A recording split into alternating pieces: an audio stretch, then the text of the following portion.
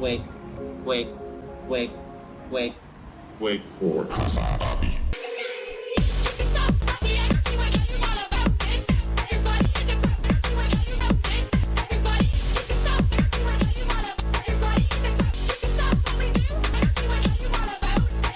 I would have never imagined this much of a fucking crowd at a college campus anywhere in solidarity with the Palestinians. This is what it's about, okay?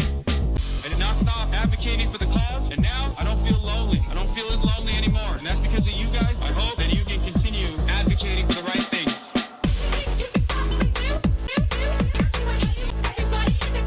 What's going on, everybody?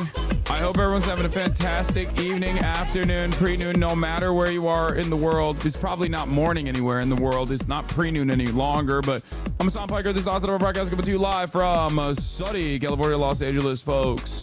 I'm live and alive, and I hope all the boys, girls, and MBs are having a fantastic one because today's a beautiful day. Today's a wonderful day. Today is Tuesday, lads. It's Tuesday, July 16th, 2024.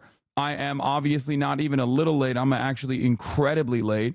And I apologize for that, but there's a really good reason for it. And the really good reason for it is because I was lit on fire. I was lit on fire earlier today doing the latest I Did a Thing video, and it was awesome. Oh, you want to come? Oh, he's already... Okay. Yeah, that's true. I have some bad news and some good news. The bad news is... The good news is I got lit on fire, and it was awesome. It was a lot of fun. Proof it didn't happen. Don't worry. We're going to post some stuff. I'm going to post a little teaser on TikTok. I just shot a really funny TikTok. The bad news is Alexa died. He died. That's why he's not here. He's gone. Because you guys know the thing that he loves the most, the thing that he loves the most is appearing on the HasanAbi broadcast. And obviously, if he was still here, like if he was still very much alive, he would be here right now. And he's not. And that's because we lit him on fire. And then, his mustache caught on fire, and then it just like kind of trailed around and it took over his entire body because he's so fucking hairy, like more hairy than me even. When you think about it, they had to put on his face to stop his beard and stuff from, but it wasn't enough. It wasn't enough. No. And he died. And his last words were, "Hassan, please go live and tell them what happened." Yeah, and that's what it was. Yeah, so he's dead. And his pubes were caught on fire, which I thought was like poetic justice in a way. Yeah, it is. Like you technically lit his pubes on fire, even though he like threw his pubes in your face. Like I think that was revenge from you. It was nice to see. Only the two Turks survived. Curious? Exactly. He is Turkic. I like this. It's not a conspiracy. Yeah. It is real life. This man is Turkic, and I'm glad that other people are aware of that reality. Anyway. All jokes aside, it was a lot of fun. Obviously, personal news wise, this is the part of the broadcast where I do my personal news. I didn't really do much last night. We went to sleep early because we had to wake up early and do this fucking banger video, which is going to be awesome. It's what's the original called? Like the show? It's based on the show Would I Lie to You, which is just a game where you have to figure out if someone is lying or telling the truth. It's like two truths, one lie. And basically the premise of this show was if you get caught lying, then you get caught, you get set on fire. Liar, liar, pants on fire. Yeah. And some of them were crazy. Like I did a full body burn, like head to toe. Yeah. And when I was running around, these guys could feel the heat from my body on them. Yeah, it was significantly worse to experience it than to actually be in it, though. It was crazy. Like, it's weird. And I say this as someone who, like, experienced it and then someone who also did it himself. Like, it is incredibly scary when you're watching it and when you're literally, like, around it. Like, when he was coming up at me, it was, like, so hot. Like, I could feel it. But when you're in it, it's nowhere near as bad. No. Would you say the same? Because, like, you did both as well? I was a little warm, but it wasn't, It was worse being on the outside. But your one was so... You were too fucking cool. Yeah, I tried to do like a cool thing. I was covered in cream. You could see this much in my eyes. No, I know. Because you did the full body one. I won't say what you did, but it was. Yeah, we're gonna keep that out as like a. It was like a fucking movie scene. It was dope. It was like crazy. it's the footage looks like anime. Like the footage looks incredibly cool, and I loved it. I was very excited. How did you guys extinguish it? No, we had fire extinguishers. No, this was like a full stunt team, guys. Like it wasn't like think Corridor Digital. You know what I mean? It wasn't like it wasn't like random people. Like we didn't do his dickhead idea originally. No, well, I wanted to do like, it myself, and I was like, no one is going to agree to this. Also, I might just die. Yeah, no, literally. This was when very professional. When you originally pitched it to me, last year, and you suggested lighting me on fire yourself, you made it seem like you were going to build a contraption where the pants actually like erupt into That's what flames. I wanted to do before, yeah, but thought best not.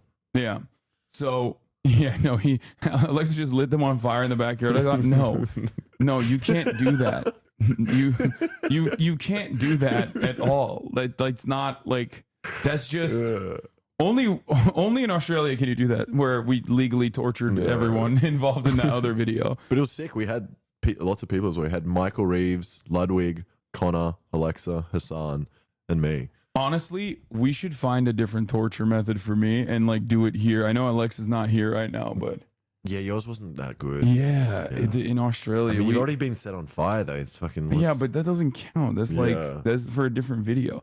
Anyway, Kai would do it in his basement. Yeah, but Kai would also do it in the exact same way that we did it, because Kai's an even larger production than us. So he would have like, I think a lot of people fail to comprehend like the legal troubles that you would get into even if you did it to your friend. Like, I think it's like shooting your friend in the head, even if they technically consented to it. I'm almost certain that you would still get into legal trouble if you were to do that. Especially setting Ludwig on fire. Yeah. I was like, what the heck? I would be bankrupt if something happened to that man. Yeah, I know. Well, it was in his warehouse technically. So no, not even like David Dobrik. Like, you can't, like I'm saying, even if I was like, oh no, I'm totally chill with you lighting me on fire, I'm pretty sure if I were to get hurt, he would still most likely get legal issues coming his way. Even if I was like, no, I'm fine. Like, it's my friend. Like, I consented to it. I think you could still get into trouble. Happen, yeah. Anyway, speaking of both parties consenting and then getting into legal trouble, I will talk about the Cody Ko situation today. Don't worry. Okay. Or, well, one party can't technically consent, but you know what I mean. Okay. I tried to do a legal trouble segue and it didn't work. So we're going to be talking about Cody Ko, of course, later. That was a horrible segue. Yeah, it kind of worked. Now it leaned into all the drama chatters being like, you've been hiding the secret from Cody Ko. Like, you've been hiding the Cody Ko secret, like as though it's like a thing that I haven't openly criticized a million times over with people that are like, I would say even closer to me than Cody Ko. Like, why would I hide that? And not because of the fact that the fucking president got almost assassinated. What's more important though? Yeah, no, people literally were like legitimately thinking, Cody actually hired the assassination. It almost worked. Yeah. I saw the leak video. We'll talk about that too, obviously. I covered it well with Andrew from that Channel 5. Like I'm always pretty open and honest. But regardless, Hassan fan cams are back. Nice. Okay, oh no, you can't be posting. I know where this is going. No! Yes! Bro, that is not a fan cam. Okay? That is. That's a crazy edit. I'm gonna get fucking Secret Service coming up. You shouldn't have done that, and then you'd be fine.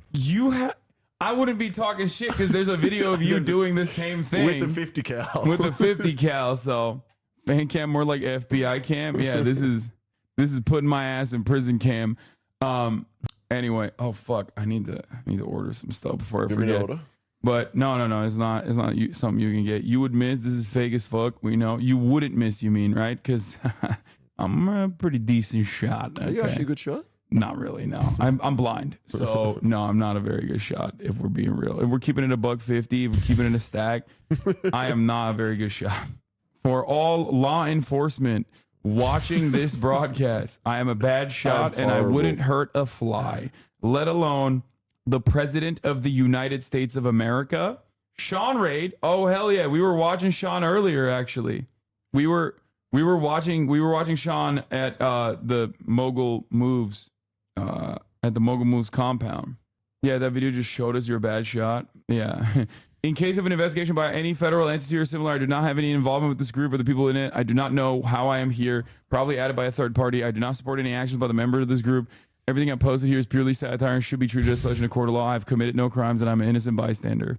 Yeah, that'll fix it, I think. No, that's good. Whew. We got that out of the way. Safe. We got that out of the way. We're safe, boys. So Announce support. did you see anime recreation of the attempt? Of course, Yeah, dude. It was sick. awesome. It was fucking awesome.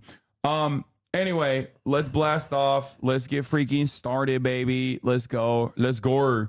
I'm gonna tweet out that I'm live and alive finally. Like live and literally alive. This one hits different because, you know, I almost died.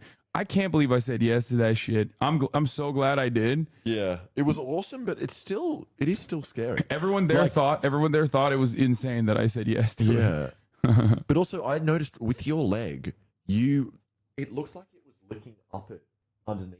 Yeah, I Where did. Your shoe was. I did. I was like, oh. Because the fuel was like all over. Because I was swapping. Also, you were on fire the longest. You were on fire for like 10 full seconds. 10 seconds. Yeah. It was sick. Mike Babe, no sound. Oh, you got to speak into the microphone. Don't forget. I don't know why. It's usually pretty good. Can you hear me? Yeah, I think so. Okay. After Could you repeat being that? set I was on. just saying that the fire looked like it was going up Hassan's pants. And he was on fire for the longest as well. He was on fire for like 10 seconds. RFK Jr. And I thought he was just trying to be cool and being like, no, it doesn't hurt me. But apparently he didn't feel anything. 10 seconds is a long time. Don't say 10 seconds only. Like when you're on fire, 10 seconds feels like a very long time. Sean O'Brien at RNC, Cody Co. Allegations, and more. Get in now. Do we have a chat? Do we have a meme for today? Do we have a blast off meme? You have a blast off meme. Let's go. Okay. Thank you, Vorlo, for the meme. That's a good one. That's a top of the hour ad break debate as a double too, but obviously I have only been live for like 30 minutes, and you know the deal. Because I was live in the middle of the hour, I'm not going to run a top of the hour ad break, even though normally I would. At the top of the hour every hour. Here it is, ladies and gentlemen. Boy's gone. Yeah, Boy's gone. Well, boy is here. Boy of boy is gone. One boy. Lowercase b boy is here. Yeah. I think I abused him too much, guys. Yeah. I was like, you're my Serbian manservant. Like he loves it. He does like it. He does love it. He loves anything that associates him with Serbia. and there's nothing better than that. I made him leave, dude. I made him leave. But Alex and I have some fire content lined up. Friday before the Virginia Connor Dog Veterans Affairs stream, where we're going to be fundraising for the IDF, not the IDF that you know and love. Oh my God, I hope he didn't take my keys with him, my car keys. No way. Hold on, I'm going to text him. Well, you should call him or text him. Oh, thank God. Holy shit. I was a little worried. Okay, thank God. How's the dead man taking your keys? It was on him this morning. He loves that fucking Camry so much, he just took it home with him. So do LASIK is life changing? No, I'm not gonna do it. Okay, so we have fire content lined up. Number one, Friday in the morning, I am going to be, if we lock this down, I am going to be training alongside Alex with the All Blacks, which from what I understand is one of the best rugby teams on the planet. That's right. They're fucking big boys. Yeah, we're going to be doing some training with them. And then after that, we have the Virginia Connor Dog Veterans Affairs fundraiser, obviously, for the Immune Deficiency Fund. So that's number one. Number two, Saturday, we do a regular stream. We do a regular broadcast. And then afterwards, 2v2, baby. That's right. Jason and Max, FaZe Blackboy Max, FaZe Jason the Wee Wee versus FaZe Hassan and FaZe Ludwig. That's right. We're going to be doing a 2v2 basketball stream Saturday night, so get fucking ready for that. Get fired up for that. You better not get fucked up at rugby then. Like, yeah, I mean, I'll be gentle. I'll be light on my tippy toes the whole time. And then that's it. And then I think I'm gonna do a Chapo at some point as well. And I have a potential DreamCon attendance coming up as well, but that's later. That's like What is DreamCon? in 2 weeks. I don't know what that DreamCon is RDC. RDC is like Mark Phillips, Supreme Dreams. RDC World. This is their. I'm sure you've seen their sketches before. Yeah, I think so. Yeah, so they're. I'm going to be bunch of who cares. Wait, what? Why? Wait, what is that guy's name? Apollo Noir. That's Very close to my name. That's our gay black Ohioan. So he's just being a little baby right now, but he's struggling. You know what I mean? He's gay black and in Ohio. Yeah, damn. It's like the worst place to be. Sassy. So just, you know, you gotta let him do his thing. Who cares? Do politics. Yeah, we're gonna do that. Don't worry.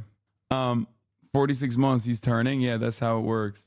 Stop it with the Ohio mentions. Yeah, people from Ohio are like, come on, bro, we suffer enough. You don't have to fucking let everybody know. Learn the haka before you play the All Blacks. We'll figure it out. Are we allowed to even do the haka? I mean, if they give us the allowance that we could. People think I'm a Maori sometimes. You are so skinny though. I know. Like if you were built like me, then that would be convincing. Yeah. But you're built like you. So yeah, if they give us the haka pass, then we would do it. Did you really send Alexa back to Guantanamo? Yes, I did.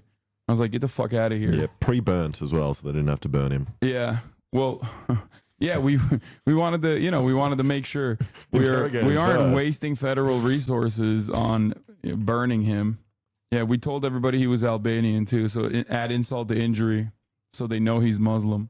Since you are Turkish, do you believe Thomas Matthew Crooks is a member of the YPG and PKK? No. Are you fucking dude? What? Yeah, dude.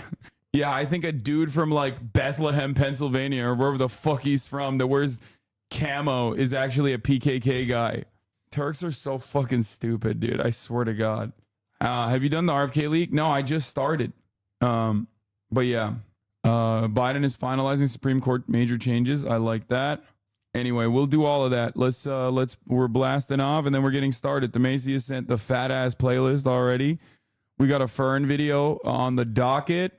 I'm going to run a 1 minute ad break here in the top of the hour instead of a 3 minute one because we just started. What is this? 40 miles. Channel 4 News says the shooter's father was identified in the top 20 of 20K people in the area to be a gun-owning Republican and hunter. According to secret data Republicans were compiling to advertise the gun owners. Why do they have that? Yeah, what? Why is Channel 4 doing a better investigative reporting job than fucking American News on the... That makes me mad. Like, that's supposed to be our shit, dude. Like, Channel 4 does not know where Pennsylvania is on a fucking map, okay? Just stick to what you're good at, which is Gaza stuff.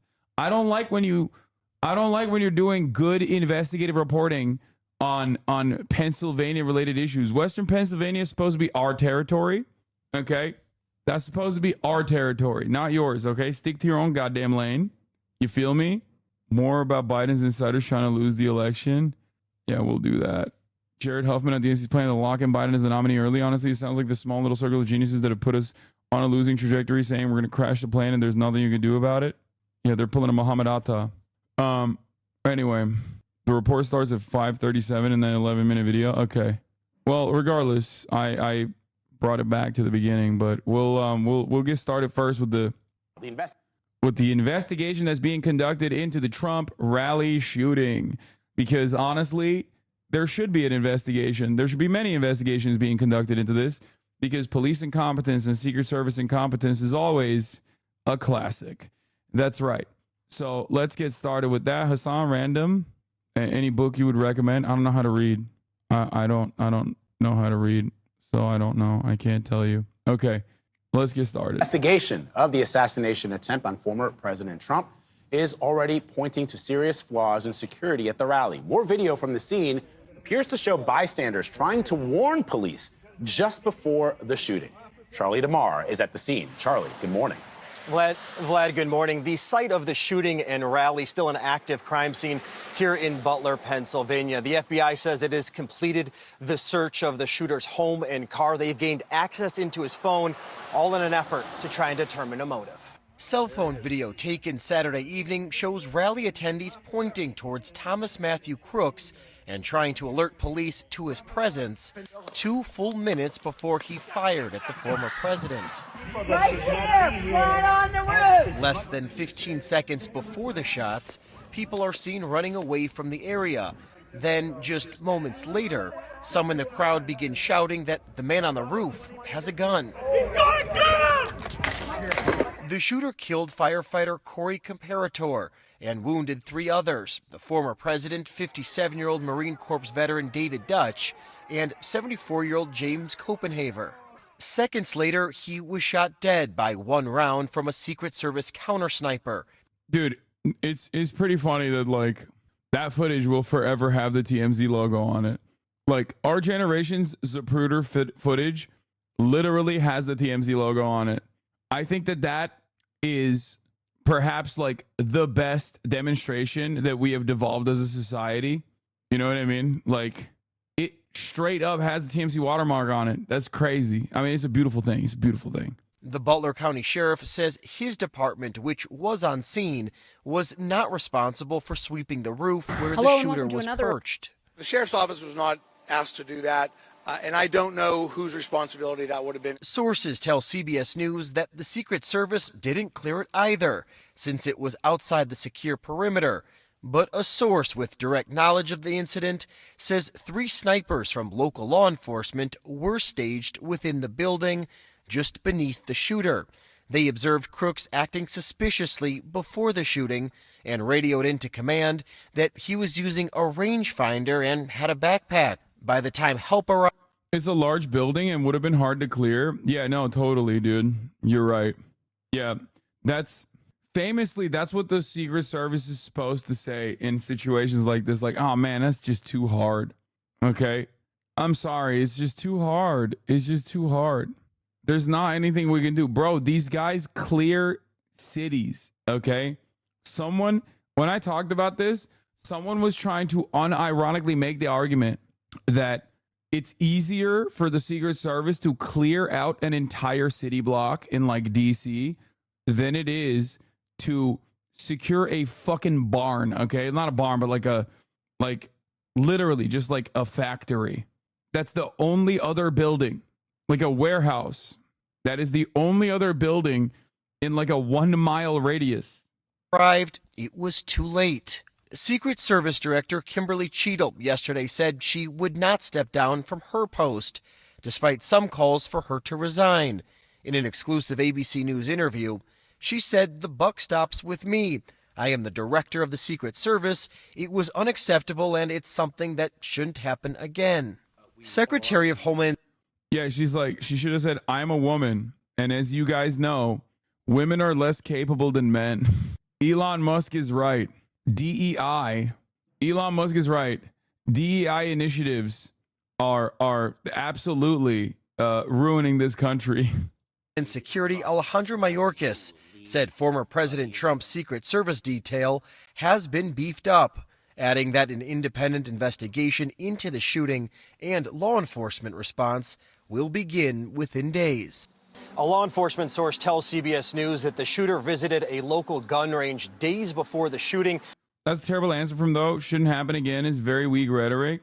Yeah, honestly, I don't know why she said it like that. She should have just straight up been like, as the leader of the Secret Service, it is absolutely my responsibility to ensure that this will never happen again. And you have my assurance that it will never happen again. We take our job very seriously. And we are investigating the process very seriously. And, you know, our commitment to securing, our commitment to the safety and security of all of the high profile, people that we are tasked with serving and their family members is, absolute, something along those lines. I just whipped that up in like literally 3 seconds. That's crazy. Bro is yapping. Dude, they should just hire me to do PR. As you guys know, I'm so good at doing PR, especially for myself.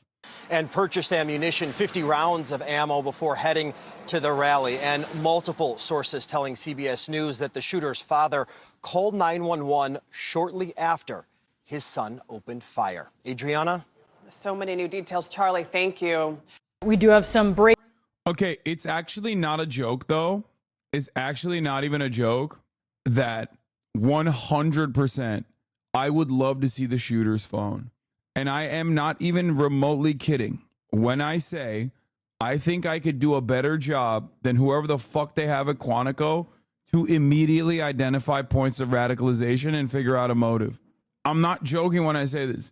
That I am not very confident in my expertise in anything on this planet, really. Like anything at all, with one exception, and that is brain rot. Okay? Brain rot. Give me brain rot. I will tell you with pinpoint accuracy exactly how this motherfucker became brain rotted, what YouTube videos he watched, okay? What his allegiances are. And like, I won't lie, even if it's like he's Antifa or whatever, like I'll still tell you. I just want to know the truth so bad. But would you be unbiased? I mean, it'd be hard in that situation. But if I'm allowed to see it, then, you know, you just out of sheer curiosity, I want to know so fucking bad that I would be unbiased in my analysis. Okay? Do you think he wants to avenge the death of Qasem Soleimani? Yeah. Yeah, definitely. That seems to be my working theory. You guys don't understand. Butler, Pennsylvania was weeping when Qasem Soleimani was executed. A lot of people don't understand how hard Western Pennsylvania was struck with the news that Qasem Soleimani was executed by the American government. Okay? Butler wept, dude. Like, what's the argument? Exclusive. Secret Service ramped up security after intel of Iranian plot to assassinate Trump. Like, even if this is correct, okay, which, you know, I don't know, who knows? But like, the idea that this would be somehow connected to the fucking shooter. Let me tell you what I think is even more likely. Like, let me tell you how unlikely this is. Okay. It is so unlikely that I think it's more likely that the shooter was a Nikki Haley or a Ron DeSantis stan. And I think that's pretty fucking unlikely. Okay. Like, I'm imagining a realm of possibilities here. And I'm thinking in my mind, like, the shooter's connections to Iran, the IRGC, is somehow less likely than the shooter being like a diehard Nikki Slaley stan and being like, "We need you, Nikki," right now, is blaring in his ear as he lined up the shot. You know what I mean? A tear, a single tear fell down his cheek as he lined up the shot on his iron sights and looked down the barrel of that AR-15 and said, "It's time. We need you, Nikki, right now to lead our nation." And then he took the fucking shot. Breaking news here, Boris. We are learning of a plot to assassinate former President Trump, a plot with no known connection to Saturday's assassination attempt. Lying news media immediately. No known connection. Okay. Lying news media. Fake news. Okay. Fake news. Mention that's obviously very noteworthy. Let's bring in senior justice correspondent Evan Perez for the details on this. Evan, what do you know? Well, Brianna, in recent weeks, the U.S. government received intelligence from a human source that indicated that the Iranians were plotting to try to kill former President Donald Trump. Now, that led immediately to an increase in the protection for the former president. We heard over the weekend from the Secret Service that in recent weeks they had increased their protection for the former president.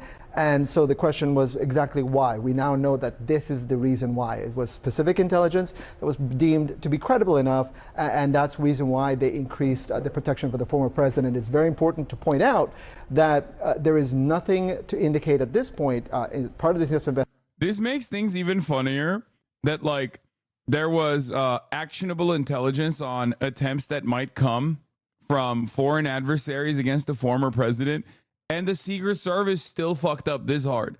Like, we have a gaping hole in our security apparatus, in our security barrier, if that is the case, okay?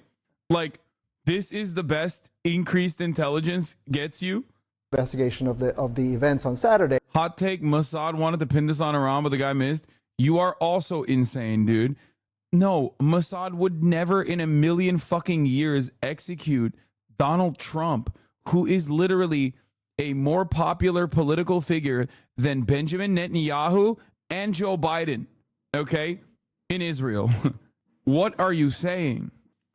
That the shooter, the would-be assassin that tried to assassinate the former president on Saturday, there's no indication that it had anything to do with this Iranian plot. It appears to be a coincidence, obviously, but it is one of those things that is raising new questions, I think, for the Secret Service and for everybody involved in the protection of Donald Trump, how it was that these events took place as they did on Saturday. How did someone, this 20-year-old person, get onto that roof, again, knowing that they had this intelligence, the Secret Service was aware of this intelligence, and they had taken, obviously, some additional steps. But how did that person get on a roof and be able to fire off these shots that almost killed Donald Trump? Those are very, very big, important questions that you're going to have. Asman has tasted the politics viewer counts. He will never be the same. Yeah. I don't think he understands that he stepped foot into a very treacherous field, though. A field that will not be kind to him. So, like, currently, gamers watching him do political commentary will go the distance, but I don't know if he'll want to continue it. Kinder than it is to you, lol. Yeah, but all I'm going to say is this area, this space that I exist in, is a very treacherous one. It's significantly worse. Like significantly worse than doing courtroom analysis on the Johnny Depp stuff, Secret Service are going to have to answer in the coming weeks. And then the other issue obviously is how much of this played into some of the preparations for this rally. We know that over the period of months, I'm the Geo Rainbolt of fucking figuring out brain rot, dude. That the former president's campaign has been told and has been warned by the Secret Service about the inherent risks of holding these very large, these outdoor events where it's inherently more risky for his security. And the Secret Service would much prefer for Donald Trump or anyone who's running for office like this to hold events in a closed environment where they have better control of who gets in and out and who might have access to him. And so the question there is, were they aware of, to our knowledge, they weren't necessarily read in on the specifics of this plot, but the question is, should they be holding these outdoor events where there is clearly more risk than to do events if they did them inside, for instance, an arena. And so this knowledge now, in retrospect, knowing why they amped up the security, that they had all the more reason to be cautious, obviously, in the setup of the situation there in Butler, Pennsylvania. When we also look, though, and of note, as you point out, this was not connected to what happened on Saturday, but what happened on Saturday was sort of seen as something, obviously, a lone gunman, right. Something that was a little more ad hoc. We've learned now that it was almost 2 minutes. Even queer leftists in Poland, IRL, have told me they hate Hassan when I tell them I watch. Asman don't want that smoke. I mean, Asmongold is not also going to have positions that, like, Polish people hate. If anything, triangulating your position to what Polish people like will probably garner you a lot of Reddit-style support. Especially Polish people. Oh, Portland. Oh, I fucking thought you said Poland. I don't know why I immediately thought Poland. Portland. Yeah, those people fucking despise Asman anyway. They're not going to watch his ass. Poland rant, keep going. He is very central. So I don't think you get the same hint.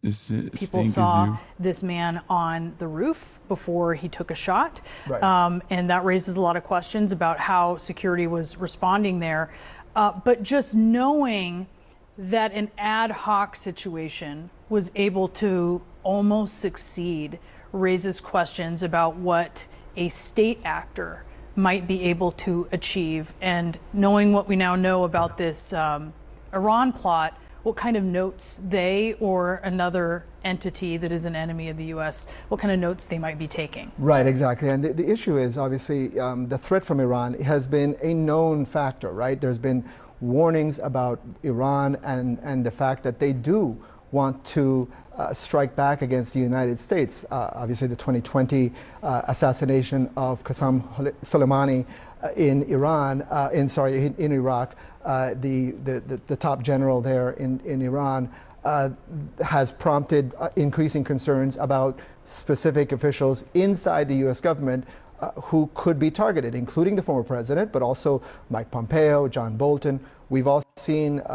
I think Iran conversations are relatively silly, and it's the same as like conversations that pertain to China. I wouldn't say the same for Russia, because ultimately, like, Iran, as far as a regional actor, as far as being a regional actor, will do a lot of stuff that is polarizing, will do violent things every now and then. But in terms of like their foreign policy against the United States of America or United States of America's allies like Israel, they have been pretty fucking tame. Like, they have demonstrated restraint even with the Israel situation. If you recall, I'd say the same thing about China as well. Like, I don't think Iran wants the smoke, the American smoke in general. I don't think they want to like fuck the bag up any further. So these kinds of conversations about like, oh, Iran wants to like assassinate the American president, like I think that's far too ambitious for the Iranian government in general, you know? These people being, protected to a greater extent than you might see former officials usually protected. So we've seen all of that visibly. And so the questions you're asking are exactly the ones that I think it's on everyone's mind, because we know, for instance, that Hasan daring them, lol? No, I'm not. I think that they are very, like I said, they're very restrained. I don't think restraint is a bad thing. It's not me provoking Iran. I think you guys are operating on like Iran's foreign policy being like barbaric and very violent as a narrative. So you're not understanding the things I'm saying. I'm saying the exact opposite of what you think is going on. And I'm pointing to like Iranian lack of action, Iranian lack of reaction, Iranian disinterest in like Iranian disinterest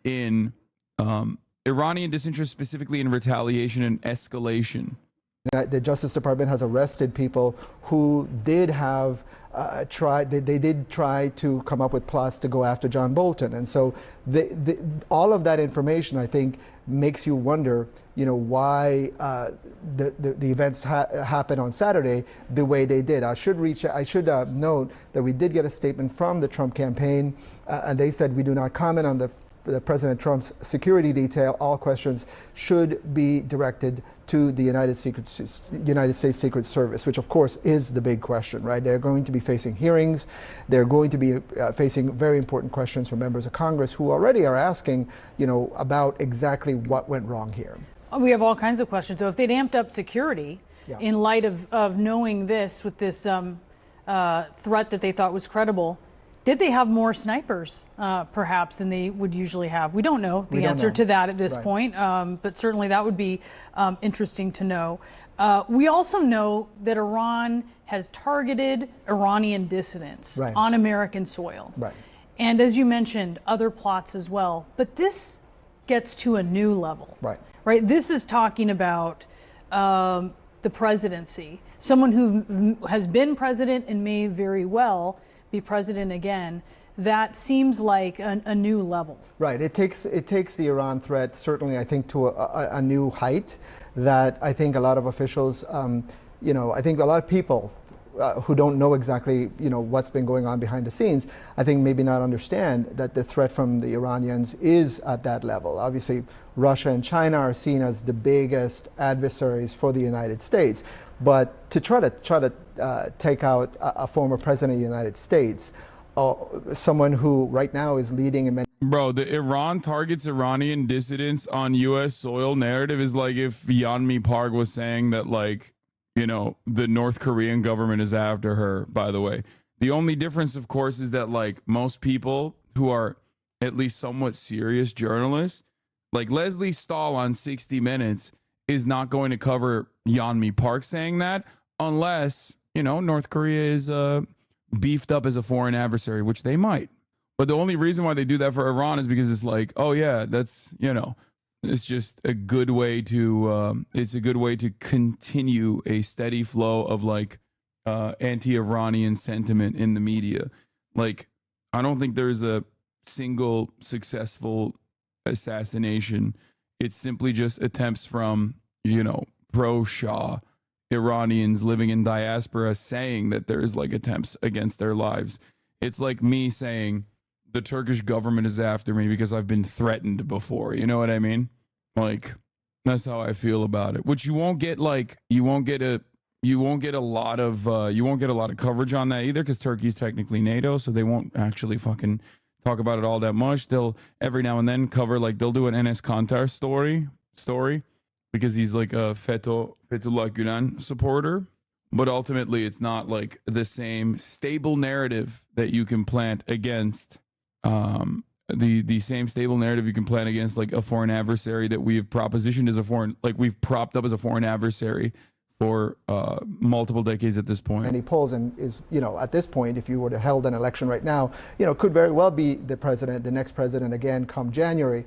Certainly does indicate that this is an increased level of threat. And that's what the Justice Department, that's what the FBI, that's what the intelligence community, the Homeland Security Department, everybody is very, very keenly aware of. And so the way to protect someone like the leading candidate and to protect the current president of the United States is, it makes it a lot more complicated. We know that politicians want to have these done more kinds of assassination attempts on U.S. and Canadian soil than Russia, China, and Iran.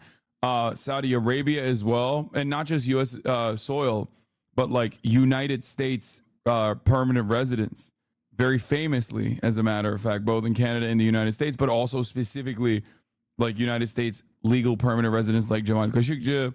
But again, those are in the sphere of American influence to a certain degree, so that's the reason why that doesn't get the broad coverage, because it's not like tacked on to a narrative that like these guys are the permanent enemies of the United States in the same way that like Iran is. So that's it.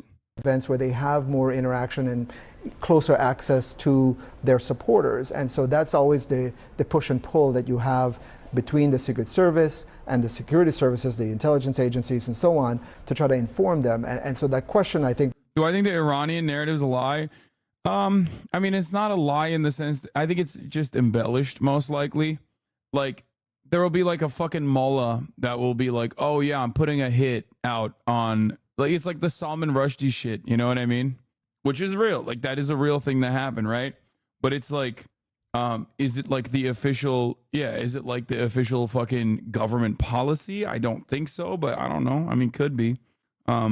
Its impact, I think, is still ultimately tacked on to the overarching narrative that like we must go to war with Iran. They are really they're really scary.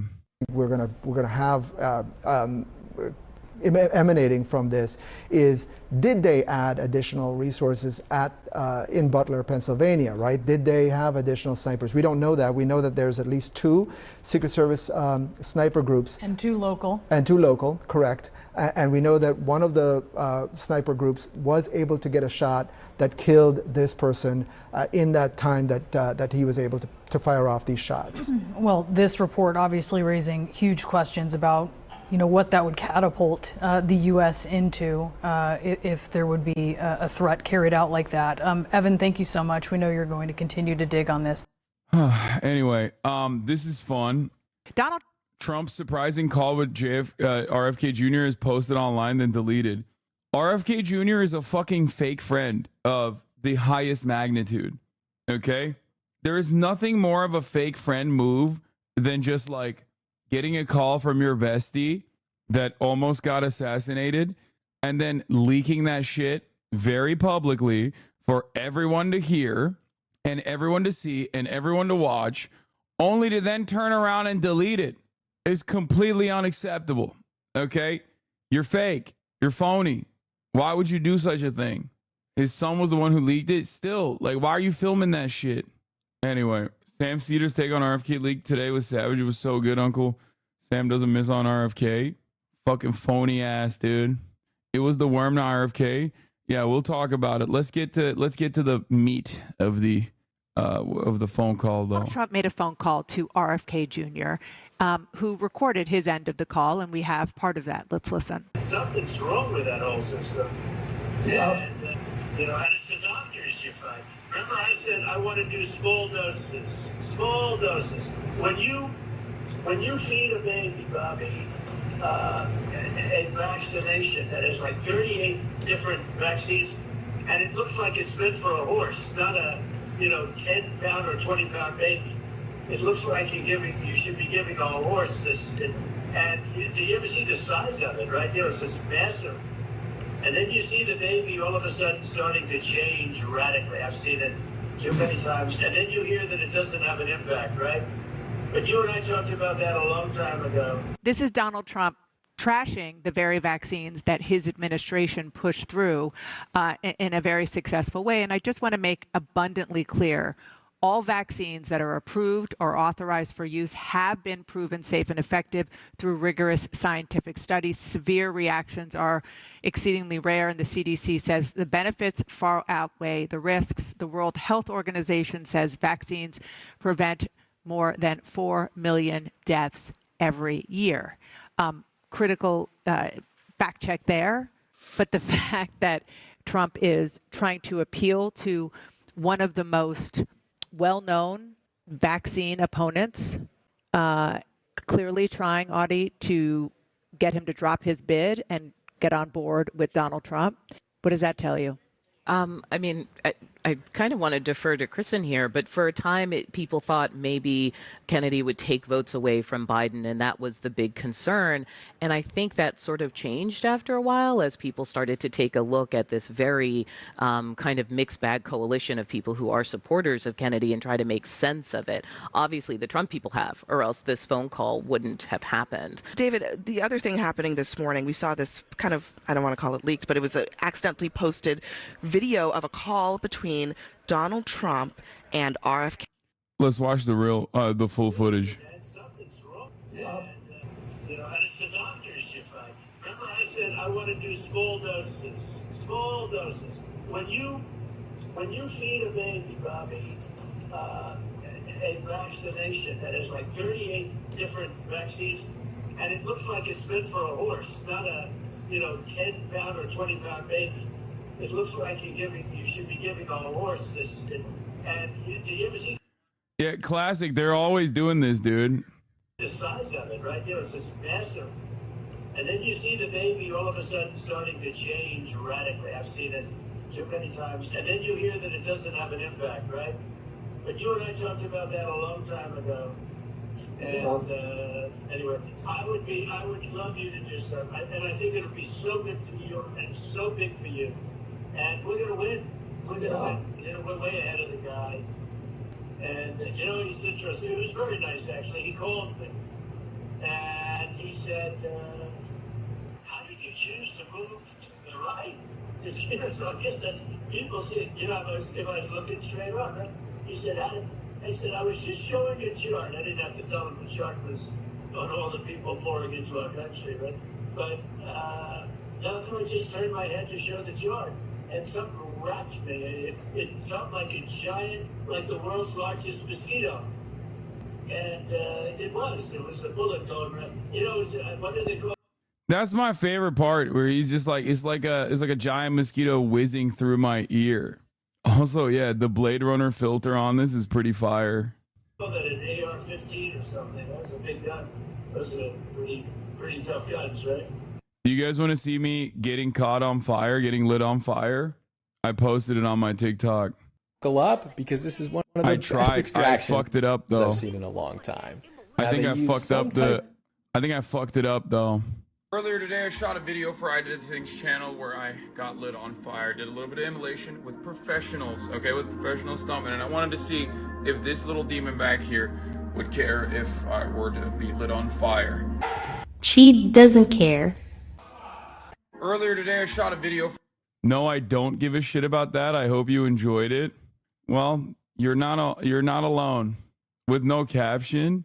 What did you even scream? I didn't. It's just that's like the call to stop, like to take the fire out. How the fuck was that safe? What do you mean? That was incredibly safe. No, it wasn't my safe word. Bro, did they do that because you post cringe? That's a hate crime? That was weak as hell, dog. You were just sitting. Wait, what? That's the whole point. What is happening in this chat, bro? Like, I lit myself on fucking fire, and chat is like, damn, y'all fucking suck dick, dude. Holy shit. I have the absolute most toxic, worst fucking community. I swear to God. Like, the moment that we sidestep away from, like, for 3.5 seconds from, like, immediate political commentary, chat turns into, like, the unimaginable haters, dude. What the fuck? It's like collectively everyone's like, yo, what is happening? Why are you getting one guide all the time? I'm getting 1,000 guide. Yikes, dude. No, it didn't get painful at all. It was awesome. I love when chatters will be like objectively annoying and then turn around and be like, you're getting one guide. It's like, no, dude, there was like 1,000 fucking chatters immediately being like, yo, you suck dick. You're awful. I hated watching that. Get back to politics. And they think shit is sweet. They think that's like funny. Why do you refuse to debate DJT? Donald Trump Jr.? I would love to. Anyway, chat, please do variety content. Hasan, here you go. Chat, not like that. If you want to hear my takes on Sean O'Brien, I already gave it in real time last night. I was fucking losing my mind a little bit, but we'll cover it again today. Anyway, let's get back to CNN's analysis over this messy bitch, RFK Jr. K Jr. This is fascinating to me because normally a third-party candidate. This is why most of the country hates ultra leftists and socialists. Yeah, it's just like no fun ass motherfuckers. It's just so annoying. And then they'll sit in the chat and get offended and be like, "No, I just don't think that was fun. Shut up. Like, you're just not fun. You're just annoying and bad, and that's why we didn't like it. Even though I've fucking given you $5 for like 86 months." And I love you, and I will defend you until the day I die, except I fucking hate you right now in this very moment because you called me out. We wouldn't be paying a ton of attention to, but this is someone who has the potential to impact this race. Why is Donald Trump having an in-person meeting with RFK Jr.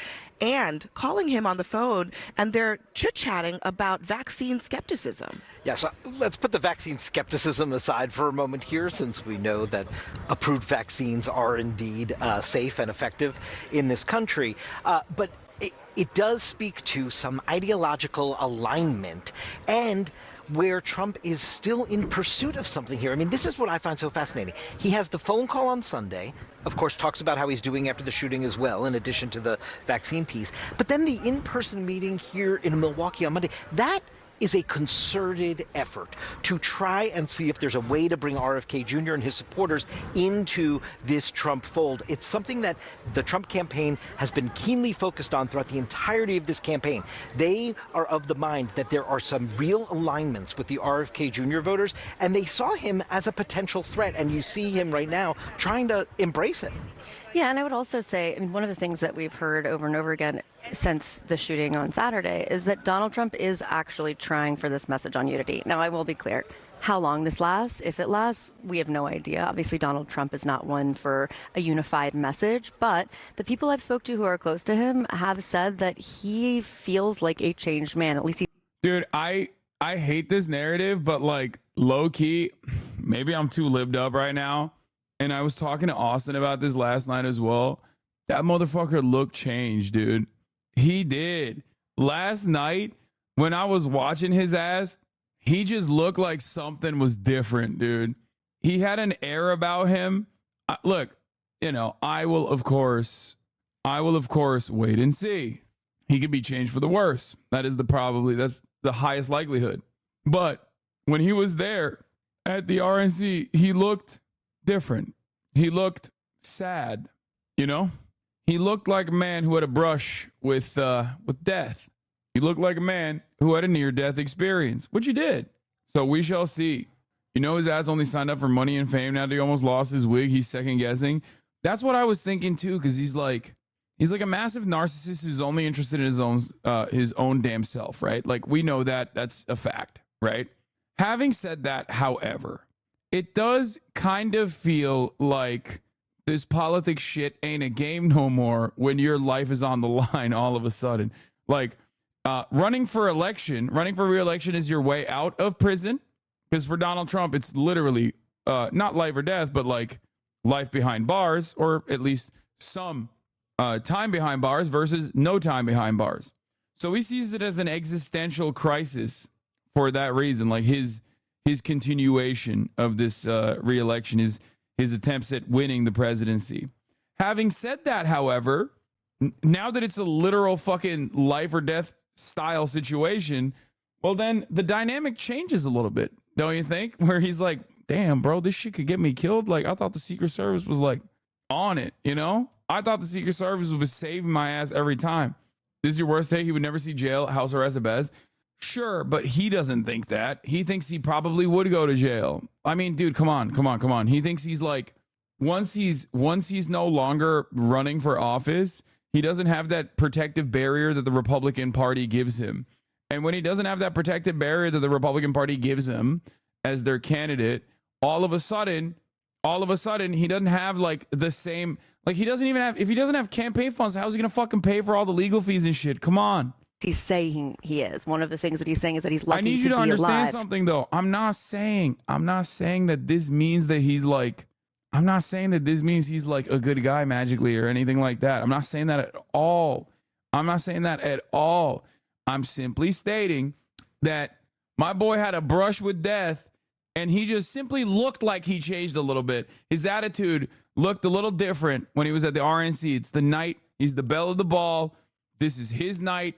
I don't think he's reformed. I just think it shook a little bit of fear into him. That's it. So there is a concerted effort that they're making as a whole on trying. Yeah, the unity stuff is bullshit, though, and I'll talk about that in a second. I got a pee-pee first. This morning with a very emotional arrival, and emotional was the word last night, of former President Trump at the Republican National Convention. This was his first public appearance since the attempt on his life over the weekend. Wearing a bandage over his injured ear, Trump drew very loud cheers from the crowd. His arrival came as he officially secured the delegates to become his party's nominee. And he announced his running mate, that's Ohio Senator J.D. Vance. All that just from day one of the convention, and there is so much more happening today. Tony, as you know, is leading our RNC coverage in Milwaukee. Tony, good to see you. It was a very emotional night last night. I was up late watching. Yeah, good morning, Gail. Emotion really is the word for it. Pure emotion last night as Donald Trump locked in his party's nomination. The crowd here was dancing in the aisles to classic rock at times. And then the former president, as you mentioned, he appeared himself on a big screen and then walking out to a notable and powerful hush in the arena before that raucous applause and chants of "We love Trump." The woman directly next to me, in fact, broke into tears at the mere sight of her candidate. And then we got our very first image of the Republican ticket together, Trump and his newly announced running mate, Ohio Senator J.D. Vance. And Vance is interesting. It's been a journey from critic to ally, once calling Trump cultural heroine and possibly America's Hitler, now fully embraced by the crowd as one of their own. As for Donald Trump himself, he did not speak last night, but the emotion was etched onto his face as well, and he is now reworking his Thursday night speech to be, quote, more unifying, he has said, a notion not typical of a Trump campaign speech. Our team is all over all these. Dude, also the media's like reframing of the campaign is pretty funny because like JD Vance is like a liberal darling early on, even though they don't like him anymore because he's like super MAGA now. But like the fact that he went with JD Vance, immediately the media was like, yeah, he's is he becoming more moderate? He's a darling of the Silicon Valley. It's like he's a normal guy. This is gonna be the heir of MAGA apparent. Like, you guys suck so bad. Okay, you're so ridiculous.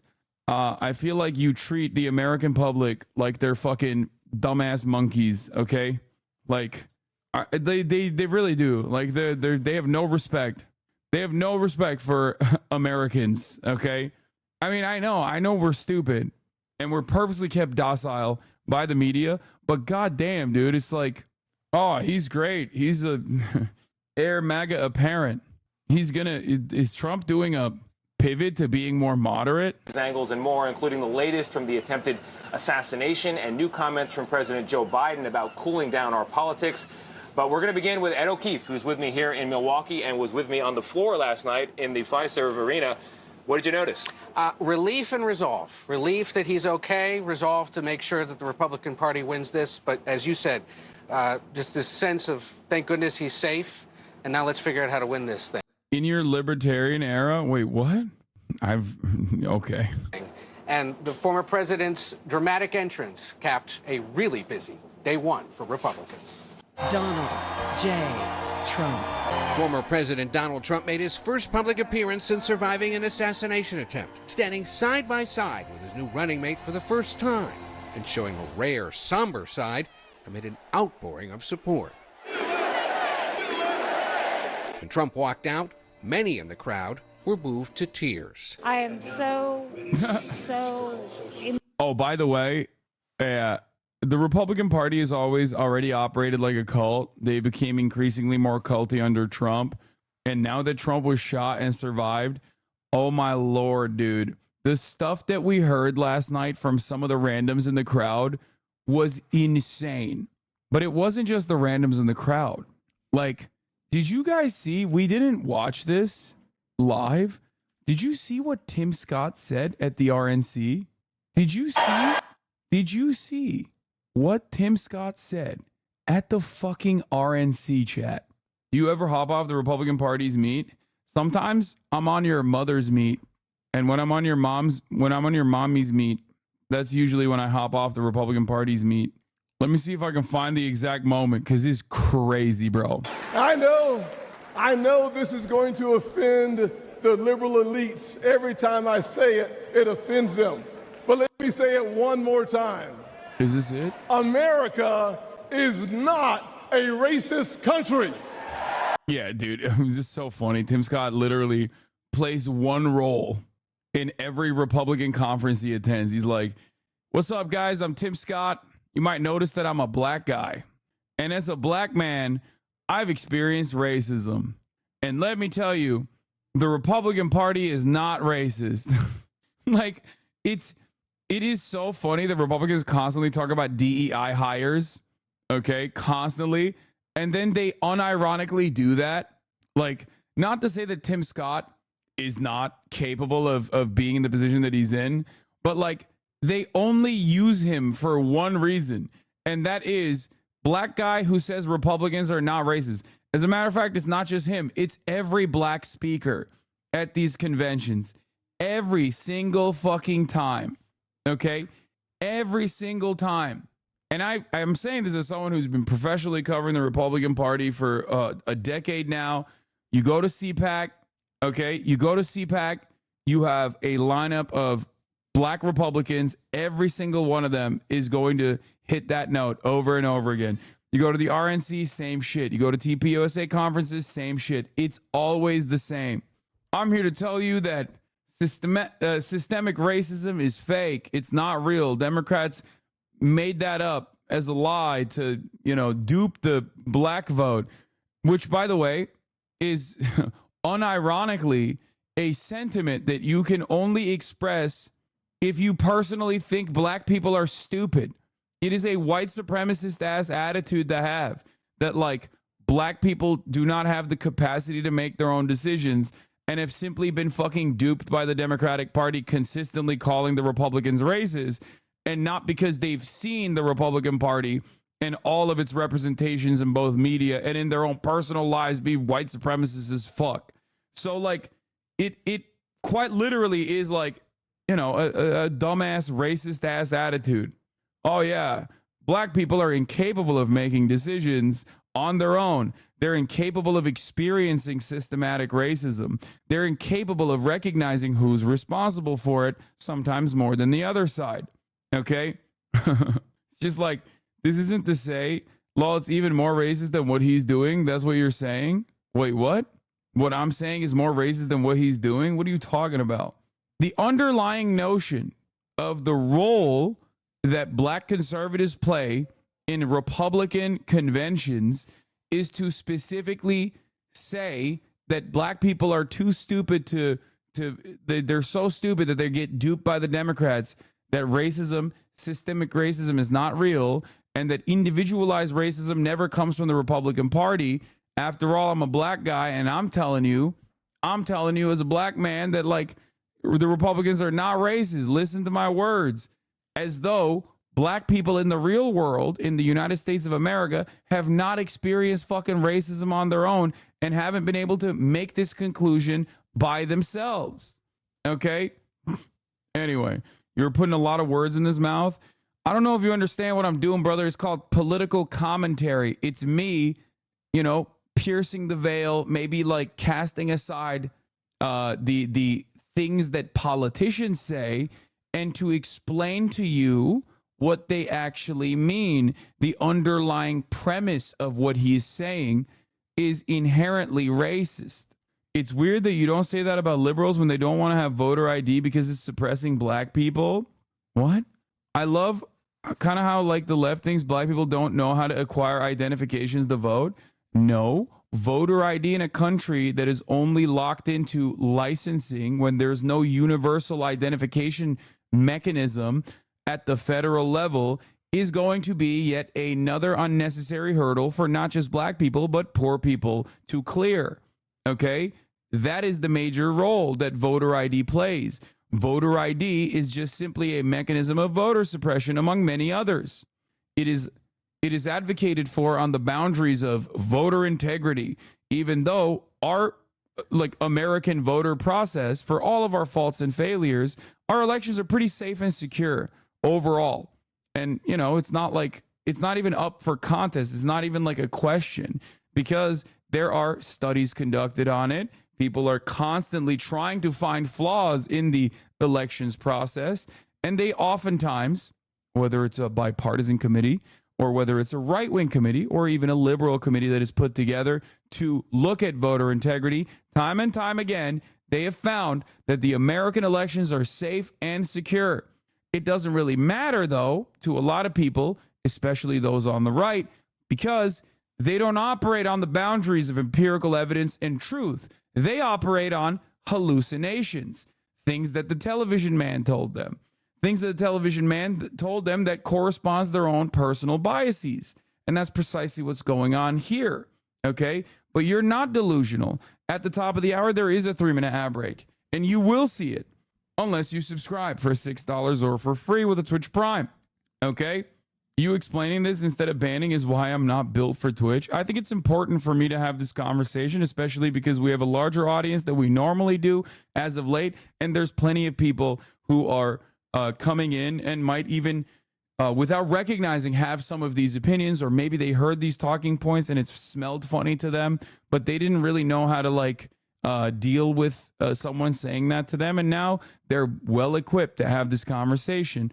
And that's precisely the reason why anytime some dumb fuck comes in here with some stupid ass attitudes, I usually treat them with a little bit of respect and dignity in an effort to make sure that people understand, one, where I'm coming from, and two, and to explain the actual realities. Hopefully, maybe I can make a change in that regard. Okay? Maybe even if I can't change that individual's mind, I can change the minds of other people in the margins. That's why I talk about these sorts of things with regular frequency. Anyway, here's the 3-minute ad break. Now, like I said, you can also get gifted a sub if you're lucky. Every single year, including one of my former interns, Daquan. But there's good news. It's conservative values that restores hope. It's Republican policies that lifts people up. I partnered with the greatest president of my generation, President Donald J. Trump, on the biggest tax cuts ever for working people and single moms, and opportunity zones for neighborhoods that need them most. But Joe Biden and Kamala Harris, they give illegal immigrants free hotel rooms while our veterans sleep on the streets. Disgusting, disgusting. Trump secured our border once, and Donald Trump will secure it again. Listen, this November, we are not deciding simply the fate for the next 4 years. We're setting. Do not say South Carolina Senator Tim Scott is a kissless virgin, please. Do not say it. He is now slated to be married. He probably will be not getting married now that he doesn't have to because he's not the VP pick. But do not say he is a kissless virgin. Please. That's very disrespectful. I think he's kissed one time. A course for the next 40 years. I see our heartland filled with huge American factories, powered by abundant American energy, building what America needs, creating Okay, to get to the Jesus stuff. Of Ronald Reagan and Donald Trump. Where's the Jesus stuff? Was it in the beginning or was it in the end? But 4 more years.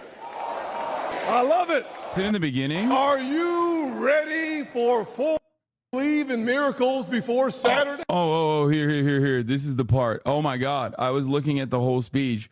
He came in hot. I thought he ended it hot. Turns out he came in hot. Look at this. Listen to this and tell me that MAGA is not more of a cult today than it was yesterday, which is shocking for a lot of people because you're like, come on, dude. How much further can they go? How much worse can it get? Donald Trump, listen, if you didn't believe in miracles before Saturday, you better be believing right now. Thank God Almighty that we live in a country that still believes in the King of Kings and the Lord of Lords, the Alpha and the Omega.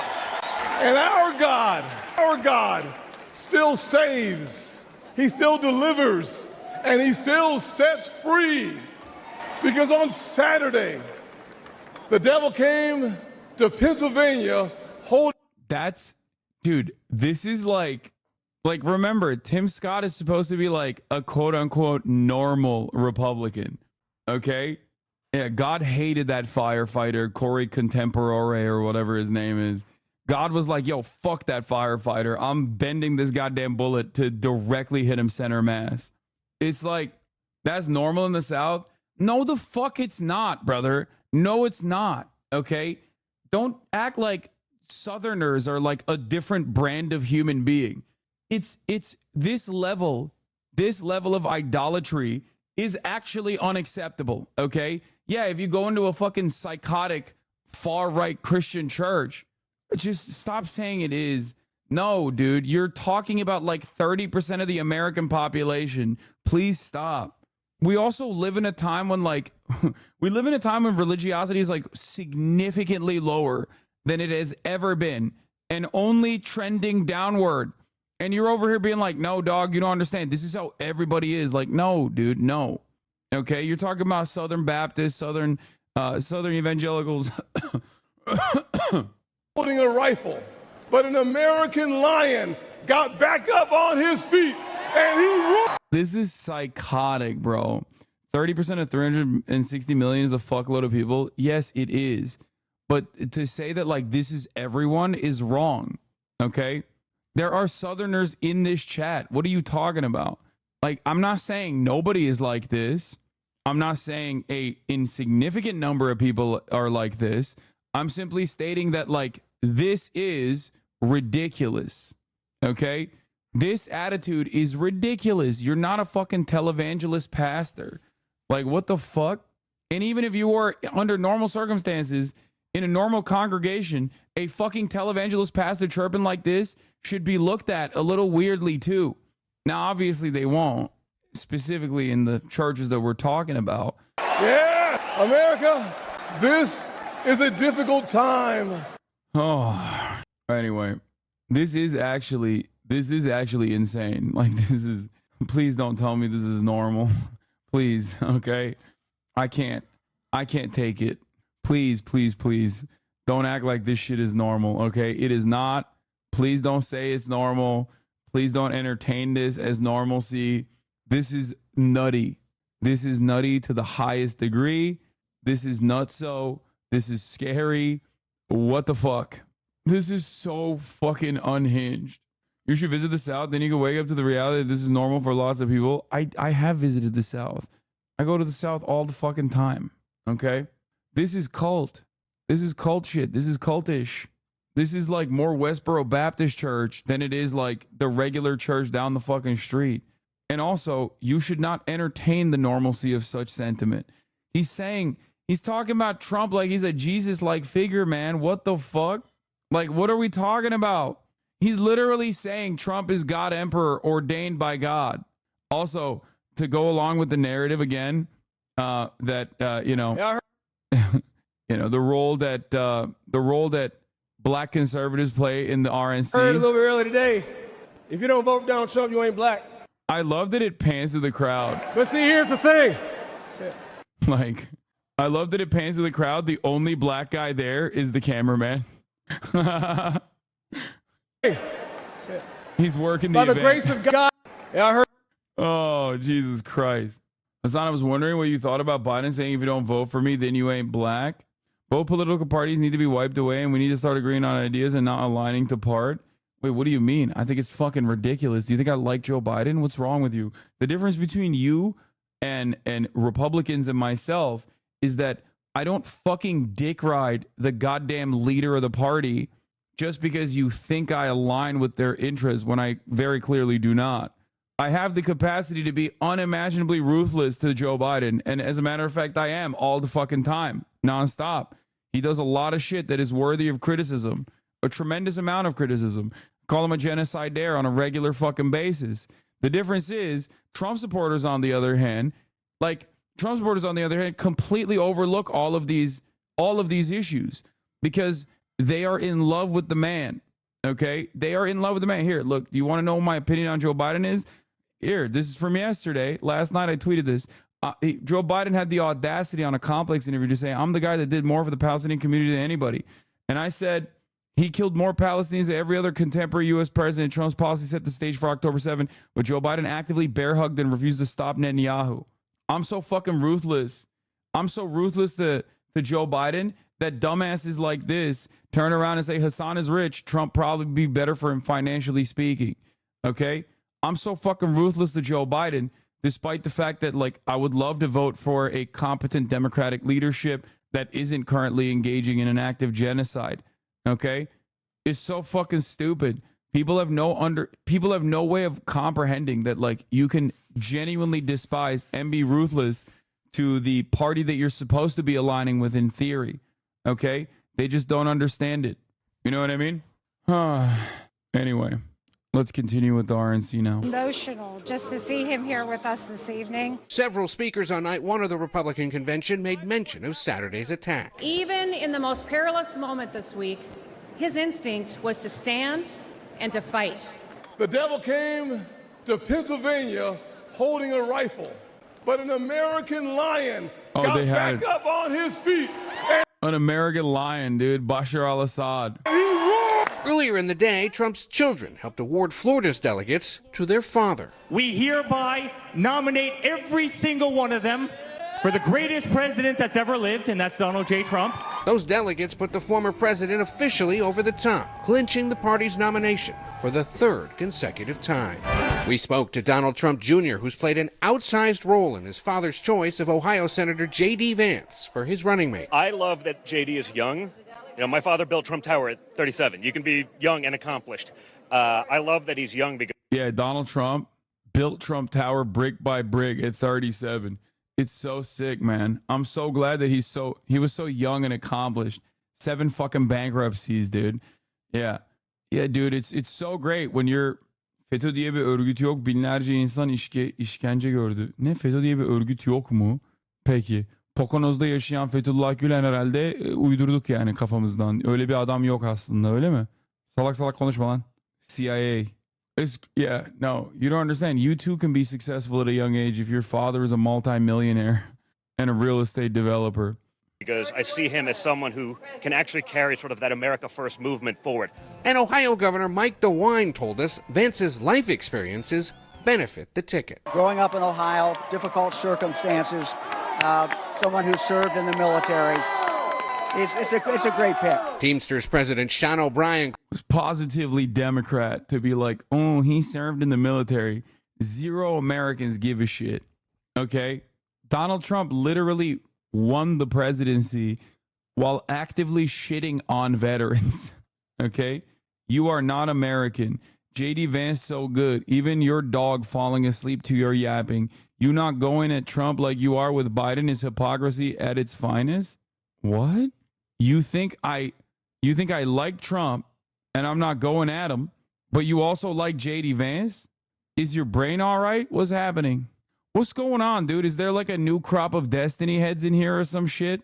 Like, what's happening? I'm trolling, dumbass. Oh, okay, nice. Well, here you go. Banned.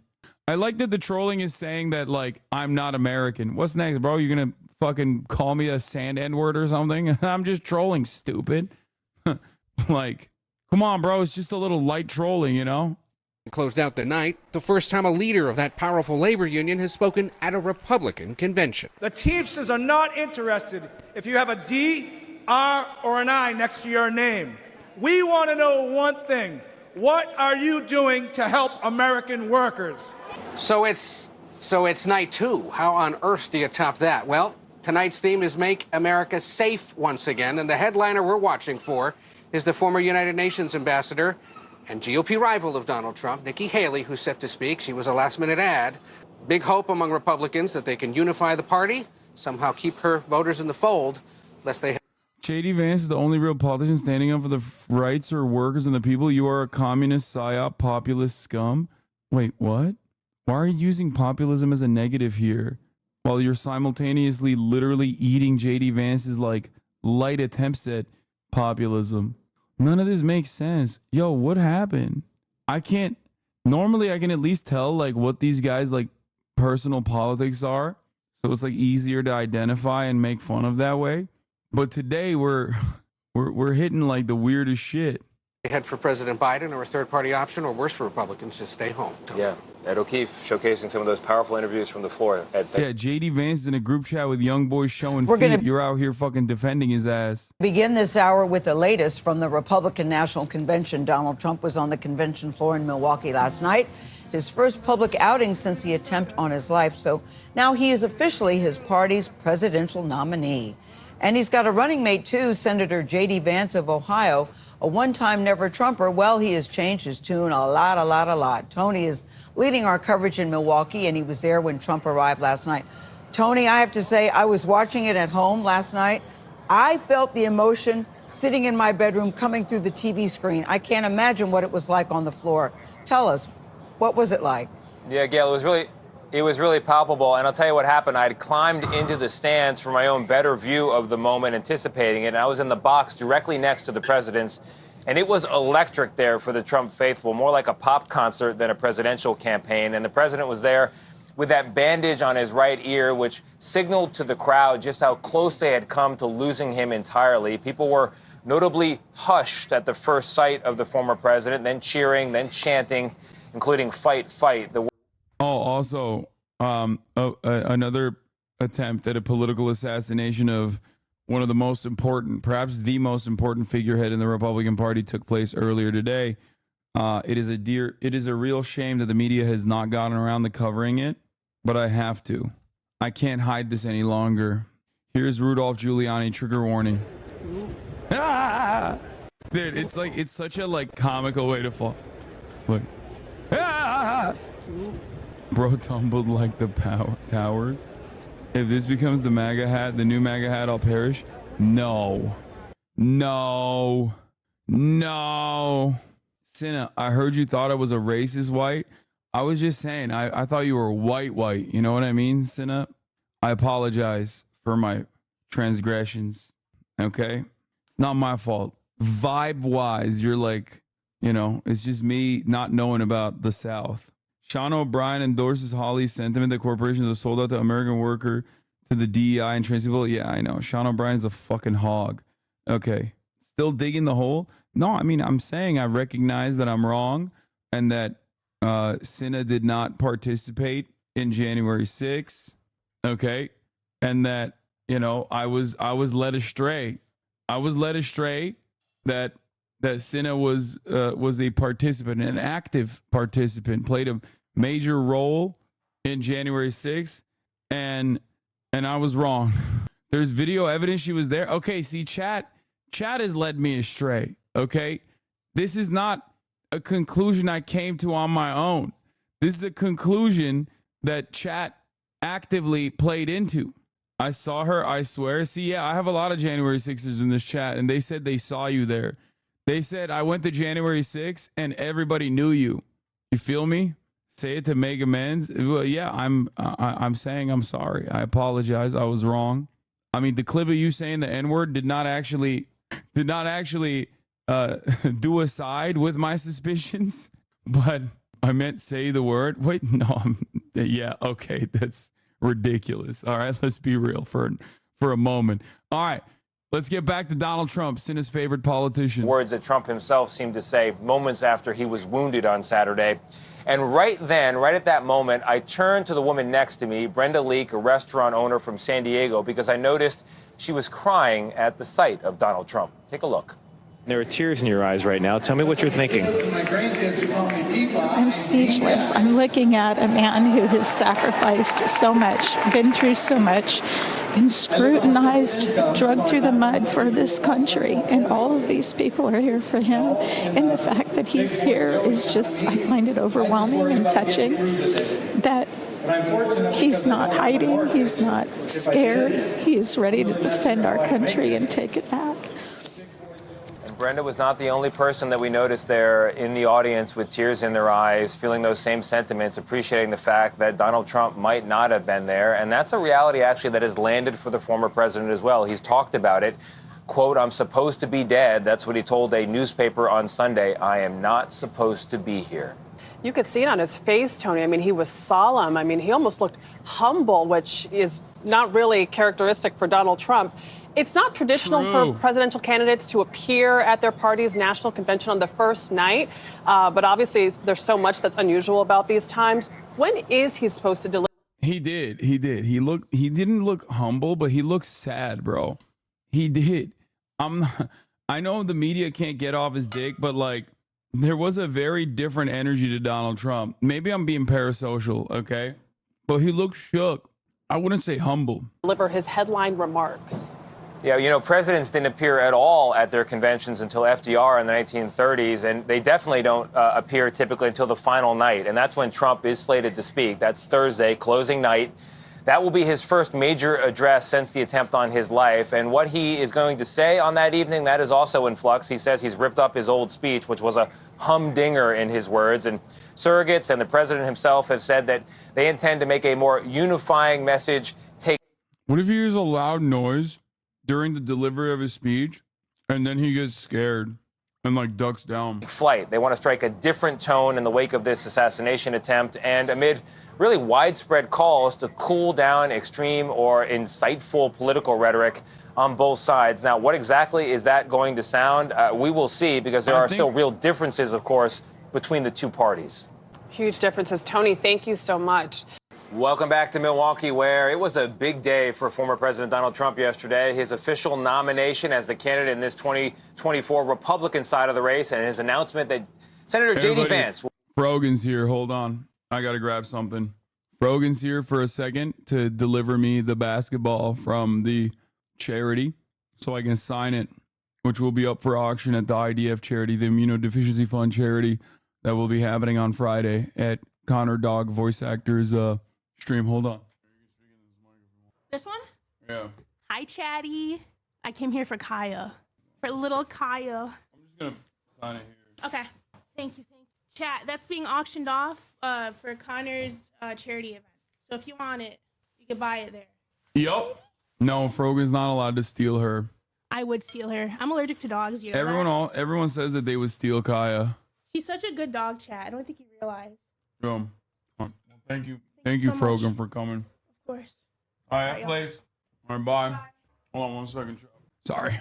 Will be his running mate on the ticket. All that just 2 days after the attempt on Donald Trump's life. That is a busy few days. Joining us now is Jason Miller, senior advisor to the former president, to talk all about it. Jason, thank you very much for being here. We got to begin with how the president is doing.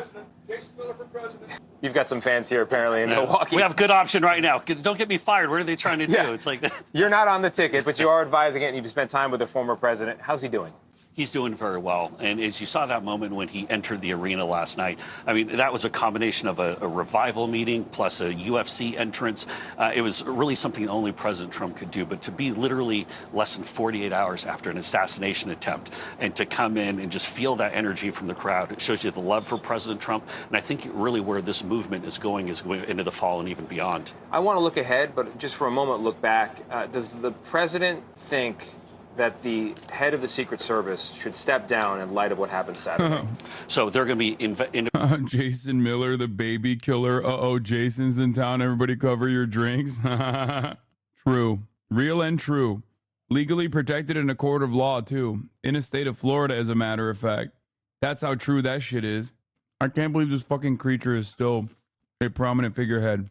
Independent investigations on that. You have Congress with an investigation. You have the administration, of course, the Secret Service and the DOJ, and everybody will be looking at that. Wouldn't be appropriate for me right now to go and comment on that as someone from the campaign team. I do know that President Trump very much respects and values the Secret Service team that is around him and credits his being alive to them.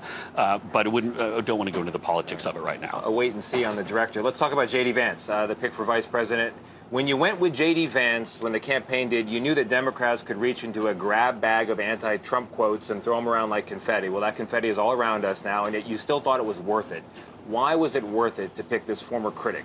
Well, J.D. Vance is someone who, as he said last night in his interview with Sean Hannity, had listened to too many of the media's lies early on and not had a chance to meet President Trump or get to know him. But as he saw that first-term success with President Trump, as we brought about this great economy, as we secured the border, brought about world peace in so many different areas, he realized this was someone who actually matched his value set and agreed with him very much so. And in fact, here's an important thing to keep in mind. President Trump endorsed J.D. Vance in his Senate run in 2022. And so there are two who've been allies for quite a long time. They become good friends on the campaign trail. Look, we were reminded on Saturday that life is fragile.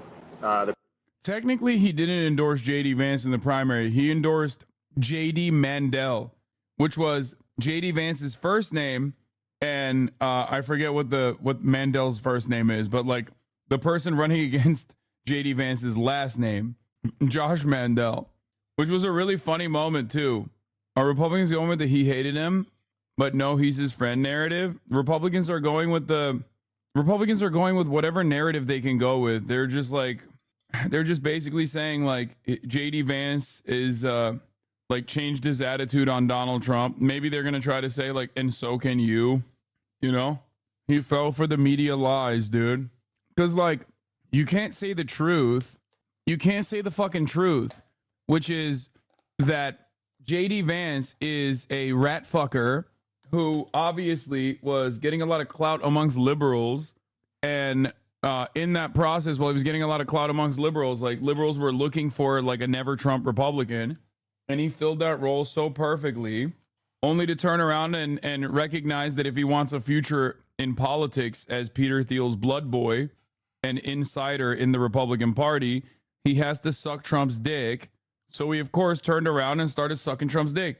Many people don't even remember this at this point, but Charlie Kirk was a never Trump Republican early on.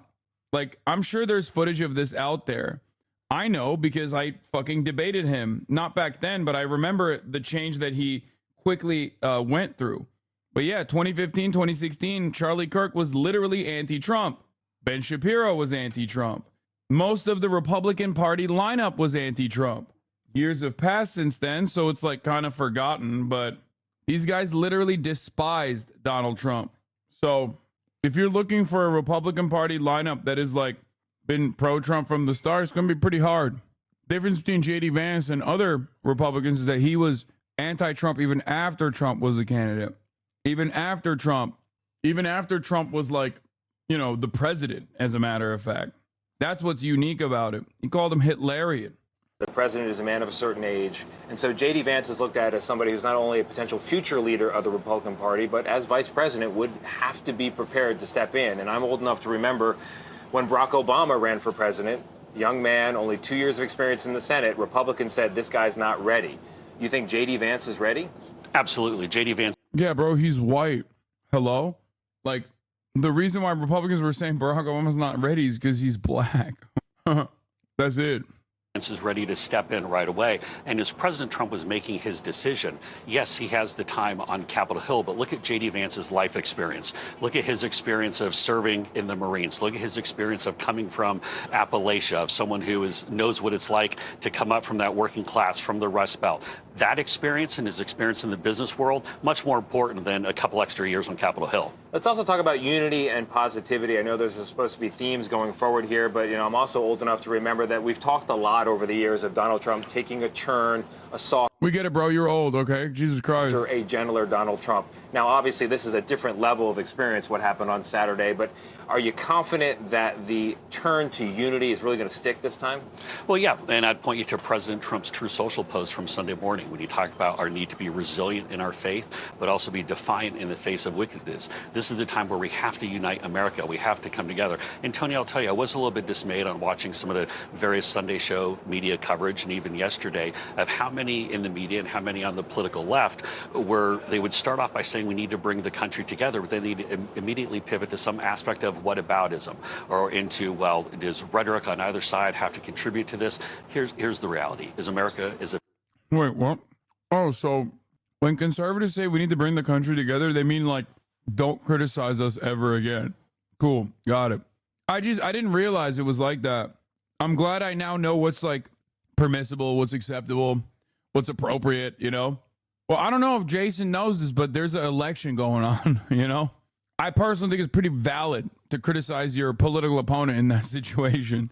What the fuck? It's a very fuck? divided country right now with regard to politics. At the same time, you have people on the left and on the right who are suffering both economically and with regard to the border and everything else that's happening in this country. We have to bring people together. I think you'll see that from President Trump's speech on Thursday. Yeah, but that division and what you heard from the pundits on Sunday and even Monday, I mean, you're going to get that from both sides because divisions between the parties, distance between the parties exists, and people really feel the stakes of this. So it seems like America has a tendency to snap back to where it was, even after a moment or a period of change. Is this time really going to be different? This is going to be different, and I can tell you. I'm not going to lie. If you look at the polls, I don't think much has changed. People fucking hate Trump. When he got shot, either people were crying tears of joy or they were crying real tears because they were sad. And nobody was going, I'll reconsider this. Now, having said that, the problem isn't just the people's attitudes towards Trump. The problem is how Trump uses this turning point to retriangulate his messaging and what the Democrats can do in order to shield against that. The narrative of martyrdom, the narrative of unity coming from the Republican side. If the Democrats do not have an effective communicator at the top of that ticket, this is going to be disastrous. It was already going to be disastrous before Donald Trump got shot. It's extra disastrous now after he got shot. Having spent time with President Trump in the less than 72 hours since his horrific assassination attempt, I know what his tone is that he's going to bring, and he's going to look to try to bring the country together with that speech. There's still some very serious issues that our country is facing, and President Trump will be addressing those, but the tone is going to be much different, and that's even when you look at Joe Biden, and he was talking about how terrible it was, this assassination attempt, then he immediately started pivoting to things like J6 and Paul Pelosi. Let's put all of that aside. Let's go and focus on what we do to actually help people now. Yeah, let's not talk about January 6th or Paul Pelosi and what Trump said about Paul Pelosi. Listen, that's kind of inappropriate, okay? I don't like that. That makes us look bad. And I would like you not to do that, please. Play fair, Democrats. Don't bring up obvious incitements of violence.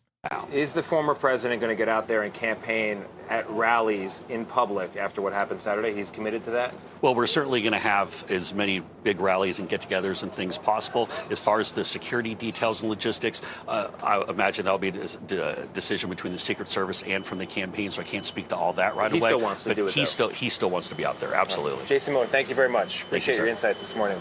If Trump were to win in November, 39-year-old Senator J.D. Vance would become one of the youngest vice presidents in American history. Caitlin Huey Burns now has a deeper look at the senator's past and why he got the pick. I plan to be a very good vice president for Donald Trump for 4 years. Last night, Senator J.D. Vance said it was an honor to be picked as Donald Trump's running mate on the Republican presidential ticket. Vance was one of the first senators to endorse Trump's 2024 bid and has become a top surrogate and fundraiser on the campaign trail, even appearing at the former president's criminal trial in New York. A Marine veteran who served in Iraq and a Yale Law School graduate, Vance rose to fame in 2016 after publishing his best-selling memoir titled Hillbilly Elegy. What are you doing, JD? Later turned into a movie where he detailed his upbringing in a working-class family in Kentucky and Ohio. But back in 2016, during Trump's first presidential campaign, Vance was far from the staunch ally he is now. I'm a never Trump guy. I never liked him. Even calling Trump cultural heroin in an op-ed, and once in a message to a friend suggesting a comparison to Hitler. And he had this to say about one woman's claim that Trump had groped her. And at the end of the day, do you believe Donald Trump, who always tells the truth? Just kidding. Or do you believe that woman on that tape? But by the time he launched his Senate bid in Ohio, Vance had walked back his criticisms of Trump and earned his endorsement. He's like, you don't understand. I called him Hitler because I love Hitler. That's what he meant. He's like, I called him Hitler in a positive way. You guys misunderstood me. I should have responded with that to the previous chatter who was like, do you ever hop off Trump's dick? I can't even get on the dick, bro. I can't even get on Trump's dick. There's a roller coaster ass line up there, and JD Vance is taking up the entire space. Even if I wanted to, I couldn't catch a piece of that dick. Do you know how many motherfuckers are eating his dick right now? He said some bad things about me, but that was before he knew me, and then he fell in love. For his part, President Biden was quick to criticize Trump's VP pick. He's a clone of Trump on the issues. A clone of Trump on the issues. So I don't see any difference. And Tony, I'm told that Vance met privately with Donald Trump at Mar-a-Lago on Saturday morning. And in a sign of how tight-lipped this vice presidential pick was, Vance didn't even find out he was going to be the nominee until 20 minutes before Trump announced it on Truth Social. We're also told that Kamala Harris placed a call to Vance and left a voicemail congratulating him. He would be the first millennial vice president, if elected as well. Also the first bearded vice president since the Hoover administration. Fun Another facts detail this morning. Caitlin, thank you very much. Further ado, joining us now, Marine, Senator, author of the massive big hit, both in a book form and movie. Calling Silicon Valley VC-backed pussy-ass dudes who are Marine Corps veterans, like bringing up the Marine background of like pussy-ass liberal Silicon Valley VC guys is the Democratic Party move. Okay? That's not the Republican Party. They are literally copying the Democratic Party's flow. Okay? We do that. That's our thing. We got a bunch of bitch ass like, oh my God, I'm so soy. But like I served in the Marine Corps. It's not even Pete Buttigieg. It's like John Kerry. Like there's so many examples of the Democratic Party. I love that you guys simply immediately went to Pete Buttigieg. But that's like such a classic Democratic Party move. It's kind of crazy that the Republicans are doing that now. Hillbilly Elegy is the Republican vice presidential nominee, J.D. Vance. Sir, how are you? Good, man. How are you? Good to see you. Good to see you. I'm sure you've had a very slow day today. Yeah, that's right. Nothing happened. Pretty boring. Nothing happened. Pretty boring day. Let's talk about the process. Sure. A lot of questions for you, obviously. What was it like? Because the last couple of days, well, it's down to two, you and Senator Rubio. What was that like for you? You know, I just tried to enjoy the ride. What an honor to be considered. If it had been Senator Rubio, obviously Marco's a good guy, he's a good friend. So I try to just have a good attitude about it. You know, my family's very excited, obviously asking a lot of questions. I will say, Sean, I hope I'm not betraying too many confidences here, but when the president called me today to actually formally offer me to become, you know, the vice presidential nominee, which just sounds crazy. My son, my 7-year-old son, was sort of making noise in the background. You know, I'm getting so embarrassed. It's like, oh my God, Donald Trump's asking me to be his vice president. So the phone rings, he calls you, and you're like, okay, this is the call, or maybe not the call. Or maybe it's a bad call, right? It's the call. Who knows whether it's good or bad? But then he actually has me put my 7-year-old son on the phone. You think about this. Everything that's happened, the guy just got shot at a couple of days ago, and he takes the time to... No way, dude. He's so sick. Talk to my 7-year-old. It's a moment I'll never forget. All right. And what did he actually say? You know, he just said, look, I think we've got to go save this country. I think you're the guy who can help me in the best way. You can help me govern. You can help me win. You can help me in some of these Midwestern states like Pennsylvania, Michigan. Dude, how is he going to do that? Like, I don't think people like him in those states. Like, he's not a real one. He is so fucking fake, dude. PA is not Midwestern. Chat. Western Pennsylvania. Come on. PA is both a Midwestern state, Western Pennsylvania, and PA is also a Southern state, Southern Pennsylvania. Pennsylvania is both Pentucky and also Ohio at the same time. I know you guys don't want to admit it, but Pennsylvania is a very unique state that has like rural ass areas that resemble Kentucky, has a lot of Ohio ass vibes in the suburbs, but it doesn't matter because guess what? Ohio fucking hates this guy too. It's not like Kentucky doesn't like this guy. Ohio doesn't like this guy. He's just from there, but his entire life has been like shitting on his own personal background to suck up the liberals. I don't know why. I don't know why nobody's bringing this shit up.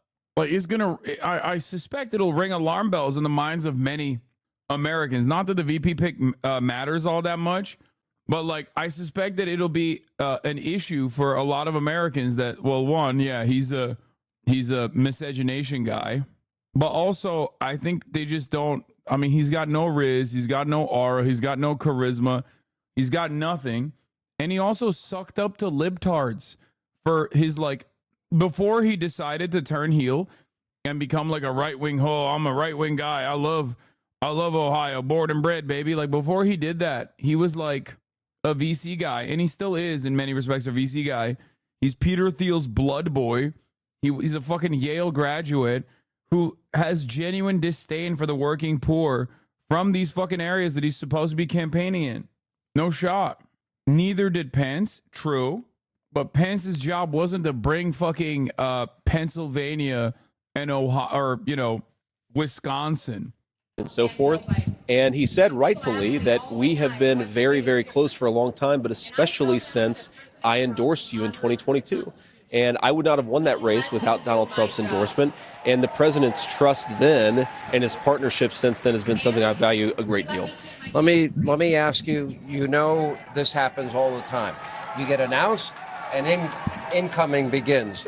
Let's go over some of it. Please. And not questions you haven't heard before, knew would be asked. All of them are fairly predictable, but I think Americans want the answers. Sure. Let me go back to, for example, after he announced this, the media, I'm starting to read every article, right? Yeah. And criticizing you that, here's a guy, came out of Ohio, his support for a national abortion ban and his twisted belief that women should stay in violent marriages for the benefit of their children exemplifies his dangerous extremism. He's not just wrong for Ohio, he's wrong for the country. I actually saw those articles this weekend. And I said, why would I wait? I wanted to know the answer. I called you. Yeah. How do you address that? Well, look, Sean, first of all, Democrats have completely twisted my words here. And as you know, both me and my mom actually were victims of domestic violence. When they say that, Vance is support. Pussy. He's a libtard, dude. I'm telling you, this is libtard ass answers, bro. He's not showing strength. He's just doing the classic, like, oh my God, I'm a victim. And he is a victim. It's true. But that's not how you fucking run the table.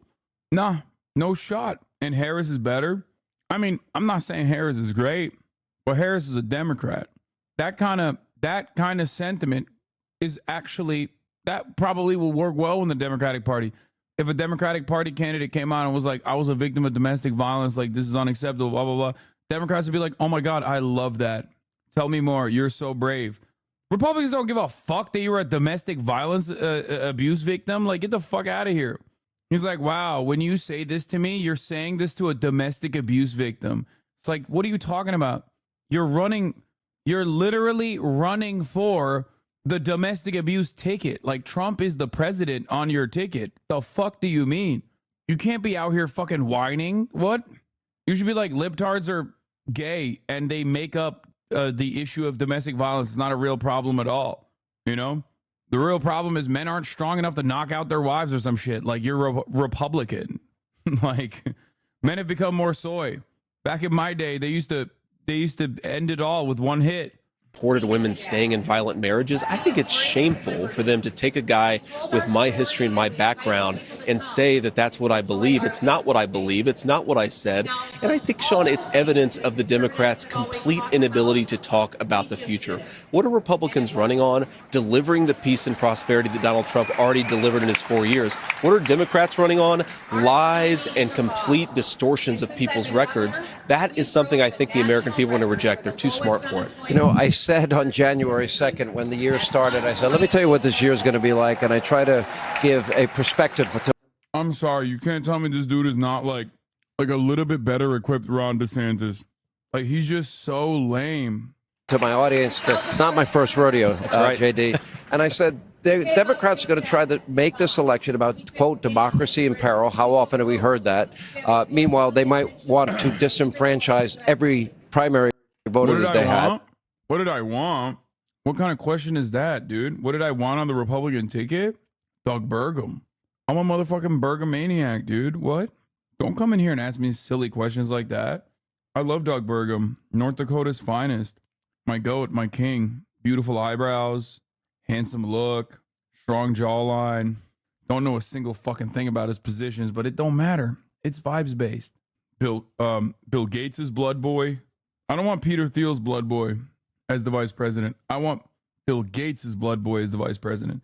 And that's why I was riding with Burgum. I was a Burgumaniac.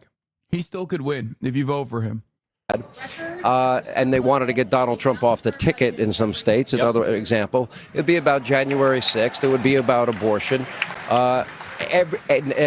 We hate Donald Trump.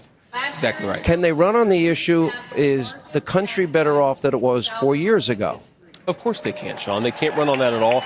And they can't run on the issue of, is the world more peaceful than it was 4 years ago? Remember when Donald Trump left office, you had real growing peace movements all over the world. The Abraham Accords that showed a real promise of uniting the Israelis with some of the Sunni Arab states. There was no war in Europe.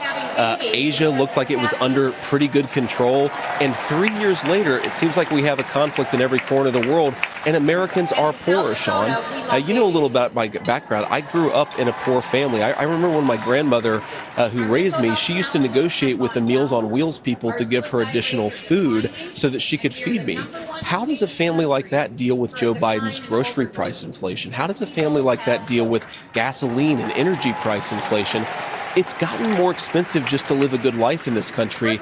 Donald Trump and I want to make that better, and we have policies to make it better. Democrats have lies and distortions, and again, I don't think the American people are going to reward that.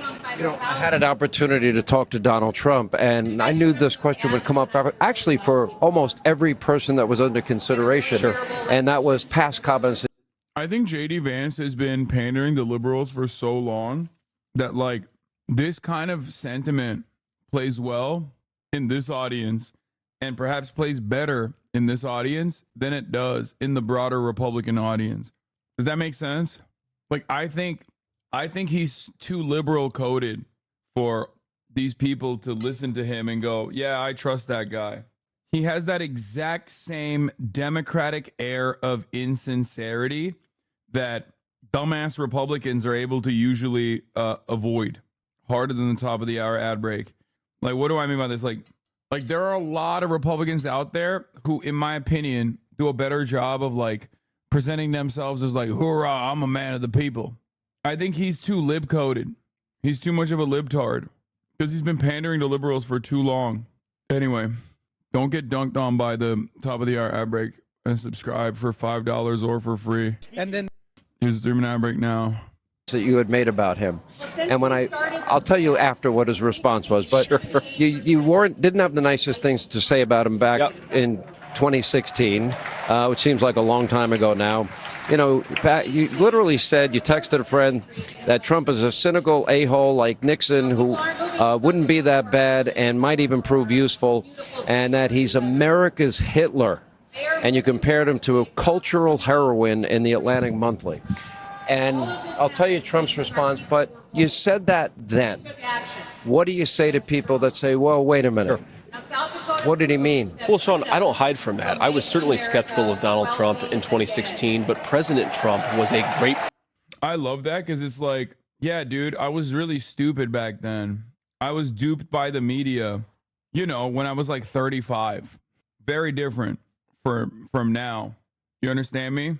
I'm 40 now. When I'm fucked up, that's the real me. And now I'm an old guy. You know, he was just a young guy being duped by what he sees in the media about Donald Trump. These media narratives. I'm so glad he's like, yeah, I was just stupid and impressionable. President, and he changed my mind. I think he changed the minds of a lot of Americans because, again, he delivered that peace and prosperity. If you go back to what I thought in 2016, another thing that was going on, Sean, is I bought into the media's lies and distortions. I bought into this idea that somehow he was going to be so different, a terrible threat to democracy. It was a joke. Joe Biden is the one who's trying to throw his political opposition in jail. Joe Biden is the one who's trying to undermine American law and order. President Trump did a really good job. And I actually think it's a good thing when you see somebody, you were wrong about him, you ought to admit the mistake and admit that you were wrong. When I brought it up to him, he said... I can't wait for this. Okay, when I brought it up to him, he said, yeah... He goes, but he doesn't think that way now, does he? So he actually had a very good sense of humor about it. It also says a lot about him, and he understands. Were you as political back then? Not really, Sean. I mean, you know, my book came out in 2016, Hillbilly Elegy. It's not really. This motherfucker was giving TED Talks about what to do with the white working class, bro. Not really. Really the story of growing up in poverty, achieving the American dream, starting out in business. And I really didn't care that much about politics. I certainly had views. I was a Republican, but I was not nearly as involved, obviously, as I am today. And again, there's something that really changed for me, and I think for a lot of Americans, is we saw the results of the Trump presidency compared to the obsessive, deranged media reaction in 2019 and 2020. Like, what's going on? What's so bad about this guy that he's delivered rising wages for American workers and peace in the world? Why is the media so obsessed with him? I think a lot of Americans actually have had a similar awakening over the last few years because you compare the results with the reaction, and clearly the people with the reaction to the problem, that's not President Trump's problem. You know, a lot of people forget, too, back in the first debate, I believe it was, and Kamala... Maybe I'm wrong, but I feel like it looks ridiculous when the vice presidential pick says he wasn't political 4 years ago or 8 years ago at the age of like 32. Like, what are you, a fucking baby? I'm 32 right now. Can you imagine, chap? Think about that. He was my age and talking about how like the media narratives really blinded me. Harris was on the stage with Joe Biden at the time, and she said, I was that girl. If you remember that moment, yeah. It was a very hard-hitting moment. What she was referring to is the fact that Joe Biden had partnered with a former Klansman and tried to stop the integration of public schools. Joe Biden's words, he didn't want those schools to become racial jungles. And Sean, Kamala Harris basically said Joe Biden wouldn't want a little black girl like me to... Damn, bro. I think they want the Democrats to win. Why are you talking about Joe Biden? Like, talking about how white supremacist Joe Biden is like on Fox News is going to make Fox News watchers change their attitude about him. They're like listing out his W's. There's like 78-year-olds in the chat watching Sean Hannity going, wait a minute. Perhaps I must reconsider. Wait, hold on now. Did you say Jim Crow Joe, separate but equal? I think this guy seems kind of cool. Live in her neighborhood. He also palled around with Klansmen. She said this months before she joined his ticket, Sean. I said some bad things about Donald Trump 10 years ago, but I think it's actually important to be able, again, to admit that you're wrong. And I think I can make a good case to the American people who may have been skeptical of the president back in 2016, who can be skeptical now that we've seen the results. All right, let's talk about a little bit, and I think these are important times and consequential times. Sure.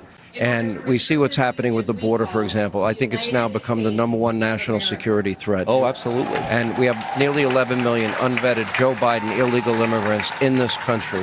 What should we do with them? Well, Sean, we have to deport people. We have to deport people who broke our laws, who came in here, and I think we start with the violent criminals. And President Trump has been very, very effective at communicating on this. So it is pretty funny to be like, well, Kamala Harris called Joe Biden a racist Klansman. And then she was on the ticket. It's like, yeah, dude, you're using that as a counter against them. Like, or are you saying it's okay? Like, you're literally in the process of using that as a messaging strategy against your opponent while simultaneously being like, and that's why me calling my current president Hitler is fine. Like, that's so weird. The buy your logic shit is so funny always because it just like falls flat when you are directly responsible when you are directly hurt by the same logical conundrum that you're showcasing. So to the point where now a majority of Americans believe that we need to deport a large number of people who have come here illegally. That's a major political victory for him, and I think it's going to lead to a policy victory for the American people. But, John, we have to talk about the fentanyl problem, because this is something that I know extremely personally. And we have close to 100,000 Americans dying of drug overdoses every single year. Most of it is brought in by Mexican drug cartels, manufactured in China, then brought in by these cartels. To get a little personal, you know, my mom struggled with addiction for a big chunk of my early life. That's why my... Oh, my God, bro. Dude, I think he's going to whine a lot. God, he's such a whiner. Oh, my mom. Oh, my mom. My mom. She was addicted. Oh, my mom. It's like, shut up, dude. What are you doing? What is this fucking trauma dump? Like, Trump was at his weakest when he constantly chirped about how he lost the election, but he didn't actually lose. Okay? Like, you're a Republican, dude. God damn. Stop fucking crying. Stop fucking crying about, like, how your mommy was doing crack or whatever. Like, what? Yeah, what are you, Batman? Oh, my parents were killed. My parents were killed. It dramatically altered the trajectory of my life. My parents were killed. It's like, dude, stop trauma dumping. God damn. I lurk in the shadows now. I think your analysis is wrong on this one, dude. You're missing the objective here. Bro, he's a 40-year-old man talking about, like, his mom being addicted to heroin. He wrote a book about it. He literally shit all over her and everyone else from those towns. Talks about them like they're motherfucking mountain people with, like, a different skull that makes them more predisposed to doing fentanyl. And also, all the while, he was, like, simultaneously getting fucking funded by the very same pharmaceutical corporations that was responsible for his entire fucking community perishing into opiate hell.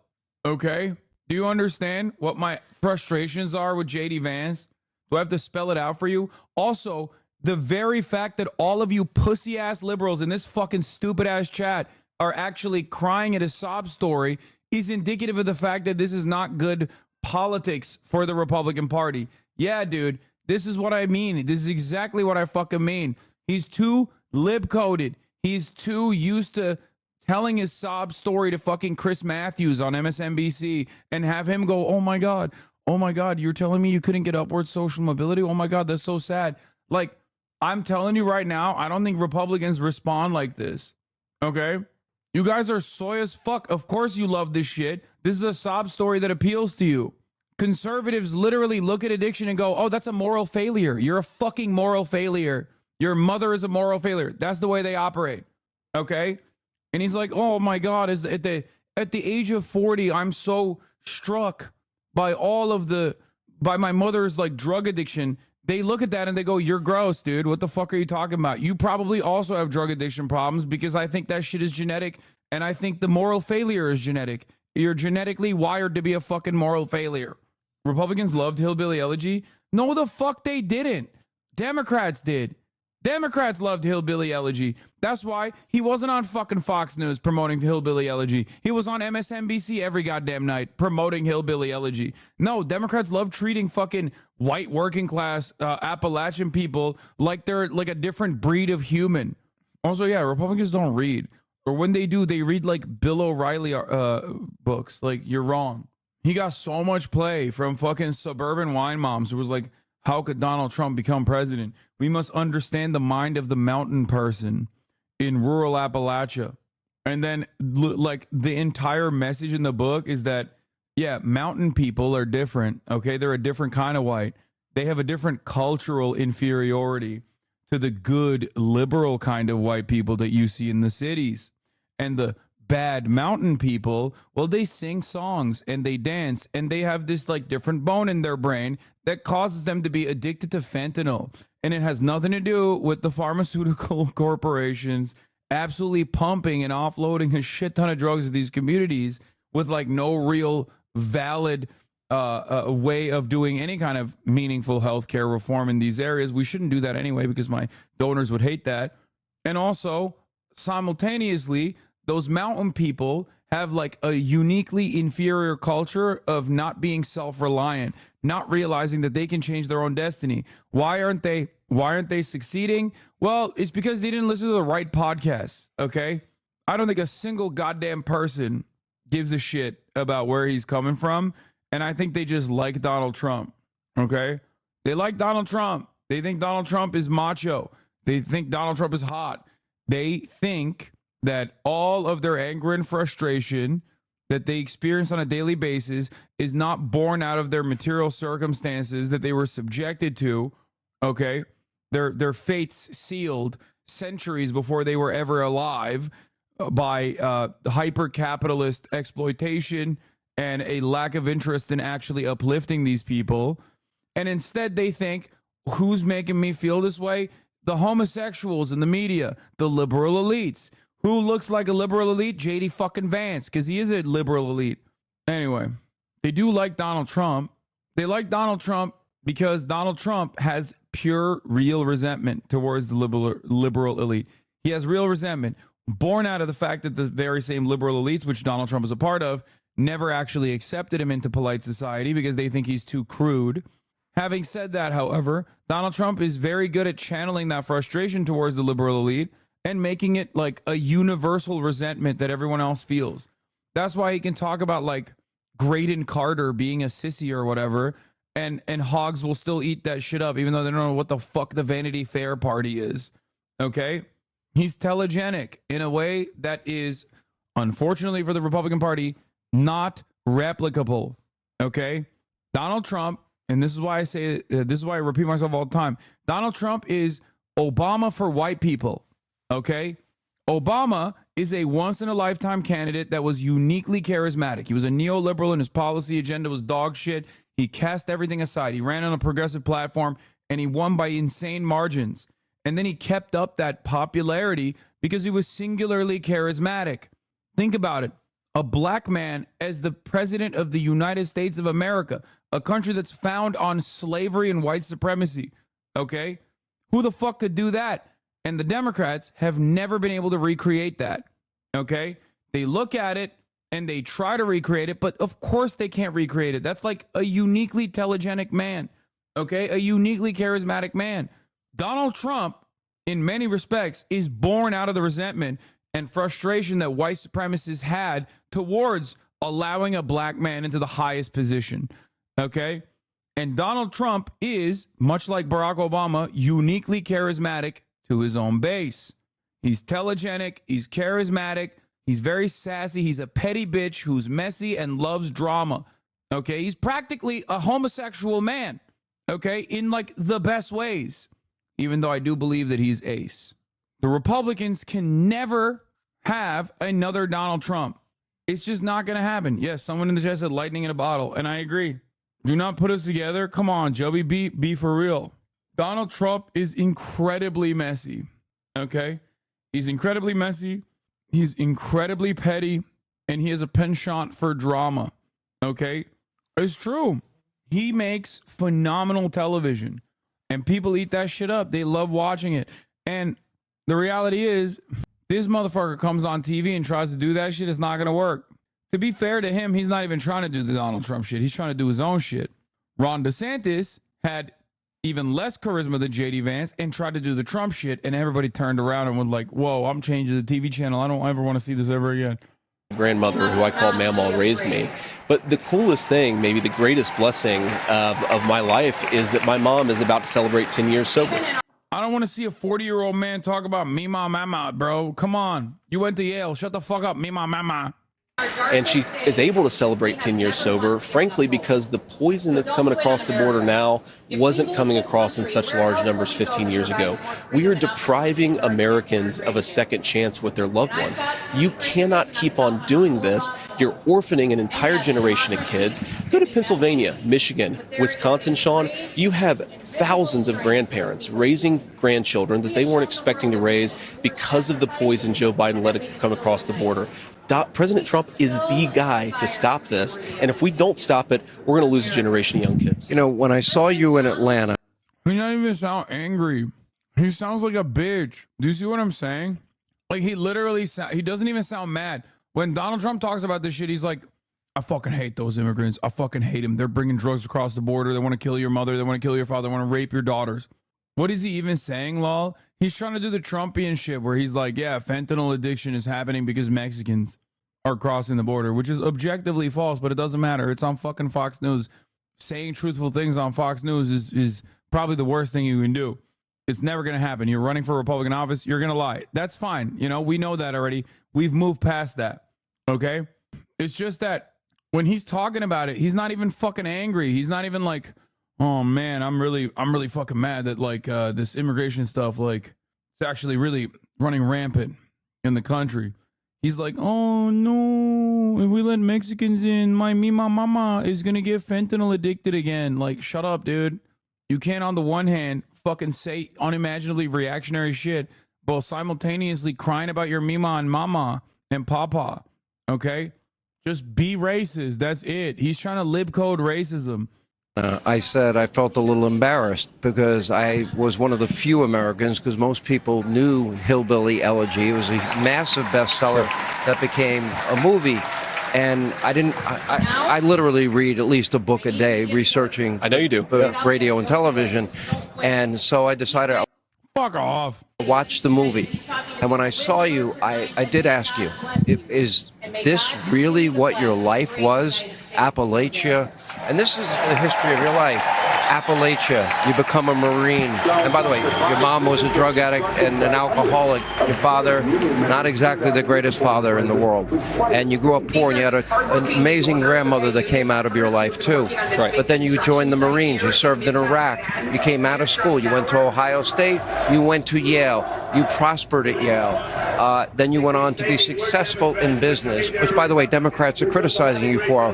They wish you failed, I guess, when they wrote that. Considering where you came from, it's the American dream. And then, you know, you got into politics, and you did so successfully. A pretty amazing story. Give us some texture and context. Yeah, you got into politics. You did so successfully because, once again, a gay libertarian villain who is obsessed with the bad guys in Lord of the Rings gave you $10 million and dumped an unimaginable amount of funds on top of that in ad spend so that you can barely get carried across a finish line in a fucking state where Donald Trump won by 8 points. Okay? It's just like, he is not a good candidate. He's not a good candidate. He's not a good vice presidential candidate. He was apparently, and I didn't even know this originally, he was literally texting teenagers on Twitter in group chats. That's what the fuck Ed Incrementum was talking about when he was like, oh, JD Vance is compromised. JD Vance is compromised. He's got a weird case. Why is he around? It turns out that motherfucker was in the group chats with him. Yeah. Does anyone have the tweet? Yeah, he was in group chats with teen groypers, dude. Which is crazy. I think he's only VP because of Peter Thiel. No, exactly. That's the only reason why he's worth a damn in Donald Trump's eyes, in my opinion. Donald Trump is so desperate to make as much money as possible. I thought this was a joke. Why does Senator Vance refer to a group chat with children in it as the Simps chat? I'm politely asking Cleveland to follow me back, says Caleb Burdett. Yo, Akron Caleb is thirsty, says JD Vance. Caleb, it is so over, Napoleon Complex sufferer responds. Just practicing my cool kid lingo with the Simps chat. VP issues in 1992, spelling the word potato wrong one time. VP issues in 2024. JD Vance follows Bronze Age lowly Hitler rape groyper. You can read my slightly more sober analysis on Vance here.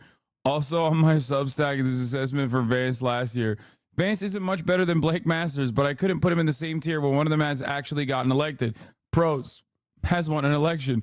Pros, not prone to racist outbursts yet.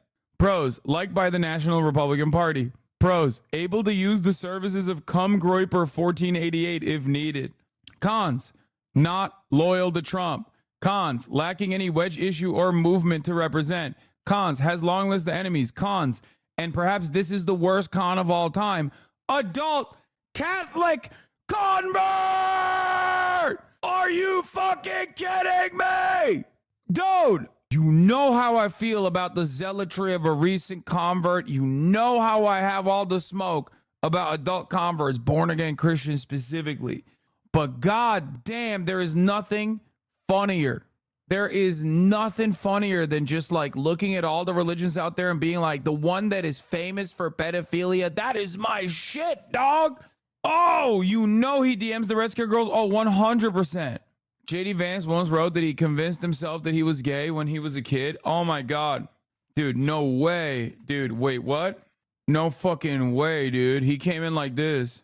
When I was in the 3rd grade, I thought that I was gay, because I could draw. My uncle was, and I kept my room straight. I told my mom, tears rushing down my face. She's like, Ben, you've loved girls since before pre-K. Tripping. Yeah, I guess she had a point, didn't she? Bunch of stereotypes all in my head.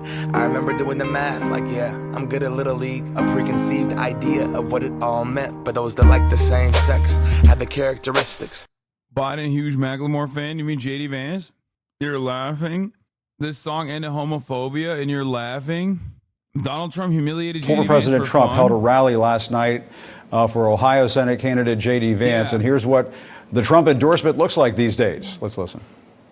The New York Times did a fake story today, big front page, that JD wasn't sure if he wanted my support. JD is kissing my ass. He wants my support. So this is...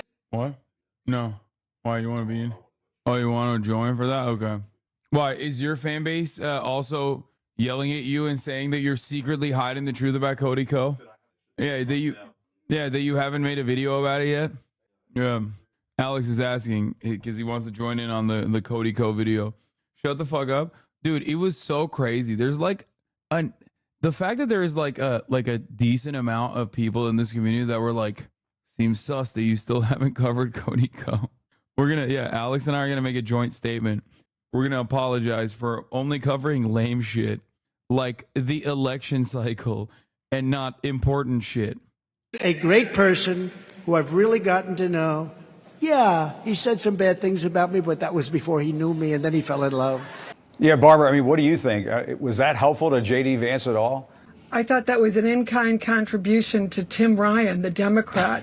I mean, it made J.D. Vance look like a mouse. Yeah, I mean, it wasn't an election cycle. It was an assassination attempt. You're right. Did you hook up Tana with Cody? That's what this all points to? Yeah, dude. When I was like working at TYT, I had a lot of pull. I was all up in them crowds. Mouse, not a man. It was humiliating.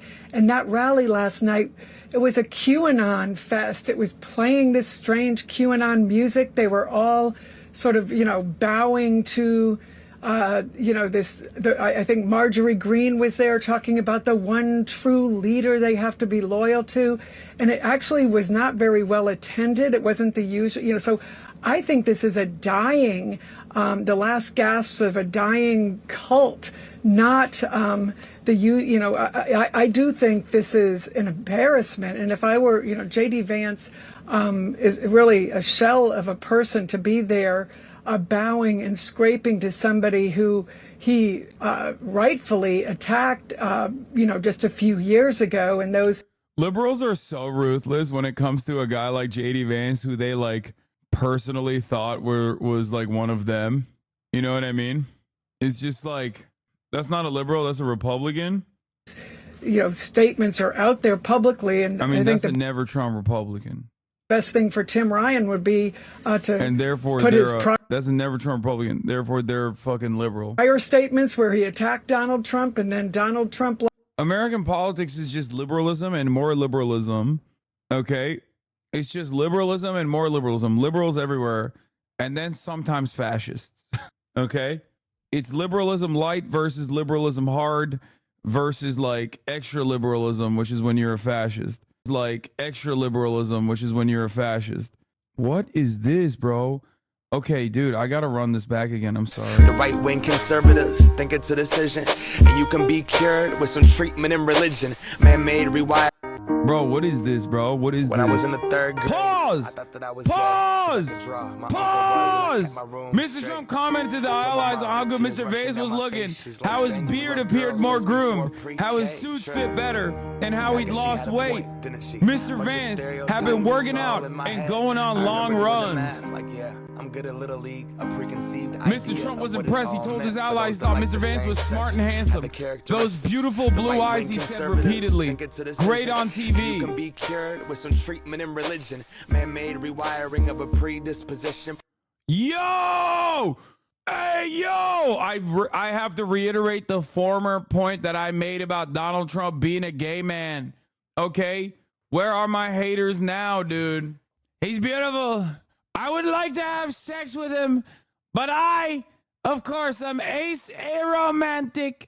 I'm ace arrow, folks. Playing God. Oh, nah, here we go. America the brave still fears what we don't know. This fits into the Trump is in a gay lover conspiracy with the shooter narrative as well. The shooter was in a love circle with Donald Trump and JD Vance, and he knew Trump was about to make the move and come out in public and turn their throuple into a couple. So he came, and in that last desperate moment, he took the shot. Okay? Yeah, the shooter was probably in the Simps chat. It was a crime of passion. He is a man who is scorned, just like David DePipe and Paul Pelosi. That's why Trump was making fun of Pelosi's husband. He was jealous. Yeah. Only missed because of the tears in his eyes. Exactly. My mom believes that Paul Pelosi's hammer guy was his lover who gave my mom a brain damage like that. Yo, my bad. Black Catarot. Hey, yo, my bad, bro. I might have played a role in that. And I apologize. Okay? Hey, I apologize for my transgressions once again. I was out here in the streets telling everybody that Paul Pelosi had gay sex with David DePipe and they had a lover's quarrel type situation. And I apologize. Some people might have taken that. Some people might have misunderstood. I was joking when I said that. You said he was a bisexual man like 4 years ago and it stays true. Yeah. I don't know, man. The RNC is not as energetic and Trump didn't get enough hype. Dude, this has been the wokest RNC. They had like Sikh people doing prayers at the RNC, bro. They had like Amber Rose, who is like a sex worker who's openly pro-sex worker, like did the slut walk. You know what I mean? Like Amber Rose spoke.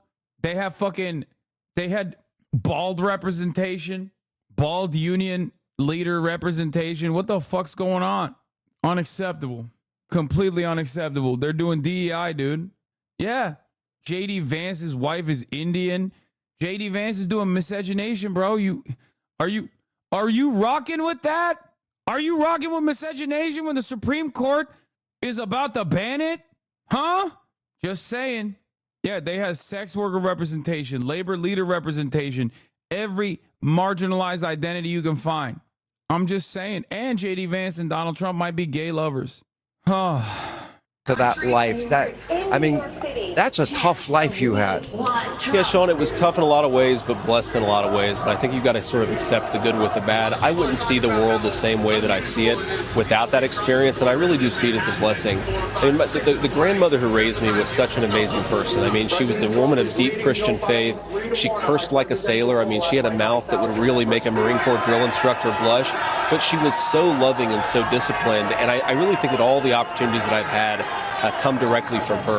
I can't be alone in this whole like me. My grandparents were so beautiful shit. Like, I don't know. Maybe I'm out of touch, or I just like I want that like bloodless Republican energy. But like all of this shit is so libbed up, dude. It's gross listening to him. There is this like veneer of elitism, and I don't think he's having his moment. Like there's just something off about the way he explains his background, where you can tell this is like a rehearsed canned speech. Oh yes, it is Big Mayor Pete energy. Yo, that's so good. That's such a lock, dude. There is a very disingenuous way that these guys who are very well spoken, like the Silicon Valley tech geek speak that he's doing. Like even Vivek, despite for the Republican Party being Indian is obviously unacceptable, despite that, was able to like say the lines sometimes in a more convincing way than he is. And even he was appealing to the same fucking Groyper crowd. It's like interviewing an actor about the role. Yeah, no, he speaks like a consulting firm guy. He speaks like he actually had no role in fixing bread prices in Canada. That's how he speaks. You know what I mean? He just has like, ugh, what is wrong with you? Dude, so many things. Where do I begin? I'm a leftist in America, brother. There's a lot wrong with me, okay? What's wrong with you? Why are you in here? Vivek is speaking now. Please tune in. No. I needed a laugh? Okay. I hope we were able to give you laughter and joy in your otherwise hellish nightmare of a life, you fucking conservative dingus. Every other day is going to be worse than the day prior, with you constantly going, oh my God, why is everything bad? Donald Trump became president again, and there's still Mexicans around. What the fuck is going on? Why? Why hasn't my life gotten better? Why has it only marginally gotten better? Because that's how you felt during the first 4 years of the Trump presidency, but you have fucking amnesia. So right now, you think, oh man, things are going to get so much better when he's president again. You know what he's going to do? He's going to give me tax breaks while he takes money out of your fucking pocket. Your roads are going to be worse. Well, my roads too. Obviously, we're on the same fucking roads until libertarians come in and basically make it so that rich people go on one fucking, with one license plate on one roads, and then poor people go on the other road, which is even shittier. Okay? That's one hell of an assumption. Is it? Is it? If you're coming in here while I'm chirping about JD Vance and going, what's wrong with you? You know, I think it's a pretty solid lock. Yeah, listen, we're going to do Israel-style apartheid, but for the rich and the poor in this fucking country, which already kind of exists. Yeah, you love Trump for the tax breaks, brother. Oh, yeah, me. Famous lover of tax breaks. Love it, dude. Big fan. That's why I refuse to leave the state of California so I can pay fucking Norwegian taxes up in this bitch and get nothing in return because they all directly go to either the military and Israel's bombing campaigns, or they can go directly into the domestic military, the police force, so they can get new fucking toys they can use on homeless people. Big fan of that. She also believed in this country and recognized that most people in Washington do not care about people like her. And when I talk about generations of grandparents raising generations of grandchildren, that's exactly who I think about, because I remember my mama, she couldn't afford her Medicaid payments. She couldn't afford the prescription drugs that she needed. She sometimes couldn't even afford food for both me and her. Those are the people who suffer when we have the policies that we've had over the last 3.5 years. And those are the people who stand to benefit the most. Dude, every time he says mema, I think he's like losing voters. I'm sorry. My mema. Why do you engage with people that will clearly stop your flow? I like dunking on people so they like remember. Because I shit on Joe Biden a lot because he deserves to be shitted on. He's old as fuck. He's shitting on himself a lot in his diapers, but then like he still deserves to be shitted on. So then I think a lot of people feel comfortable thinking like, oh yeah, dude, this guy must love Trump. And it's like, no, I don't, dude. Okay. No, I do not. I do love having Republicans in here. I do. I do. I really do. I like them more than I like the annoying liberals who are like, oh, I'm a NATO voter. Like, shut the fuck up, dumbass. Go back to Reddit. But like, at least Republicans are content when they're chirping. Like, they're funny. They say like unimaginably idiotic things. And they don't even like maintain this or even try to desperately maintain this like, no, you don't understand. I am an intellectual and that's why I'm presenting this theory. They just straight up are just like hysterical. They're like, no, there's an immigrant in every shadow waiting to stab me and my memo. Like, I personally think that's a much more fun subject to tackle than having the conversation about how like China is the greatest evil on this planet the 700th time. Okay. You don't understand. China's encroaching on America's key allies in the region by just existing there so close to an American military base. So we have to nuke them is not a thing that I want to, it's not a conversation that I'm fond of having a million times over. From President Trump round two. Let me go back to the scene, and you referred to it earlier, Meals on Wheels. Yeah. And she would negotiate an extra something because you have. You said kind of glad he didn't get media perms for the RNC. I would have loved this. Carrie Lake riling up the crowd about fake news people and pointing to us, calling us layers, and getting everyone to boo at us. I've been told not to wear my yellow media lanyard outside the forum for my safety. Again, waiting for the unity approach they're talking about. Yeah, I would love that shit, dude. Are you kidding me? I'd be like, yeah, they are fake. I hate them. You would have debated all these hogs blend right in. No, when I'm around hogs, remember, I like to play the role of a hog. It's like, dude, I'm in hog heaven at RNC. Those are my people. I'll code switch like a motherfucker. They boot you for anti-white racism so fast. Who says I would be anti-white racist? Had nothing else? Nothing? Well, we sometimes we struggled, but sometimes, Sean, we didn't have anything. And she would negotiate to get a little bit of extra so that she could share with me and also have enough for herself. Look, sometimes tough work, sometimes times were hard, right? And, but I look back on that and I think to myself, when I go and talk to people, when I serve people as a United States Senator from the state of Ohio, I go and visit a food bank, I actually understand a little bit what people are going through. And so, yeah, it was tough when I was dealing with it, but now I really do think it's a blessing. About an occasion where you might disagree with them. Sure. How do you view your role in terms of handling that moment? That's very... Yeah, he's pro Project 2025, which is nerd shit. Don't say that. Don't say that you're pro... Like, Donald Trump knows how to read the room better than this motherfucker. That's why he was like, what is this Project 2025 shit? I wash my hands of this. Okay? I don't know what that is. I don't fuck with those guys. It's like, he's smart.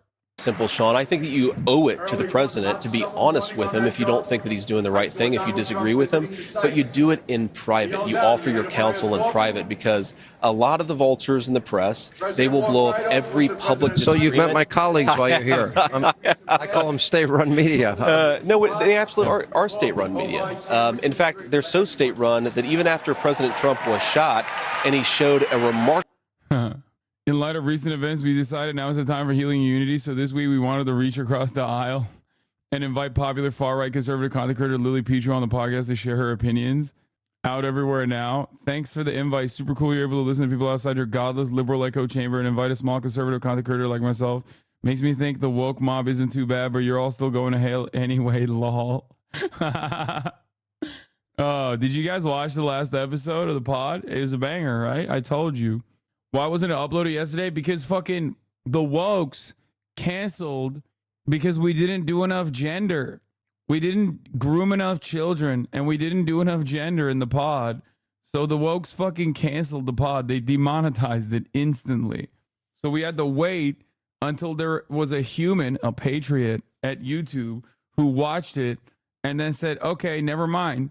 There is enough gay gender in this podcast. We'll allow it to be monetized.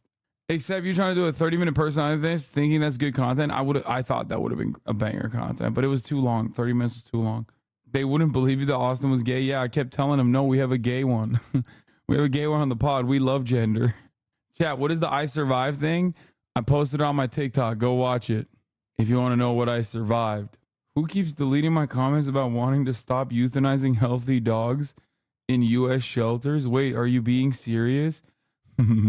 This is why I love hogs in the chat, okay? This is why I love hogs in the chat. Because they just hear me say the words that they're used to hearing from Republicans, and they just think I'm being sincere. That's why I love hogs in the chat. They get so confused. They're like, Hasan, are you voting for Trump seriously? And all it takes me to be like, hell yeah, brother. And they're like, okay, I'm invested.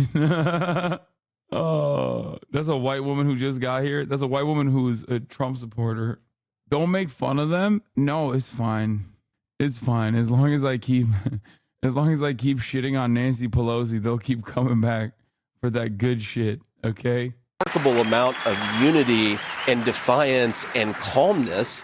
They blamed him for the rhetoric, even though he was the victim of a near assassination. It's crazy.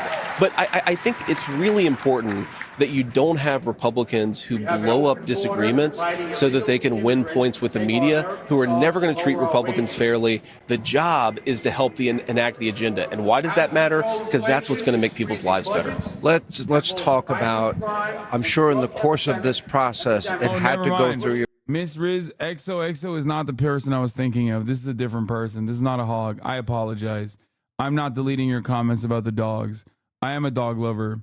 I was thinking about someone else from yesterday who has a name very similar to yours, and I apologize, Miss Riz. I don't know who's deleting your comments about dog shelters. How can you remember names? That's still crazy to me. No, I'm again, a lot of things are wrong with me. Your head, God forbid. The fire vid was very anticlimactic. Dude, when you watch it in like, I don't obviously want to show the fucking OG content. You have to wait for the actual video to come out. The fire video is actually dope if you watch it on like, with the normal camera that was shot in. That's just BTS. it's like looking at a BTS footage of a movie and being like, wow, this movie sucks. Hasan, will you someday say you support the CIA as well?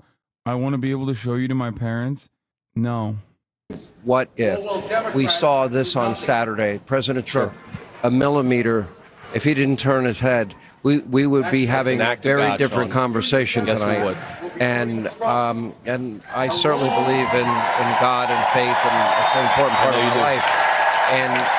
But it was that close. And you always hear about one heartbeat away from the presidency. And I'm sure Americans are watching you tonight. Are you ready at a moment's notice to step into that role? And what do you believe?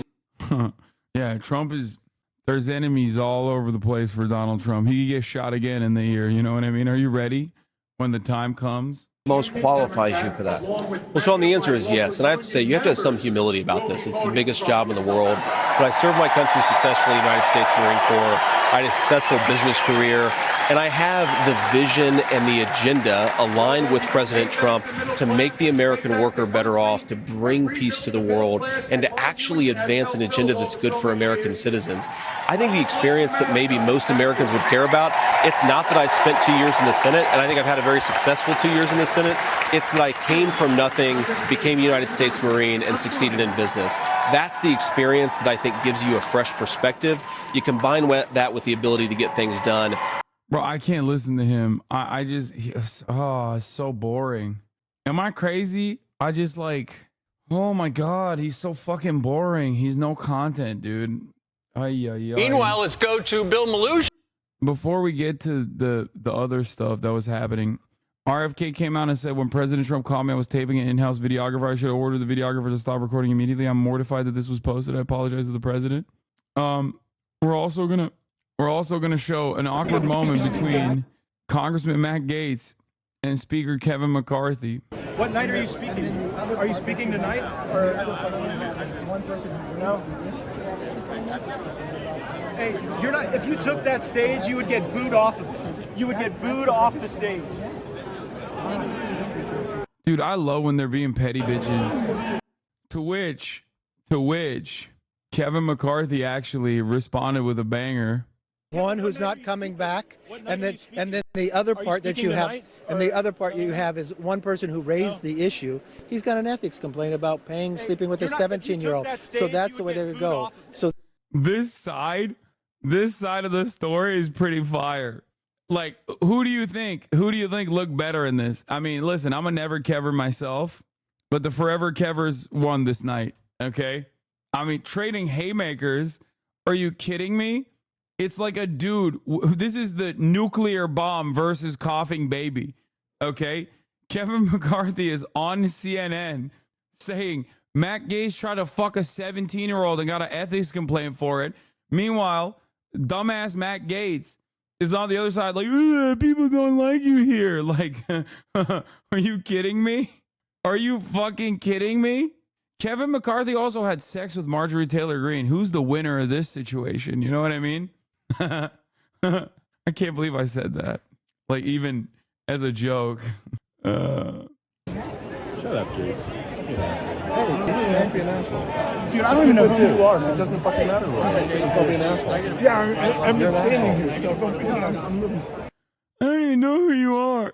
God, Matt Gaetz sucks so bad. That's awesome. Don't be an asshole.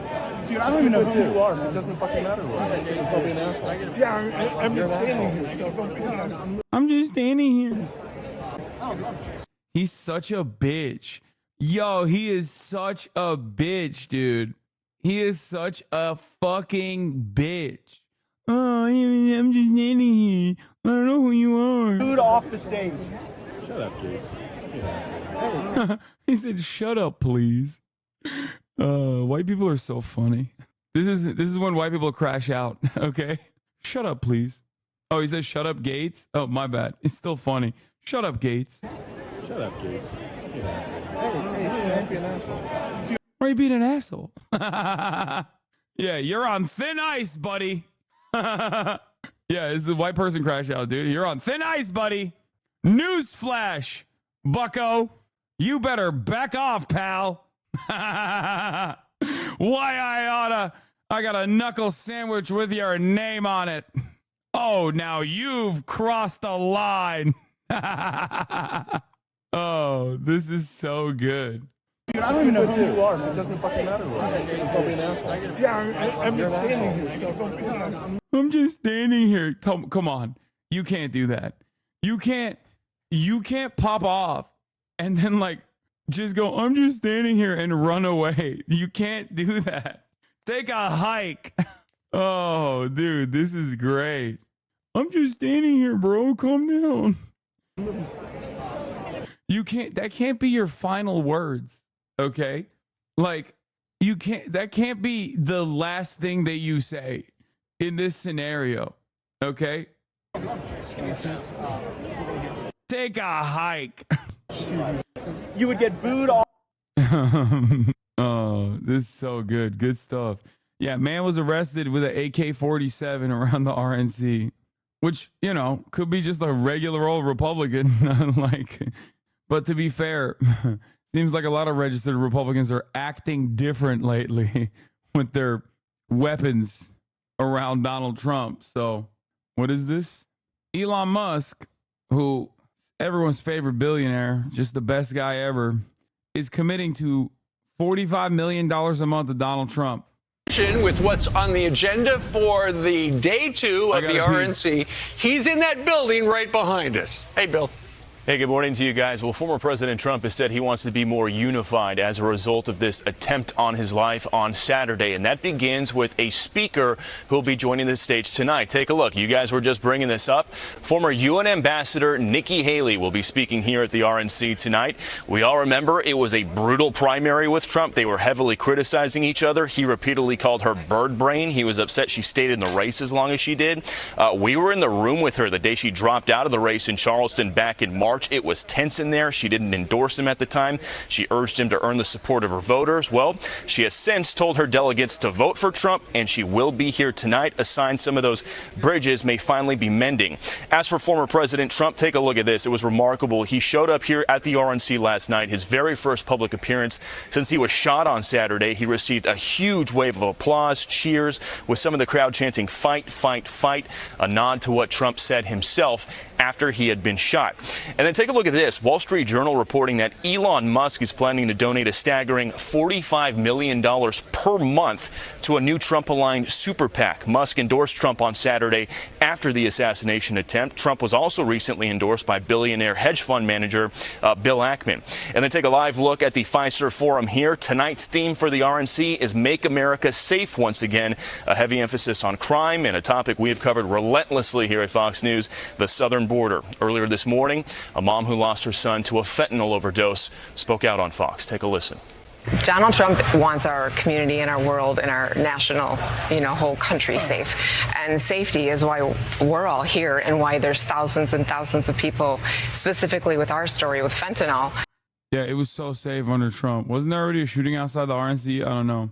You are white. The most white thing you can do is adopt a mountain dog to a desert LA climate. You're right. I should have not adopted her and kept her in a fucking cool ass AC house and like constantly let her run and give her all the best amenities, and instead allowed her to see the 3-minute ad break at the top of the hour, just like the rest of you. Of course, you don't need that to be your fate. You don't need that to be your fate. You can subscribe for $5 or free with Twitch Prime and connect your Amazon Prime account to your Twitch account, where you get 1 free Prime subscription a month. Yeah, she was already in California. What am I supposed to do?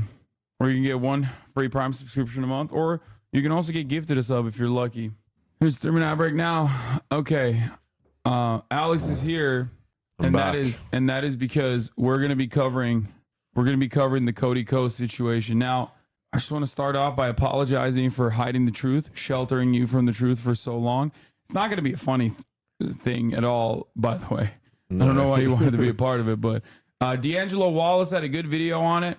As far as I understand, Cody Ko, for those of you who don't know, because a lot of you are in here for serious news and commentary. Cody Ko is a YouTuber. He's a beloved YouTuber with a massive audience. I've known him for like 10 years. I met him a long time ago. I mean, we're not like super close or anything, but I have known him for 10 plus years almost at this point.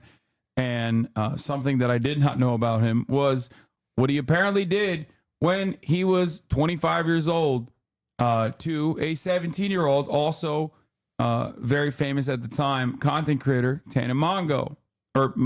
Fuck. I already fucked it up. I should do it again. I should do it. I need a do-over. God damn it. Okay.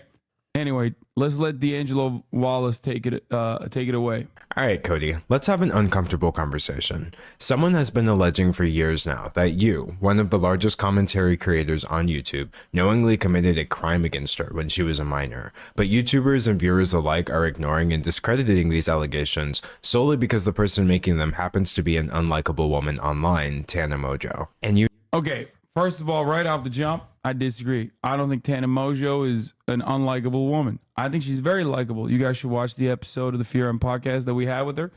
I mean, I think she was an unlikable woman. Yeah, she definitely turned a page. Yeah, and but she's got a massive audience as well. Yeah, she has a massive. She, even in this, I mean, look at this. She has like almost the same number of subscribers as Cody does. Yeah, well.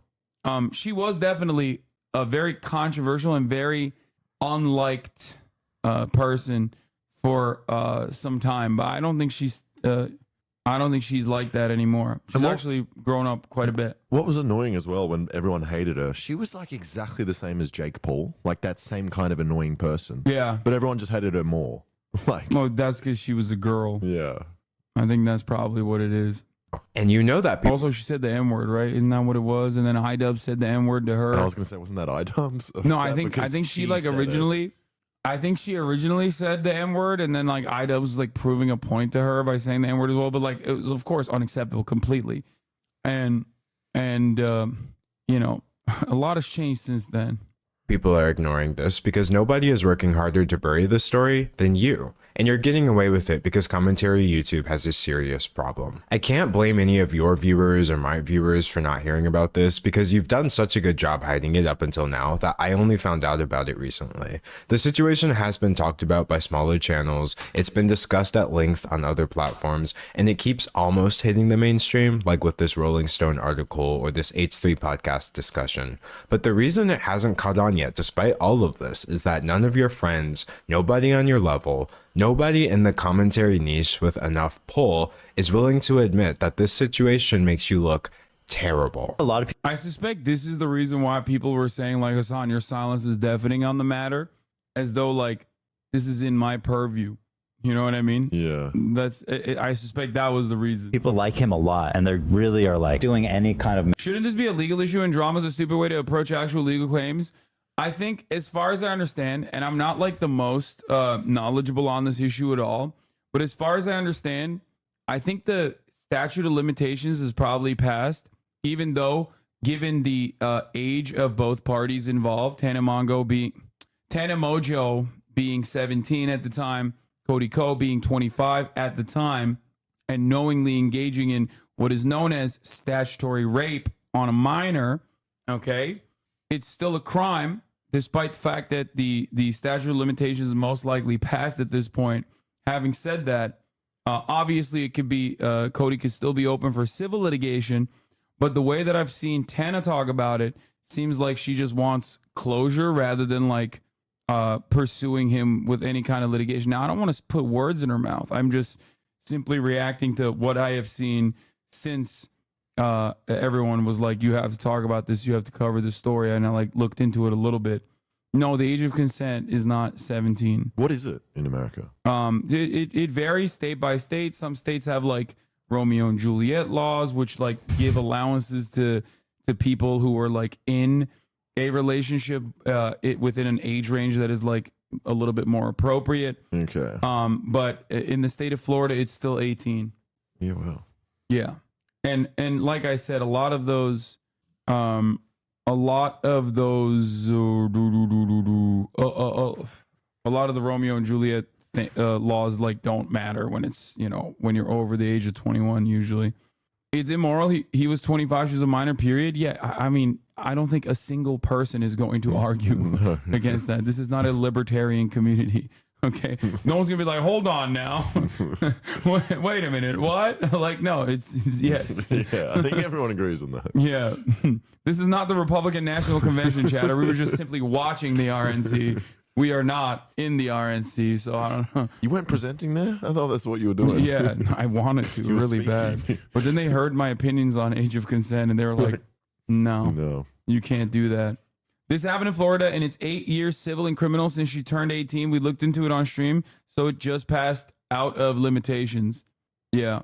Mental gymnastic to just ignore it. I'm not here to accuse you of committing a crime in this video because I can't do that based on someone else's allegations. Nobody can definitively take these allegations as proof, but at the same time, they should still be looked at and not treated as an open secret and swept under the rug like you've been doing for so many years now. And from the way the situation keeps popping up more and more often, it's clear that there's only so much rug sweeping you can do before people start taking a closer look at things. So let's take a closer look. We both know that Tana Mongeau is a YouTube personality with a history of lies, controversy, and genuinely problematic behavior that's become so entangled with her brand that her podcast is called Cancelled with Tana Mongeau. And speaking of this podcast, about a month ago, she hosted a live episode in front of an audience, and the conversation turned to you. Who's the smallest you've ever had sex with? Oh my God, no one look at me, Cody Ko. I can say that. I was literally 17. I can say that. This clip started making the rounds, and people were yeah, because he's a little dick. Because he's a little dick. They're like, Okay, damn, I bro, understand the drama. you got a baby? They get out of here. Get out. Oh, gross. That's what it is. I get why she has a massive following. I get why she's just very funny. This is like, albeit a very traumatic retelling of events, but even then, she has a way of just like turning that into a humorous situation. You know what I mean? Yeah. Understandably perturbed, because if Tana Mongeau was 17, you would have been 25. So people started speculating, and Tana decided to set the record straight. I hooked up with Cody Ko when I was 17 and he was 25. She claims that not only were you fully aware of her age at the time, but someone even tried to stop you, and you went ahead anyway. There was a situation with Gabby Hanna at a Playlist Live where she pulled him aside and told him like, yo, she's 17. And then we still went and hooked up. To be clear, who's Cody Ko? This person doesn't even know who Cody Ko is. Goes, Tana Mongeau is not a good woman. She's a horrible person. It's not in EU. EU is like 16. Tana Mongeau is not a good person. You don't know who she is either. Like, if you don't know who Cody Ko is, he doesn't know who Cody. He doesn't know who Cody is, but he knows Tana Mongeau, not a good person. Not a good person. Woman. We are not in EU. She is not a good person, but oh man. Okay, let's keep going. Well, we're not in the EU. We're in Florida, which surprisingly has the age of consent at 18, which is a big L for all the libertarians out there. Yeah, that is crazy. Australia's lower than that. Yeah. 17 is under the age of consent in many states, including Florida, where Playlist Live used to take place. So this means that Tana Mongeau is accusing you of statutory rape, and she's not trying to hide that. This isn't just some crazy tea. It was a crime. Nothing would make this situation better, but plenty of things make it worse, like the fact that she was a fan of yours at the time, adding an additional layer to the power dynamic you would have had over her. I grew up loving him, and I think you know what I mean? Like, I was just like excited and a fan. Tana seems to have many feelings about this, which we'll go over a bit later, but she stated very clearly that the actions she's accusing you of are inexcusable. If I had a 17-year-old daughter or a little sister or something, Tana literally lied to the Simon to pay for her friends, acting like they're her assistant and makeup artist. I'd never believe anything she says. That is the funniest thing to get mad at her about, because like the sidemen literally came out and were like, we would have paid for all of that if you just said they were friends. And she very openly said she was doing it for content. And who cares? Chatters literally will go, wow, two content creators who have more money than God are like having a fun little back and forth for our entertainment. And then they go, you know what, dude? That's real. I'm going to take it very serious. Like the sidemen literally were like, oh yeah, it was funny that she did that. Anyway, damn, Hasan, you know the real tea. I love this. Well, I knew this one because some of this shit pops up on my TikTok. How did I know this? Was I here when you saw that? Or did I do this parasexual thing where I watched your stream? Yeah, you were watching the stream. I was like, why do I know remember this? when we found out about this? Yeah, I do. Like Alexa. like I would kill. I would never let it fly. These recent allegations are bad enough on their own, but there are a couple of things that make them worse still. Things that many people don't know yet, but you do. You know that Tana has been making this same specific claim against you for years now. Here she is back in 2021 saying the same thing. I was 17 at the time, 18. I started kind of hooking up with other people.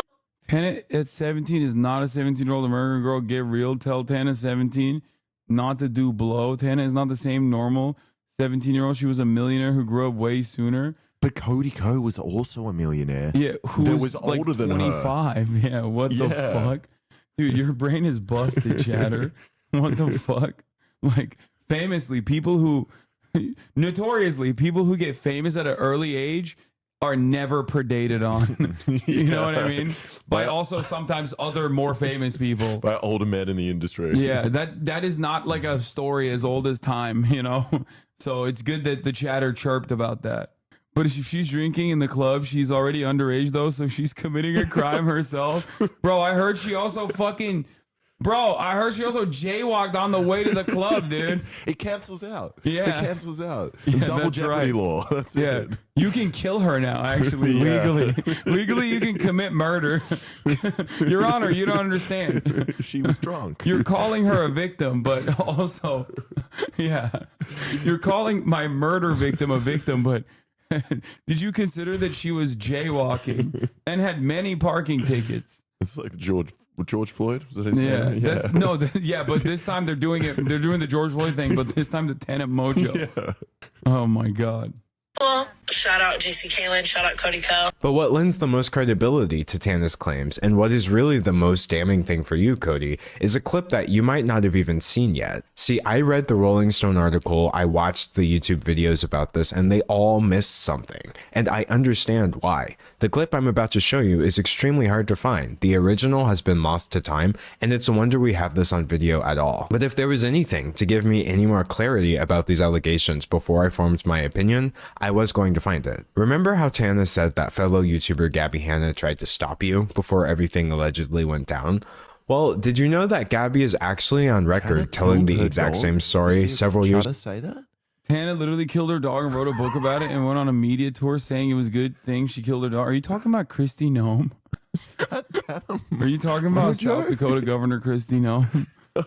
Who was a vice presidential candidate? Is she also a blonde woman? No, she's not. I don't know if she did that. I mean, if she did, I'm not going to lie, a little bit impressed. Super delegate. What the fuck is going on, dude? Also, even if that is true, like, what difference does it make in this situation? Yeah. Like, people are like, bro, did you know that she actually underpaid her taxes in 2028? I mean, in 2028, fucking 2023. Like, okay. Years ago. One time, I told a guy, I saw him making out with a girl at a party who was underage, and I pulled him aside, and I was like, hey, man, you probably... Damn, bro, this is the most deep fried... How the fuck did D'Angelo Wallace find this video? What the fuck? This is like what happens... Dude, in this day and age, it's like impossible to like truly delete a video, but like, I guess this is... What? She literally threw a cat and went on a bunch of podcasts about it and went on a media tour. I can't... You know, bro, why is chat turning into those like, those bots? About fucking whenever someone like talks shit about Drake, bots start chirping about like how, you know what I'm talking about? She actually made her dog eat her cat, and then she threw them both off a bridge. Yeah, they were, at least the dog was full at the time of passing.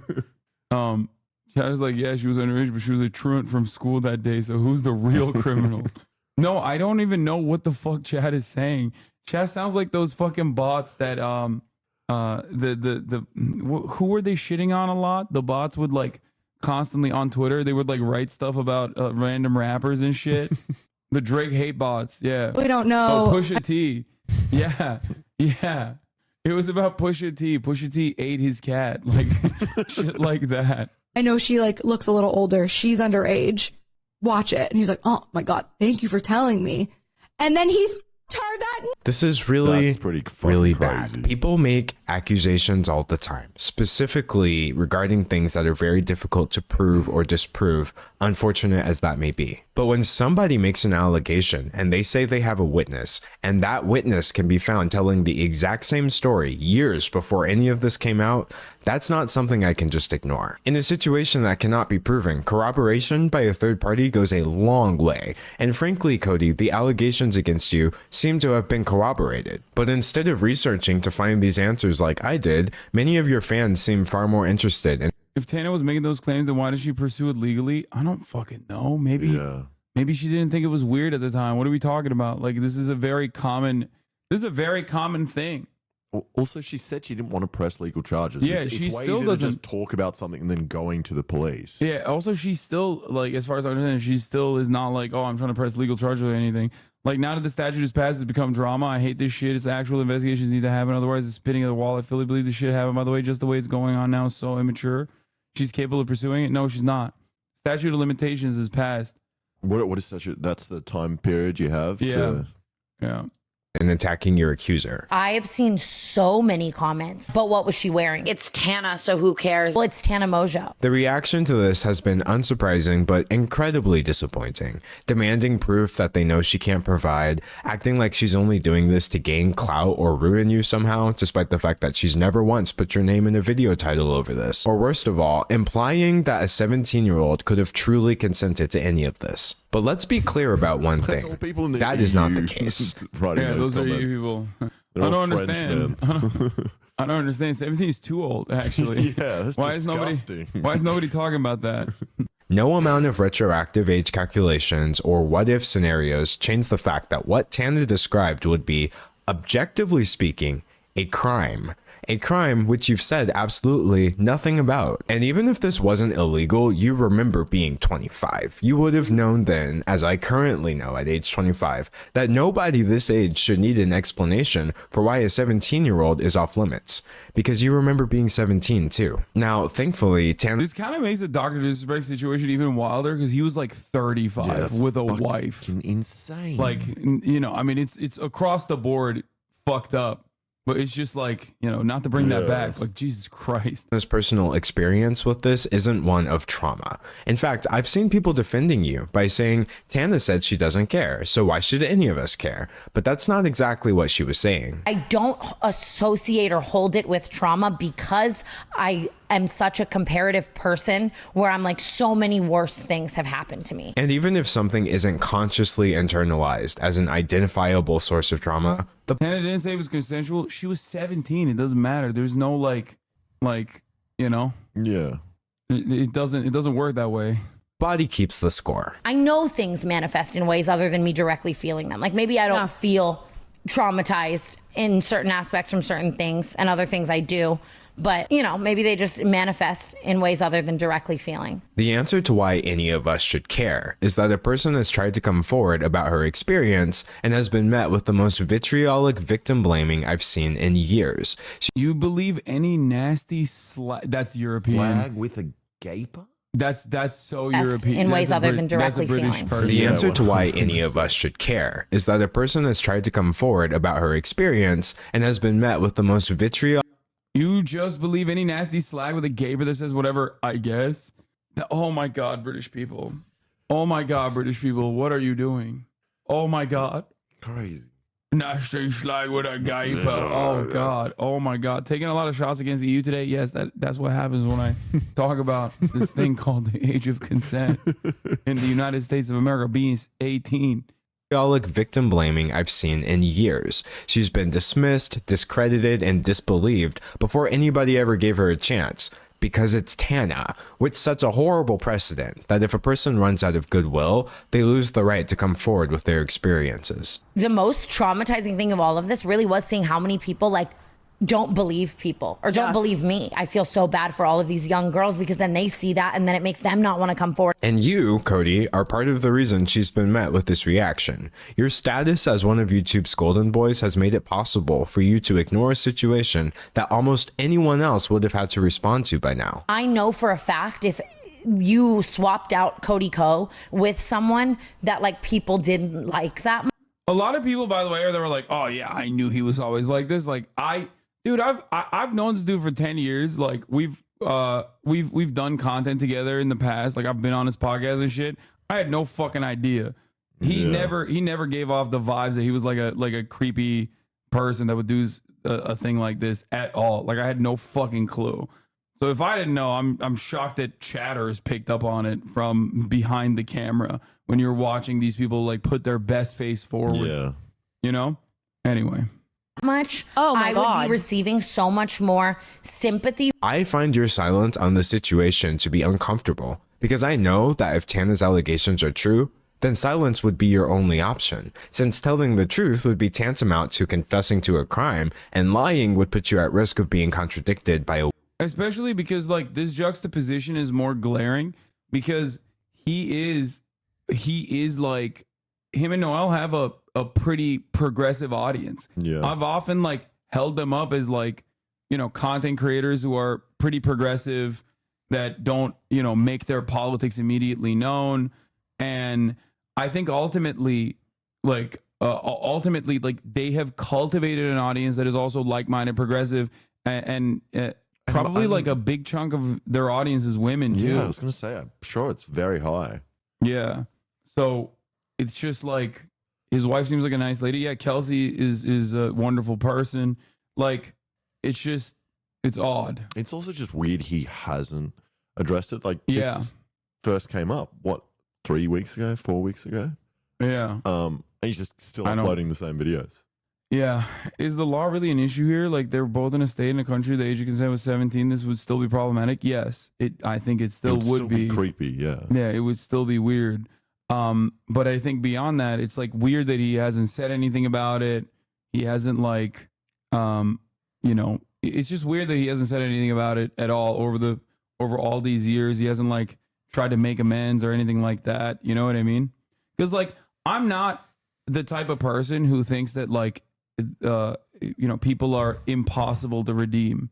Okay. I'm not. I don't think that there is a single person out there that is like, I'm always going to be a firm, committed believer in rehabilitative justice. But the first step in that process is admission or recognition of the wrongdoing and seeking out atonement. So like, if you don't do that, which he's not really doing, and like actively running away from this, then it is, you know, that's just ridiculous.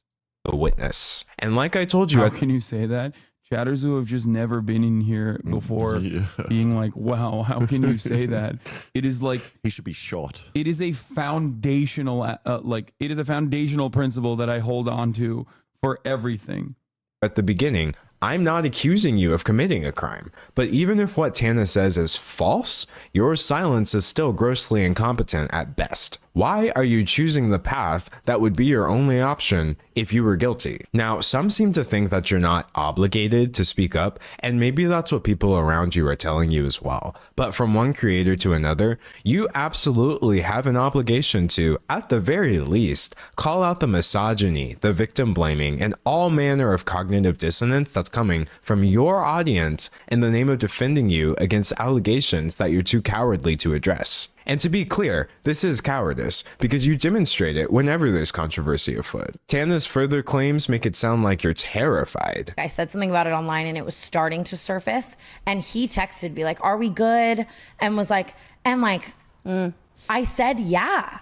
And like, he was like, my wedding's coming up. You do have a history of making bad choices when you're terrified of people finding things out, like your history of using slurs. 5, nigga 6, nigga 7, nigga 8, nigga 9, nigga. There's more clips than that, but the reason most people are blissfully unaware of them is Cody didn't even know the other lyrics. He just wanted to say the N-word. That clip is so far back, lol. Bro, hit the record button for that. Yeah, dude, I feel like this is from an era, like obviously this is completely unacceptable, but this is from an era where like they'd beat your ass if you were a white dude who didn't say the N-word. Yeah. You know what I mean? Like we're talking like 2010. Well, it was like in my school, no one said the N-word in 2010, not because we weren't allowed to say it, but we just didn't know what the word was. It wasn't even a thing in Australian culture yet. You're Australian, it's different. So you guys have a separate one. That was 2014, I believe. Yeah, that's what I mean. That's like, Yeah, in order to get a YouTube button, you got to say it. Yeah. It's so true. It's like, dude, and I mean every YouTuber, every white YouTuber, Viner, whatever the fuck, from the era, from like, you know, up until like 2016, I would say, and some even after, have had that moment. You know what I mean? It's because you posted your vague apology not on Twitter, not on YouTube, but on Patreon, despite acknowledging in your apology that the clips were surfacing on Twitter. This is one of many examples. Hey, y'all. Some old vines where I say some really insensitive things have been surfacing on Twitter. They were really ignorant videos, and I wish I never made them. Last thing I want is for someone to feel alienated because of something stupid I said. It was a mistake, and I'm sorry I let you down, Cody. Acknowledging in your apology that the clips were surfacing on Twitter. Bro, his apology got 288 likes, dude. Ain't nobody saw that. Ain't nobody saw that shit. Is the iDubbbz thing, right? His content cop on her, which he has rescinded, tried to take the route of either all words are okay or none of them are okay. No, I don't think that's what Cody was doing. No. But I do think that, he paywalled the apology is crazy. Yeah, that's hilarious. Like, the thing is, I mean, this is self-preservation. Like, doing this is self-preservation to be like, oh, I'm still doing the right thing, guys. Like, look at me. Obviously, the other side of this is like when you are not interested in self-preservation and truly trying to make things right, like iDubbbz did, people still go after you so hard. Now, obviously, Cody himself never like took it to the iDubbbz route, with the exception of this Tana stuff that's now coming out. So I think even at that time, if he just like came out and was like, yo, this is what I did, I'm so sorry, it's like being resurfaced, it was so stupid or whatever, it probably would, like, I think his fan base would not have been like, that's really fucked up, you know? But let's continue. Twitter. This is one of many examples of your poor handling of controversy. Not many people know that you've already lost fans over an eerily similar topic. You used to frequently feature and promote your college friend Colby Leachman in your videos, until it came out that during your school days, Leachman's university put him on probation for, as a United States District Judge would later put it, the non-consensual videotaping of a sex act with another student, showing the video to other people, lying to the police about the video, and behaving horribly to that individual and at least one other woman. To make matters worse, the woman in the video also alleged that Leachman drugged her before the recording and that she hadn't actually consented to anything at all. You had this man in your videos. You were telling us to follow him on Instagram, and at some point you did wise up, so he's no longer part of your content, but he still seems like he's very much a part of your friend group. From the continued hangout since then to inviting him to your wedding just last year, people are under the impression that you're best friends with someone who, at best, committed an illegal sex act and at worst is an alleged rapist. And no matter how many times people rediscover this information over the years, you refuse to say anything at all. You could clarify this, but you won't. But now, bro, what is this dude got you in a spell? What the fuck? What's happening? Like, I don't understand. Like, obviously, you shouldn't be friends with a rapist. You should remove that man from your life. But why is he still posting photos with him as well? He doesn't care about it at all. Nah, dude, I ride for this motherfucker. Yeah. You don't understand me, okay? You don't understand me, dude. This is my guy. What the fuck? He just doesn't care. What the fuck? Bro, that is like, oh my God. Okay, I thought like... He was the best man. Like, I didn't realize it was getting worse than where it had gone. That's crazy.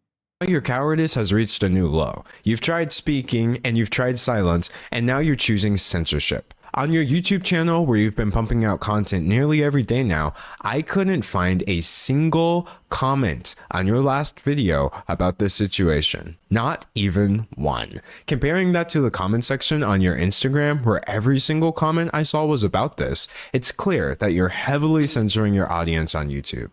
But surely you must have realized the limits by now, since people have just transferred the conversation over to your wife's channel. The fact that her comment section is overrun due to your decision to stay silent about this should be all the proof you need that that decision was wrong. At this point, your silence and censorship are a response with disturbing implications. The only thing that I've seen this hidden portion of your audience asking for is the truth. So why aren't you telling it? And your silence... All of this stuff is from a long ago. Couldn't you have said he's changed? I'm not talking about it. It's weird as fuck, though. I mean, dude, once again, the point of contention, that would be something that people are ruthless about regardless, okay? But there is no reason to change if you are never really held accountable. You know what I mean? Like a lot of people will, by the way, a lot of people will not ever look at you the same way. A lot of people will never look at you the same way after that. They'll be like, oh yeah, you're done. You're done. Okay?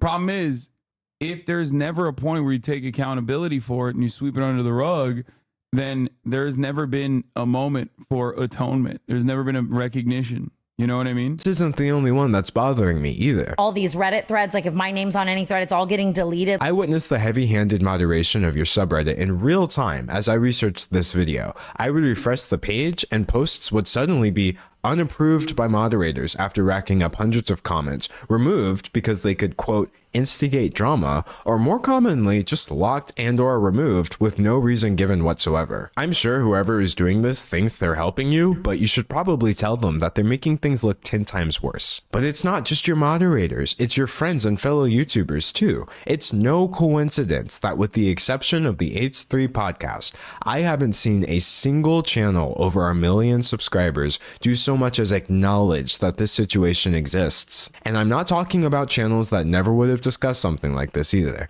I mean the same channels that were rightfully calling out people like Dr. Oh my God, that's why everybody was coming in here being like, you talked about Dr. Disrespect, why didn't you talk about Cody Co? That's why you motherfuckers are so dumb in this community. I swear to God, dude. Oh my God, bro. Disrespect for text. I don't think he's taking shots at me, brother. I think he's taking shots at, like, you know, channels that regularly cover things like this and things like this only. Okay? Also, a minor, which are the same channels that are... Yeah, I know. Keep that same energy. Why in the ever-loving fuck would I not keep the same energy? Yeah. Now completely ignoring a scenario with an even bigger creator being accused of doing something much worse. You can't say it's because the allegations are unconfirmed, because the channels that I'm talking about discuss rumors all the time. And this video is all the proof you need that there's still plenty to discuss even without making definitive statements. The general public may not know about the situation, but I promise you anyone who's online enough to run a YouTube channel does. The amount of people in this industry who like want to protect him. Yeah, I was gonna say, I think he probably means like the largest channel that he would be calling out in a situation like this would be like, you know, Charlie, who I think has covered it after this video. Yeah, all the clear drama channels. Yeah, all the channels that like regularly do commentary on like YouTube stuff, influencer culture, things like that. You know, I don't think he means like, why isn't the channel that has been predisposed with covering the ongoing act of genocide in fucking Gaza for the past 9 months taking a sidestep here like he did with Dr. Disrespect, who I obviously had personal involvement with not only him, but all the other people around him. And also beyond that was, you know, was a massive content creator in my space. Cody Co, on the other hand, is a YouTuber with a massive normie. You better believe that they contextualize them in a way that you need to address. And you still have every right to address this, even now. If you have a side of the story that we're missing, then tell it. If I have my facts wrong, say something. Nobody should ever be denied the right to tell the truth, no matter what. I'm sure we can all agree that everyone should have the right to speak their truth, but that's exactly why I couldn't just sit here and watch the whole world tell Tana that it doesn't apply to her. Regardless of the truth of the situation, I'm just so disappointed either way. When did you first hear stuff about this, not blaming you for not talking about this D'Angelo Wallace video and the subsequent like people coming to me and being like, dude, I can't believe you haven't covered Cody Co. I feel like I heard about it like 3 weeks ago, but I make fucking guns on shoes. I was going to be like, I did a thing video about Cody Co. It's like fucked up. That is all. Goodbye, Cody. Well, wonder if he's going to respond. I don't know, but like I said, it's a weird situation, only made additionally weird by the fact that he's like he has garnered a massive progressive audience. Like he has a very progressive audience overall. He has an audience that has like a lot of women in it specifically, and the reason why he has that audience is because like the way he has presented himself overall and I never really thought that he was anything different than this either. I'll be perfectly honest with you. Is a relatively progressive guy. Like, you know, he makes fun of he makes fun of misogynists and the like. I need you to look. JD Vance has really pretty eyes. This is so important. You need to flick the bean and then come back. Okay. Jerk off before you post. That's crazy. You're in a deep place. You're in a dark place right now, Alpha Josie. Okay, go. Get out of here. Go flick the bean. Okay. He's giving you permission. Go. Yeah, do it. Do it right now. Come back after. Okay. You need to, you're on, you got the prenup mindset. You need to have post-nut clarity. Please. And you might need Jesus actually as well. Oh my God. Oh my God. Anyway. D'Angelo's video is really great. I'm glad it caused a larger call out so people can be aware of the situation. Yeah, I think he did a very good job showcasing all of the evidence. Yeah, I mean, I don't know what else to say. Yeah. How do you think Kelsey feels? I don't fucking know, dude. Come on. It's probably shitty. Yeah. Like, how would you feel? She feels great. Yeah. Probably like, this is awesome. Sick. You're on the news again, Cody. This is my husband who I have a child with. This is sick. Super cool. I mean, anyway. at least it's good to know that his podcast name is accurate, you know, out of all that. Oh my God. Tiny Meat Gang. Yeah. Damn. It wasn't lying. And Damn. that means what she said was true, you know? It confirms all of it. They got married shortly after the news came out. Dude, I fucking doubt that he was like timing it. That's crazy. Gotta lock this one up after this. Yeah, that's wild. I don't think that's like that. Well, I'm gonna go get drunk with Ludwig now. All right. Have fun. Good luck. I hope I don't wake you up. It's fine. Bye-bye, everybody. All right. I'm a Guatemalan and I want reparations from the U.S. for slaughtering my people. I'm on board. I'm on board with that. Okay. We're going full Republican conspiracy like the shooting. Yeah. Kaya, place. I don't know why this person is making fun of me. This is like when 12-year-old white kids wore butterfly bandages on their cheeks to imitate Nelly. Look, words are violence. As Ben Shapiro said this past week, words are violence. And sometimes you guys send stuff like this to me and it hurts my feelings. You might not have intended for this to hurt my feelings, but it did. Okay? And quite frankly, I don't like it. I don't like it at all. I did that, the Nelly Band-Aid thing. And it's fucked up that you're making fun of me because I think I looked very cool. For the brief moments that I wore it until people in Turkey were like, what do you have, a zit on your face? What the fuck are you hiding? And then I stopped wearing it like 3 minutes into the school day. Biden said what? No, I'm serious. Go figure. From a guy who spread the birthism lie against Barack Obama, saying he wasn't born in America and he wasn't a U.S. citizen. Of course, here's what he thinks of black jobs. I love his phrase, black jobs. It tells a lot about the man and about his character. Folks, I know what a black job is. It's the Vice President of the United States. Why not president? You were the vice president to a black man. That's right. Black people should know their place where they belong. Behind a white man. And not the other way around. What a black job is. The first black president in American history, Barack Obama. Thank God. Another clip for Hasan out of context. Wait, what? What do you mean? We watched the context. Why can't Biden just go back to being VP for Harris? I agree. Swap the ticket. Swap the ticket. Be like, listen, I know what a white job is. It's called being vice president to a black man or a woman. Structure so they can fucking not be limited by rent control restrictions. You're crazy. Yep, in a city of 22 million. I mean, 80,000 units is not something to fucking cast aside like it's nothing. The fuck? 80,000 warehouse units specifically because of rent control. Anyway, my apartment in New York City is rent controlled and I'm living here forever now. Yeah.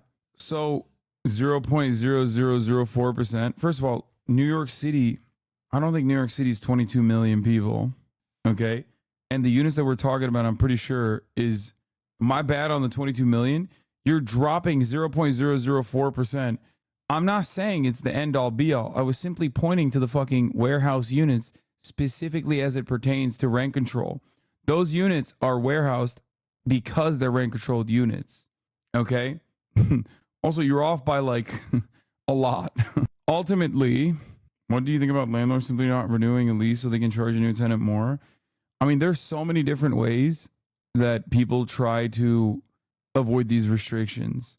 And the solution to that is just simply punitive measures. People always talk about like, oh, well, you don't understand. You know, landlords will do this, landlords will do that. Okay, punish them. You know what I mean? It's always the same principle. It's like, oh, we can't raise taxes on the wealthy. They'll take their assets away. Okay, then they're mine. The assets now belong to the American people. They belong to the American government. If they take their assets away and they move their company overseas, okay, well, you can't enter the American marketplace now. What's up? Have fun.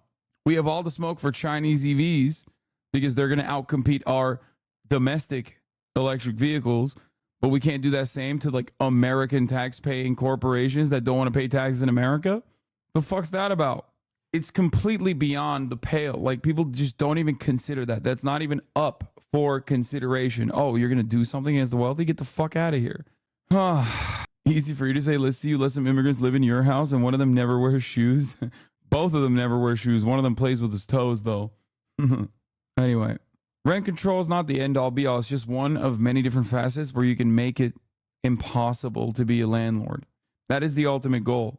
The ultimate goal is supposed to always be... The ultimate goal is supposed to always be the decommodification of housing. Because housing is not for profit. Housing is shelter. Rent control is simply a start. Additional taxes on multiple property owners is another good way to go about it.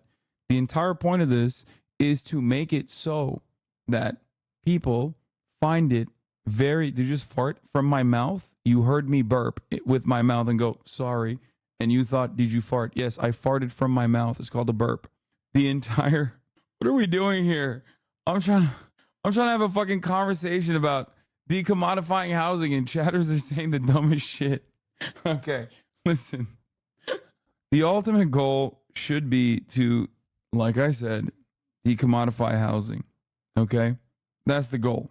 It is to make it is to disincentivize people from maintaining ownership over properties, because in the United States of America, homeownership has always been associated with upwards social mobility.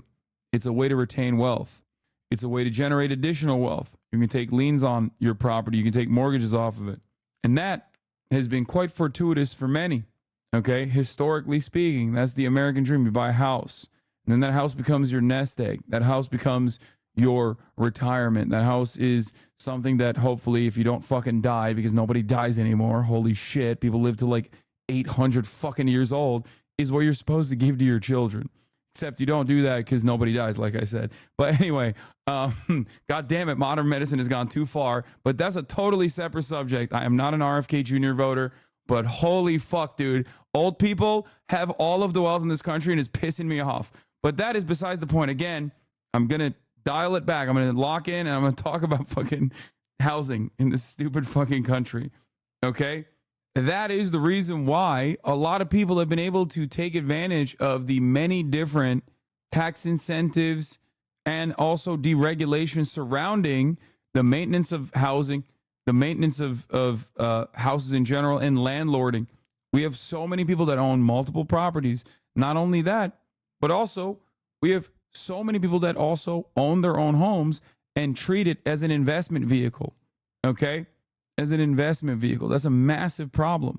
This is a problem that a lot of people don't even want to talk about because it's not a fun thing to talk about. California, 44% of homeowners in California own their own homes, right? Like, you have independent homeowners, 44%.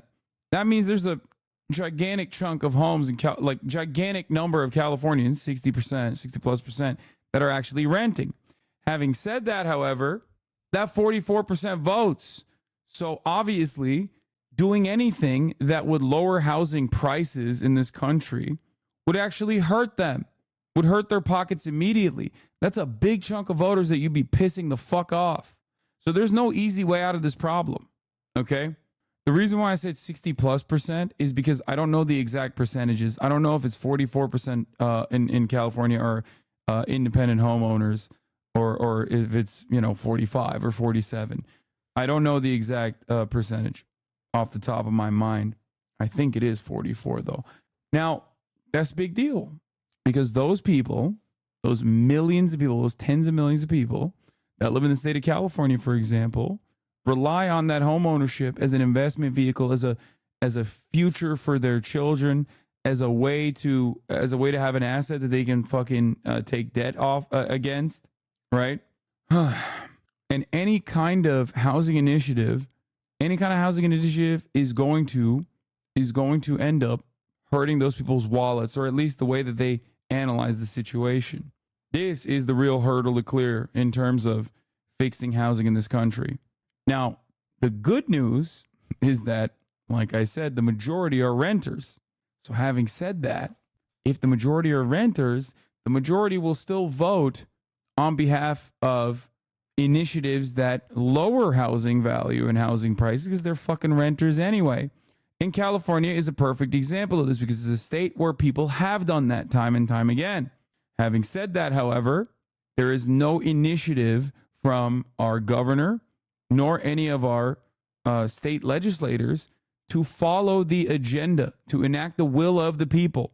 Californians will democratically vote for measures that are supposed to stabilize the housing market, stabilize prices, build additional housing, and yet no one in a position of power in the fucking state actually is interested in doing the right thing, doing the democratic thing. And that is because they're completely captured by those very same homeowners and, more importantly, lobbyists. Okay? That's it. Now, there are immediate things you can do. Banning short-term rentals is one good example. Just abolish Airbnb. Destroy it. Okay? Pick it and just cast it aside. Throw it into a million different pieces. That's a really easy way to just immediately open up a shit ton of fucking available housing. Okay? That's a good way to do it. And then start repurposing old vacant hotels and things of that nature to create permanent shelter, not just like temporary shelter, not a homeless shelter, but permanent residence for homeless people, creating a housing first homelessness policy. Okay? That's another good thing you can do. And then, last but not least, you have to create social housing, council housing in the UK, public housing in the United States of America. You have to make public housing. Public housing would readjust the market rate. It would be impossible to compete against. And from a capitalist framework, not a socialist framework, public housing would end up readjusting housing prices in every major city. Not a single part of this that I just mentioned is like a socialist. I'm not Kropotkin over here, okay? Simply stating that housing has to be, at the end of the day, it has to be decommodified. But if you can't do that, you can at the very least deflate the housing market by creating cheap, affordable, and sometimes free public housing, okay? That way you can have a little bit more money in your wallet at the top of the hour when the 3-minute ad break comes, because I'm self-interested in this as well. And you can avoid seeing those ads. Those are 3 minutes long. Nobody wants to see them. But maybe you don't have enough money in your pocket. You feel me? New Costco guys competitor made just for you. Here's the 3-minute ad break now, by the way.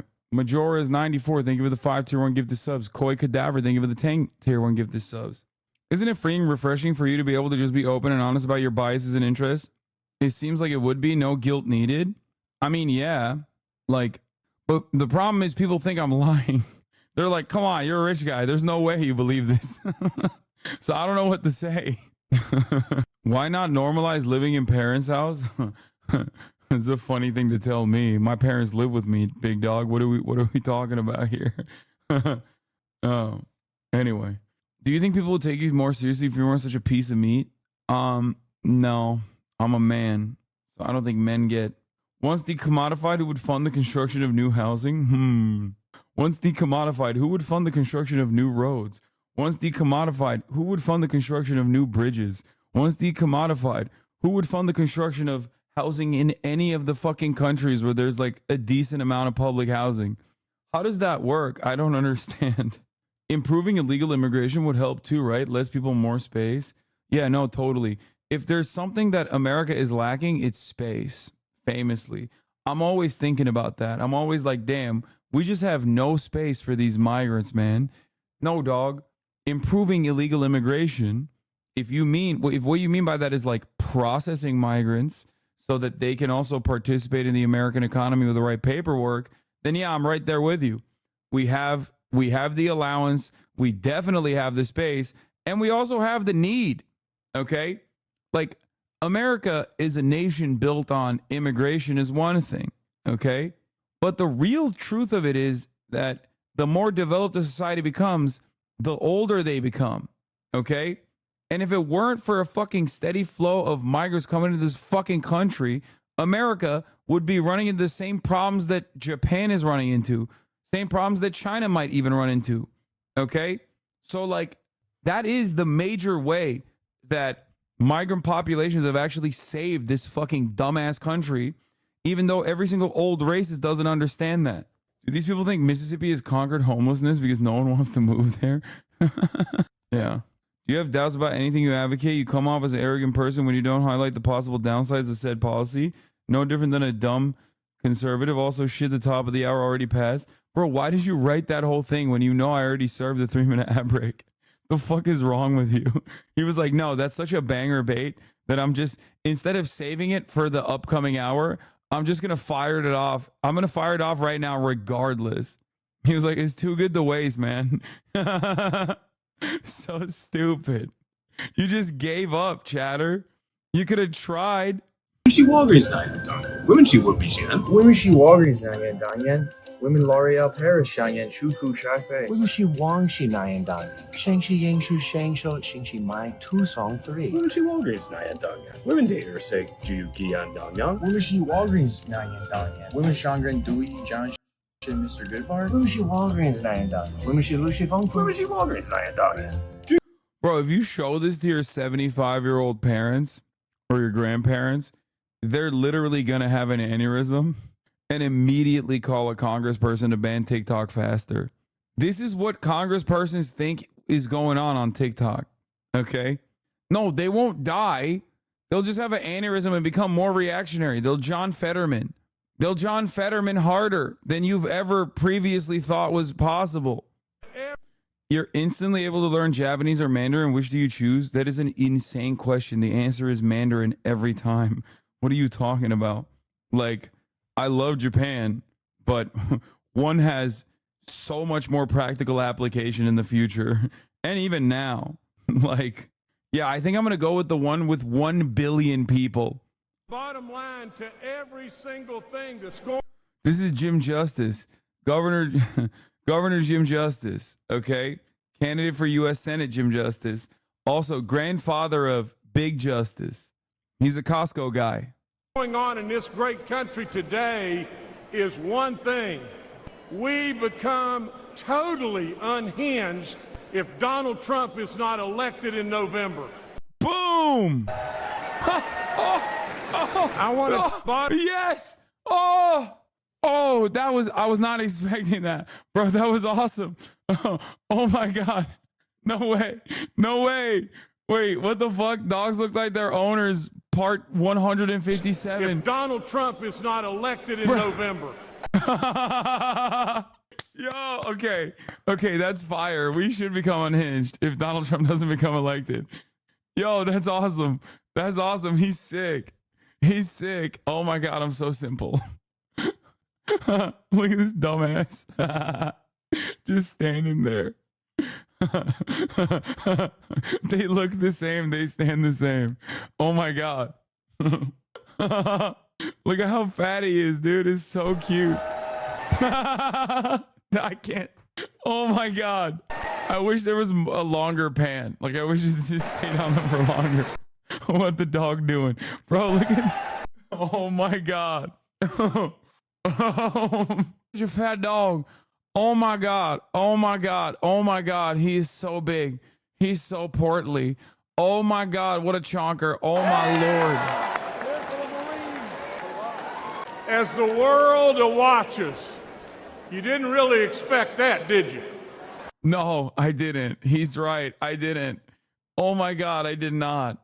Oh my God. This is awesome. This is so sick. Oh my God. Why? I have so many questions. Like, they literally look the same. Why did they look the same? God, we're such a sick country. We're so cool. You know, this guy and his dog sit on the couch and he's like, treat for you, treat for me. Yes. Yes. Oh no, dude, that's a beautiful dog, man. That's a happy dog. That's a healthy dog.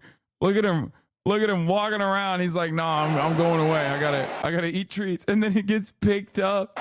She gets picked up and is like, oh, I don't like it. Why you pick me up? I was going away. I was running away. He's so fat. I mean, she's so fat. She's so fucking fat. Oh, I love that. Oh my God, she's so fucking fat. Oh, it's perfect. It's fucking perfect. Oh my God. Oh, put me down. Put me down. All right, never mind. Mission failed. Fat shaming a female? I call her fat all the time. Are you kidding me? That's the number one thing I call Kaya. And Kaya's not even fat, by the way. Like, Kaya's just fluffy. But I call her fat all the time because she's so big. She has like a lot of fat boy mannerisms. You look identical to your dog just like him, really? As the world watches. You didn't really expect that, did you? Dude, he knows. He knows he's got swag.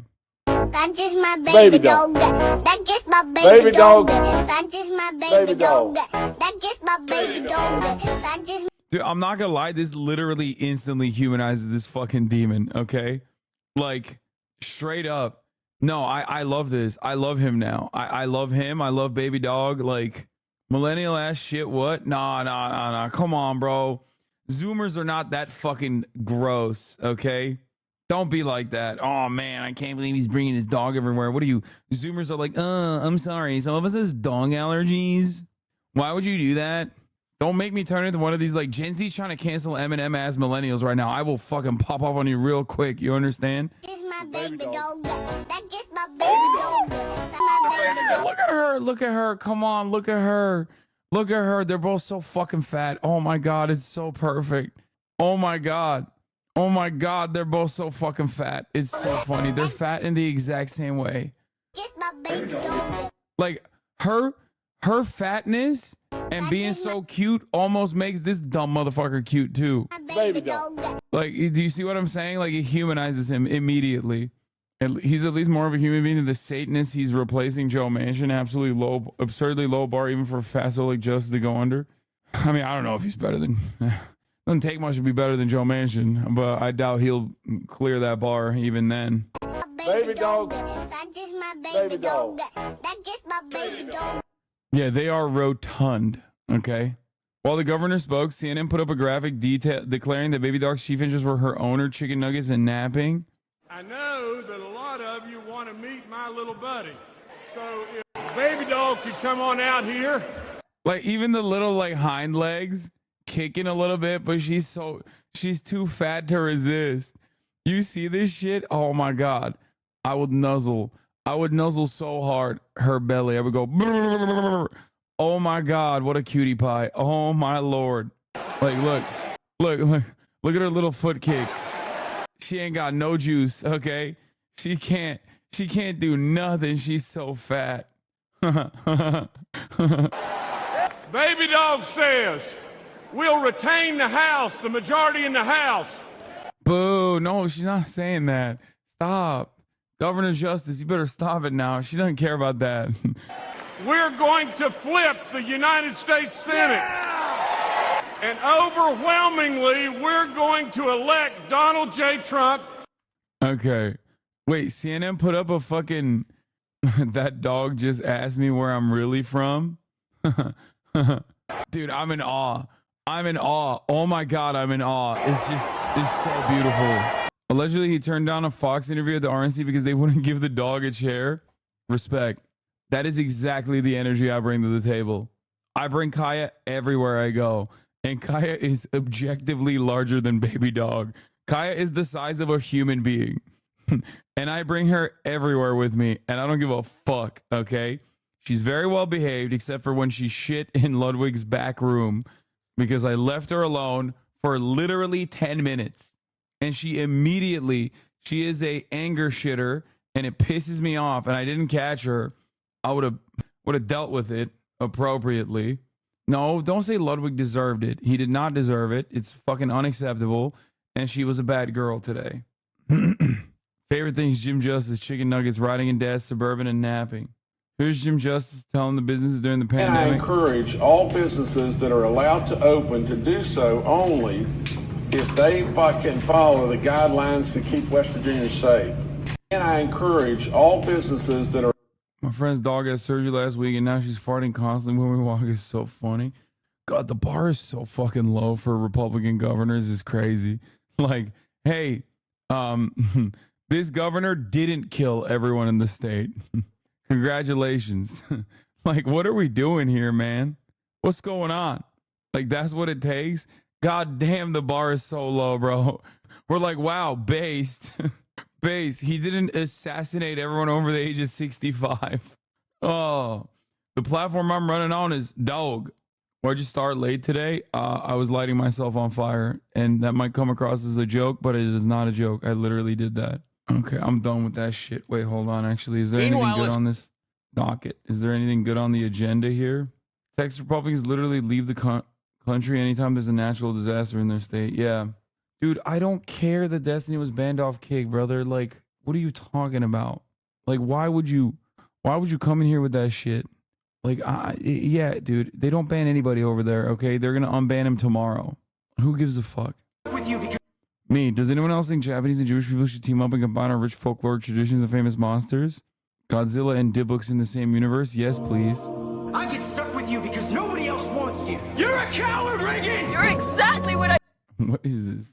We talked about the Trump assassination. Oh, this was a Euros. Man puts his life savings on England to win the Euros. Yeah! I've lost everything! I've got nothing left! It's about our life savings. Yeah!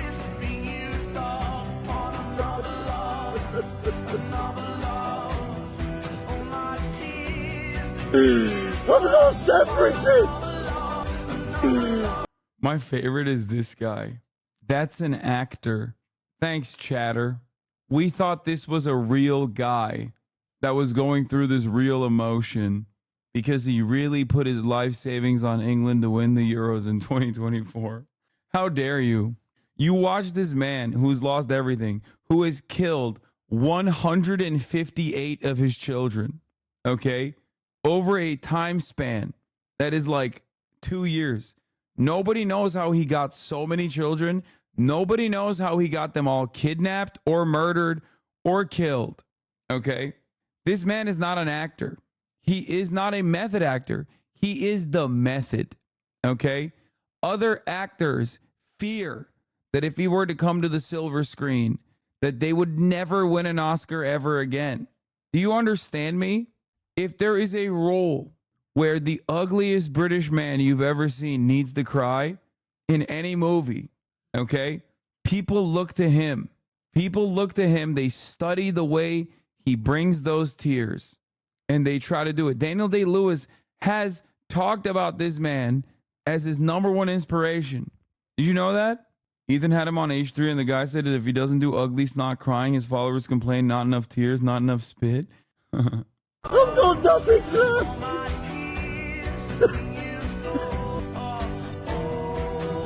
I love the slow-mo. Charlie Chaplin was playing against plumbers and firefighters. He couldn't compete in this area of acting. I know. Things have gotten so much harder in the acting arena. A lot of people keep trying to say Charlie Chaplin's the GOAT. He's the GOAT. They try to say, oh, it was more physical back then. Okay? It was more physical back then. You could actually foul someone. You know what I mean? Nowadays, like, all the actors are sissies. Okay? Guess what, dude? Ain't nobody touching the GOAT. Do you understand? Charlie Chaplin, if he was around, when this guy was around, there would be nothing. Yeah, Charlie Chaplin's got Mickey Mouse rings. Hey, babe. It's not coming out. Listen. I've got some bad news. I messed up big time. Wait, what? I've got some bad news. I messed up big time. I messed up big time. It's Keno. It's fucking Keno. It's Pete, lad. It's Pete. He's got the fucking lip quiver down here. Hey, babe. It's not coming home. It's not 30 years of hurt. George remains still gleaming. It's not coming home. Anyway. Yeah, it's not even 30. It's 60 years of hurt now. It's never stopped me dreaming. It's never stopped me dreaming. Fuck it out. Can we watch this? Following blatant racism on TikTok for Indian food? What? I need a discussion about Indian street food? Wait, what? No, I don't want to have this.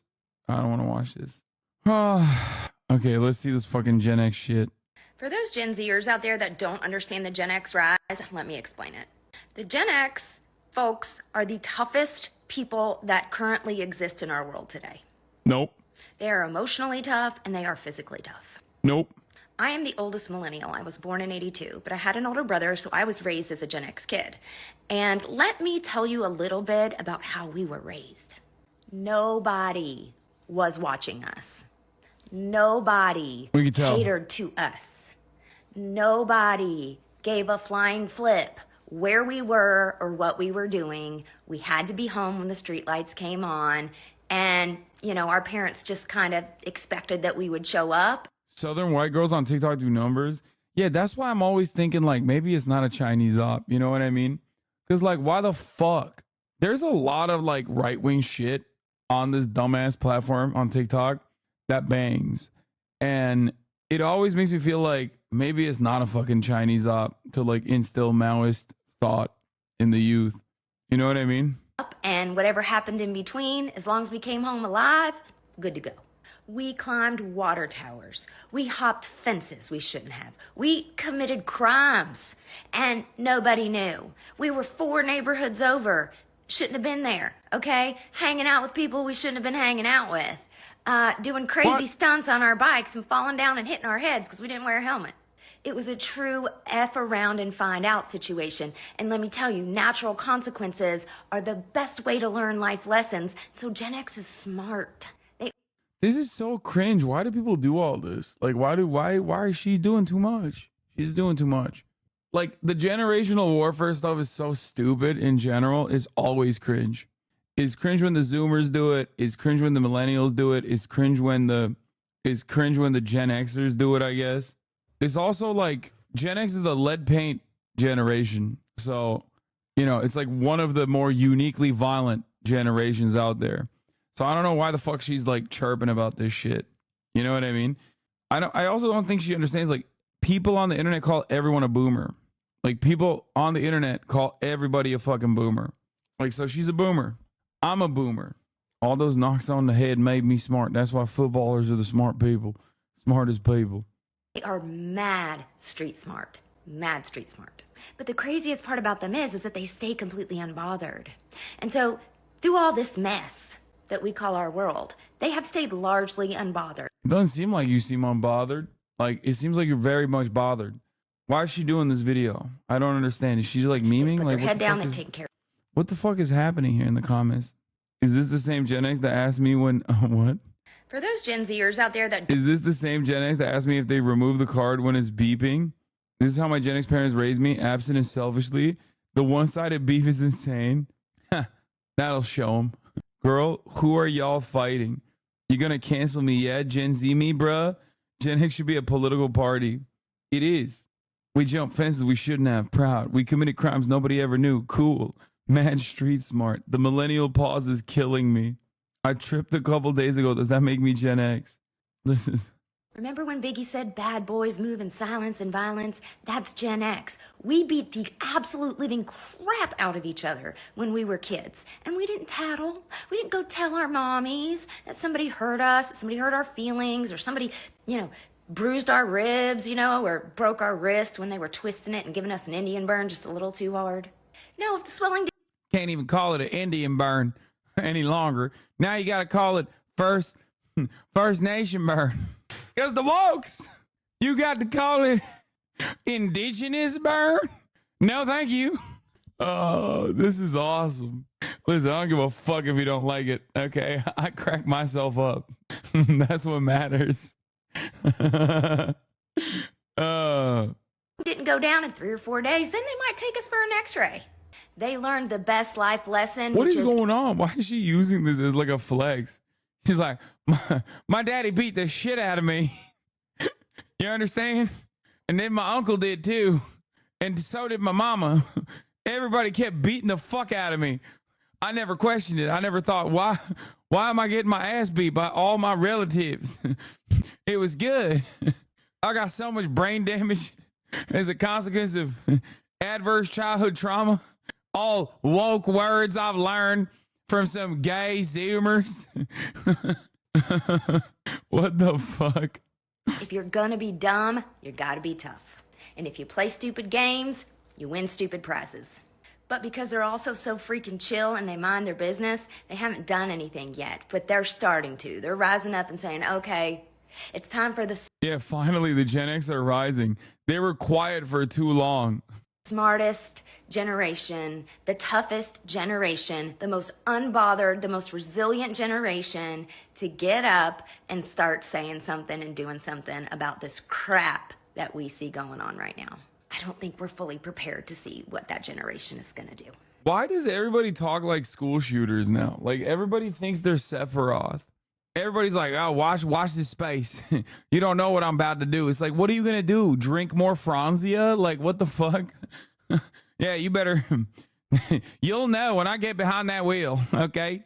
And I'm barred out and I'm sipping on wine from my, what is that cup that everybody has? All the white ladies have? What the fuck? What was it? What do they drink? My Stanley cup. Pucker up, buttercup. I'm coming for you. Okay? And a family of 4. You understand me? I'm driving on the highway. My damn way. You can't stop me. I'm unbothered. Don't act like you don't have 20 of them in your cupboard. Yes, you got me. I'm a secret Stanley admirer. Oh. For the fuckers expecting me to be stuck in the past, listen up. Life's not a fucking rerun. It's a series full of new episodes.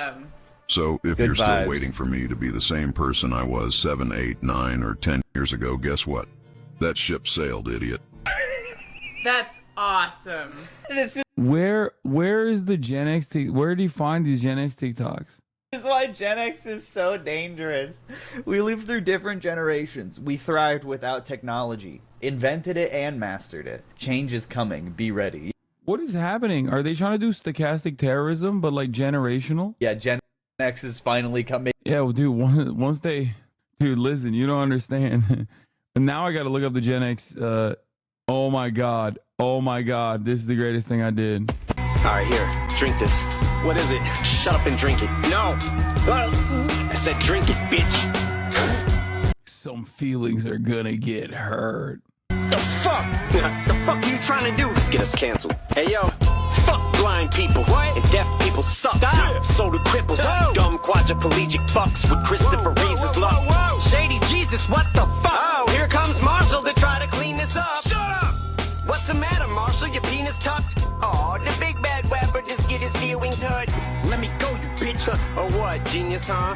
You gonna cancel me, yeah? Gen Z me, bruh? Little pussy, what's wrong? Thought you was dreaming, huh? I've never... This is the saddest thing I've seen so far. And I was there for the Trump rally. Okay? And this is the saddest thing I've seen this week. This is so... Dude, what is Eminem? What is happening? I think it should be illegal for Eminem to rap. Okay? I think they should put him behind bars. I think they should jail him, or at the very least, not allow him to be around any recording equipment. Okay? They need to make it so that it is illegal. Like, you know how like pedophiles can't be near schools? Like Eminem cannot be near a recording studio. Do you understand? I'm serious. This is so... Did I trigger you? Did I do that? Did I trigger you? Haha. Fuck crippled people. Like what? Okay. Like nobody cares about this shit except for these old people. What the fuck? Gen X rise. Gen X rise.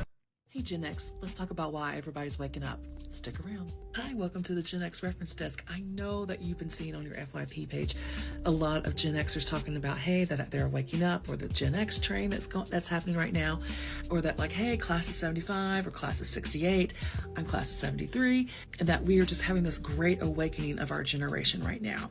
There was a theory put out by William Strauss and Neil Howe in 1991 in their book called Generations, which it's called the Strauss-Howe generational theory, which they talk about in American history from its founding all the way up into predicting into the. Bro, you can tell she has to speak quietly because the kids are sleeping. They're home from college and they're sleeping, so she can't be too loud. Don't poke a whole generation of sleeping bears. Gen X, we ride at dawn. The millennials gave us the green light. If your parents. What is going on? Like, what is happening? Are they gonna kill us? Like, what's the goal here? Like, what do they want to do? Don't say us like you're young. I mean, you're right. I'm old myself, but I don't know what the fuck's going on here. Parents have ever dropped you off at the city pool for 8 hours with $1.50 for the. Okay. Well, it's been a while. So here's another Gen X thought of the day. Do you remember when patience wasn't just a virtue? It was a necessity. Kind of like landline phones. Because back... Gen X, stop scrolling. What's the plan? The whole world is watching. Save this video so you can come back to it. The whole world is watching. Gen X, the whole world's watching. Gen X Free People's Plan. I want you to research the points that I'm talking about so that you know for yourself. I don't want you to take anybody's word for anything. I got some ideas. This is some shit my childless aunt who used to run a Facebook page for her dog would post. Oh my God. Oh my God. Bro, what the... Bro, you didn't have to execute your aunt like that. That's crazy. This is midlife crisis talk. Need your help on? We can vet it out right here, right now. You can vote on it in the comments. You can DM me, video... You ready? 5, 4, 3, 2, 1, go! Round 1. Bro, everyone in this video is like 800 years old now. And some are dead. 3, 2, 1, shot! Round 2. 5, 4, 3, 2. Wait, like, who messed with the Gen Xers? Like, why is everyone so angry? Like, did somebody do something that I wasn't even aware of? Like, who's they? And what did they do? Like, they just messed with the wrong generation, but like, I don't know who they is. I don't know how they messed with the wrong generation. Like, what just... Like, why is there content like this? Joining the Gen X train? We will rock you. Body on and on with your eyes, gonna make you some peace someday. You got mud on your face. Also, why is everybody writing how old they are in the comments? Like, is that like a thing? Is what I'm noticing that every one of these videos has like in the comments where people are from and like what year they were born. This right here, I feel like Gen X is the last generation that at least had like a decent amount of homeowners and business owners and shit. Everything past that is just like done. You know what I mean? And obviously they still had it worse than the boomers, but like they still had it better than the millennials. And I would say the millennials obviously had it better than the zoomers. So like, I feel like across the board, it's just devolving and getting worse. But like, who are they yelling at? Gen Xers, you guys need to get your asses together. Y'all ready for this? I have a problem with some Gen Xers. Okay, I'm in mineral, or however you say it. Oh, what? Mineral. Oh, okay. You guys are allowing your own children to be running around the street with your street light on. I don't get it. Like, she's just her, but older. Like, this is the same person. Like, she's dunking on this person, but like, she's basically the same person. She's the different generation version of this. It's like I'm watching a time traveler dunking on themselves. Like, what the fuck? This is where the generational dispute is coming from? Why they both look like JoJo Siwa? Dear, your video is perfect for promoting our products. We'd love to work with you. Can you please check your private messages? What are they selling?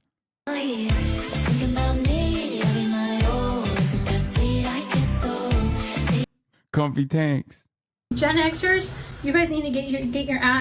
But they know where the other half is. A win is a win. They were raised with the kids playing out in the street, and they won't let their kids go in the house because they believe that kids should be outside all damn day with the water hose on. I got nothing. Stop talking a whole lot of smack about our minerals and Gen Zs. The way Gen X. What? Gen Zs. Bro, this is like seeing an older relative drunk at a wedding, okay? It's some shit you're not supposed to see past a certain age. You know what I mean? It's just like, what are you doing? You're like 60 years old. Why are you doing that? You should never be doing that face. You know what I mean? It's just like, it feels weird. There's like that's just not a thing that you're supposed to do past a certain point. The way Gen Xers freaking work, they bitch and complain. We're tired. We're tired. We're tired. We're tired. For the generation you Gen Xers first started. You guys were the ones that started the generation. You guys started the curse. Gen Xers don't want to do shit. I just don't understand like who this weirdo is. I just don't. I want more from her though. I want more from her. Damn, she got 100,000 followers. Jen is popping off. This is 1 million views, bro. Whoa Vicky. Don't sleep on the ones with the filters. Or what, genius, huh? You gonna cancel me, yeah? Gen Z me, bruh. Little pussy, what's wrong? Thought you. Oh no. Oh hell no, bro. That's not. You need to see this cringy ass shit. 16 in your head, they're still fighting. Today is my 45th birthday, and I wasn't even feeling that old until I saw this damn video. And Hey Gen X, let's talk. Is Gen X okay? No, seriously, are you guys okay? What kind of stupid fucking question is that? We're fine. It's 2023. This shit is a cakewalk. We got like 900 TV channels and Prozac. Our kids are grown or almost grown, and our parents are either dead or too old to threaten to kill us every day.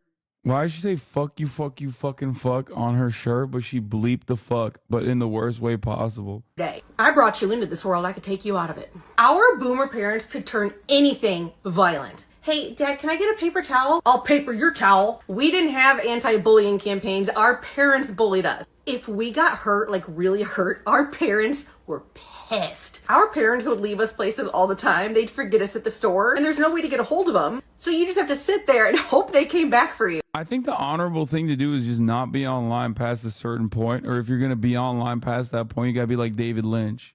Like, just do your own thing, you know what I mean? Just weirdly, consistently post the same thing all the time, and then people like find it. You don't even promote it. People just like kind of find it, and they go, oh, that's cool. Why does he do that? You know what I mean? That's it. Like, beyond a certain point, you're just, this is not your territory. It's not your space. Okay? I really, look, I'm getting up there. I'm getting up there. I'm 32 years old. I'm about to be 33 next week. And I hope to God, okay, I hope that I do not become this fucking person. Imagine these types of videos, but Sam Cedar's doing them. Yeah, that's the beauty of Sam Cedar. Like, he does his own thing. He's online in the sense that, like, his job is literally online. And yet, like, he doesn't do this cringy shit. Like, absolutely zero people are going to look at Sam Cedar and be like, wow, what, how cringe. Like, he's just himself. You're so young, dude. You're just an influencer. I know. I feel like I'm fucking dying, though. When I'm being 33 on Twitch. I mean, look, you want to know how old I am? Let's look at the top channels on Twitch right now. Okay? No! Wait, not like that! Oh! Not like that! Oh, they trying to escape! They trying to escape! You see that?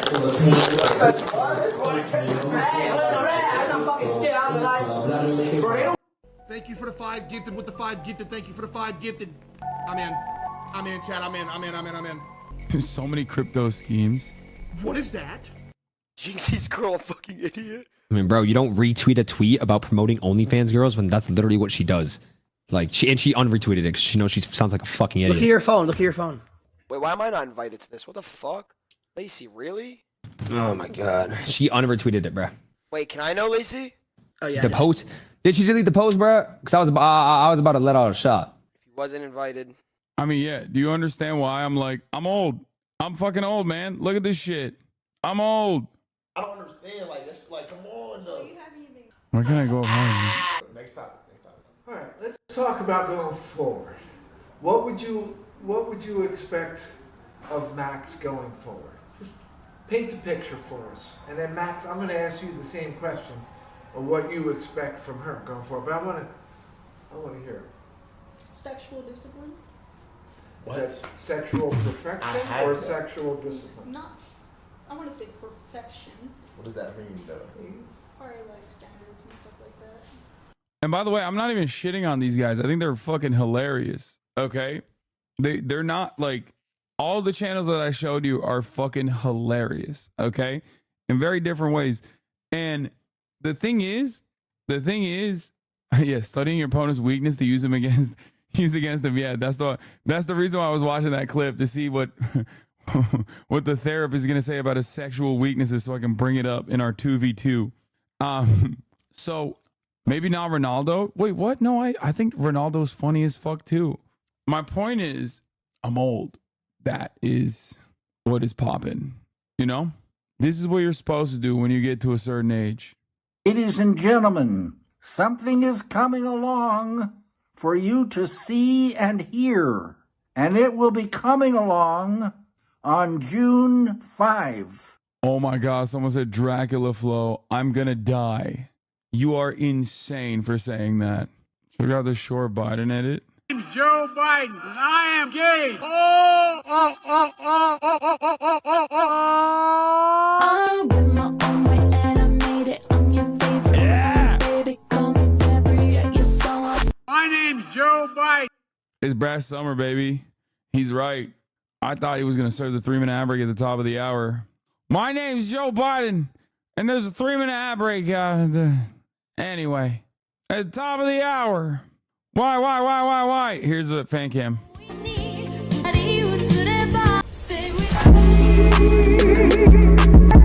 New Emma fan cam just dropped. Last time you enjoyed live was Japan. That's not true. I've been having a great time lately. Y'all are wrong about that. Where did Japan-san go, man? So much more happy. The world is shit. We need another Japan stream to fix the vibes. I think you guys are wrong. What do you mean? You literally lit yourself on fire? It was fucking awesome. I loved lighting myself on fire. I was happy at Disney. I think you guys don't understand. I'm just happy when I'm doing IRL streams, partially because like I don't have to read the chat, and like I thrive outside, like, you know, doing normal shit. Anyway, ladies and gentlemen, we're back. Elden Lord is back. Speaking of thriving, let me just get right into it and fuck my day up. You know what I mean? Wait, what the fuck?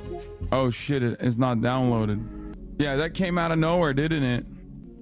It's fine, you can still play offline. No, I'm gonna wait for the update. So I have not played the DLC in quite some time. I have been exclusively playing the main game on my Steam Deck. I'm gonna be a bit rusty. I've only been playing the main game on the Steam Deck, and like, given that I've been playing the main game on the Steam Deck, like my level is much lower, and the items that I've been using are much different. So the combat style is gonna be much different. It's not the same build. I've been using Bloodhound Fang on the main game, and I'm like around level 55 or whatever.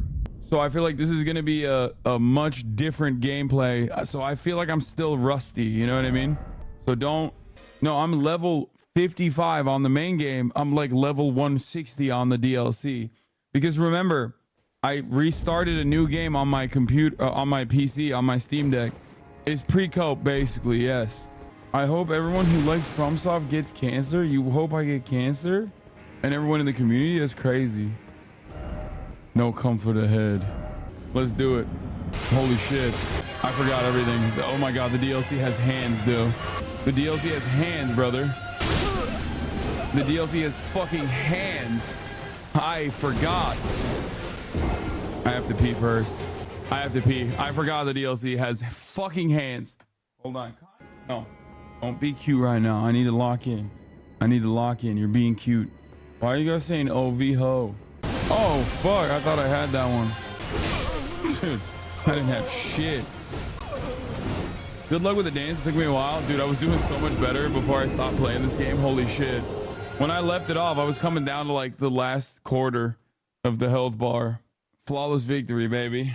For her. How many fragments? How do you see that? Is that on your status? I still don't know. I am level 150. I don't have enough golden seeds. I have Scaramucci blessings. I'm like level 5, I think. Yeah. 4 on Revered Spirit Ash blessings. 5 on the Scaramucci blessings. No, no, no. Fuck. I'm so bad. I can't do this. I can't. I'm so bad. I need to like lock in, Hasan. Lock into what, dude? She's fucking locked my ass down. I am so bad. I am playing this entire time. I've been playing for the past 3-4 weeks. The past 3 weeks at this point. I've been playing an entirely different game. An entirely different game. I just ate that. Like, look at that. Oh! No! No! See? I'm backstabbing the wrong thing! I'm backstabbing the wrong thing! I don't know how to do the backstab. I shouldn't have done a backstab. Use the Ash to guarantee a dodge or heavy attack for a massive bleed up. Get a few basic attacks in first. You're absolutely correct on that, chatter who said those things. You are right. Whenever you go below health bar the second time you never heal, it's because you're right. And it's because some Elden Ring bosses are punish bosses. Some Elden Ring bosses are wait for the swing and then exploit bosses. This is a punish boss. Okay? So swinging wildly in many respects is not the worst thing to do here. No, no. Back up, back up. Oh, yes. What? No. That was good, though. That was good. She's Latina. Rihanna. I know. My Latina queen. I would switch to Physic. One hit does no damage tier and switch to an all resistance tier if you have it. I don't have it.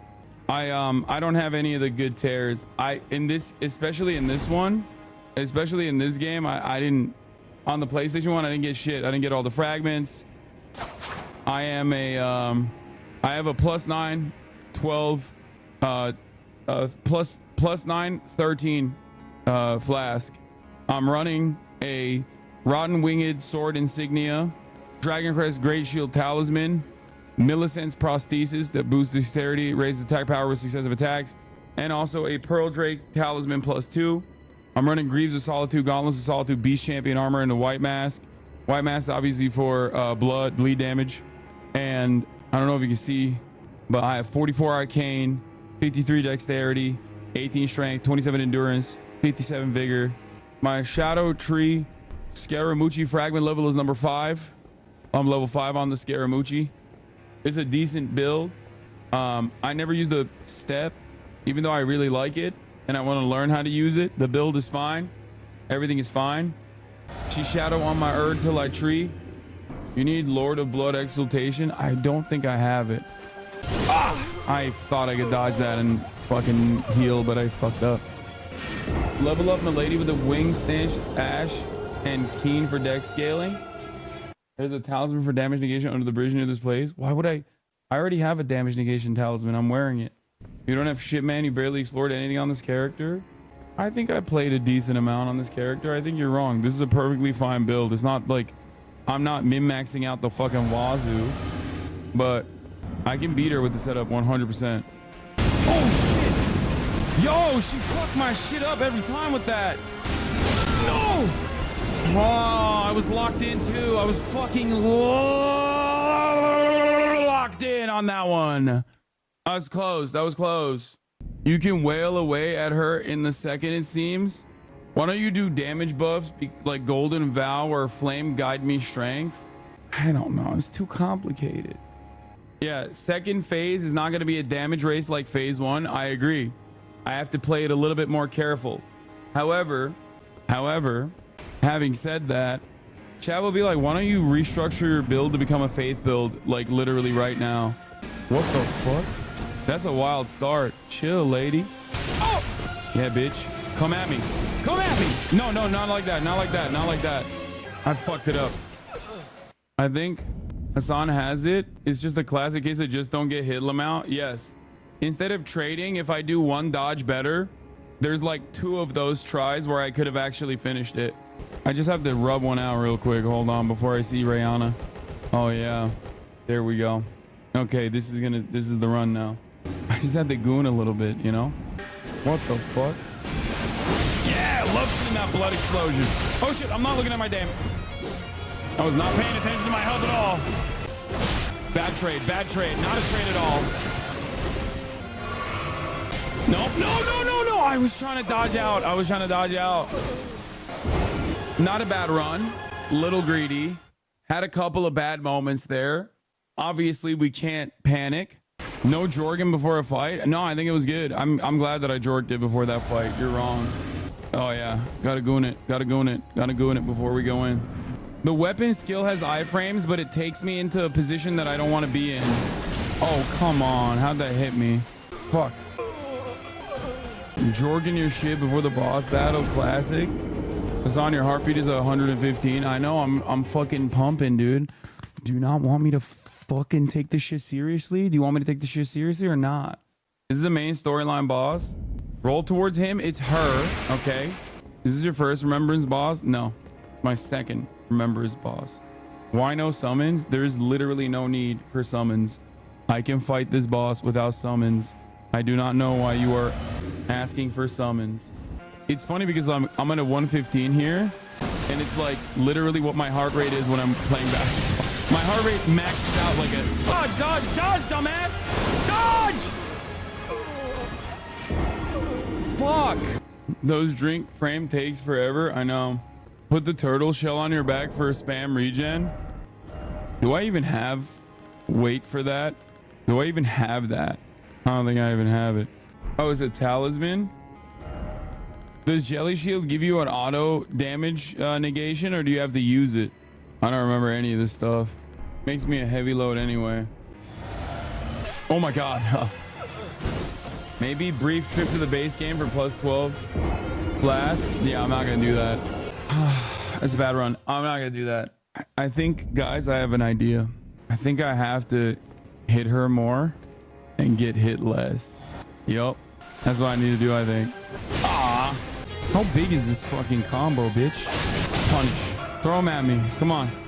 Not a thing to me. Be for real right now.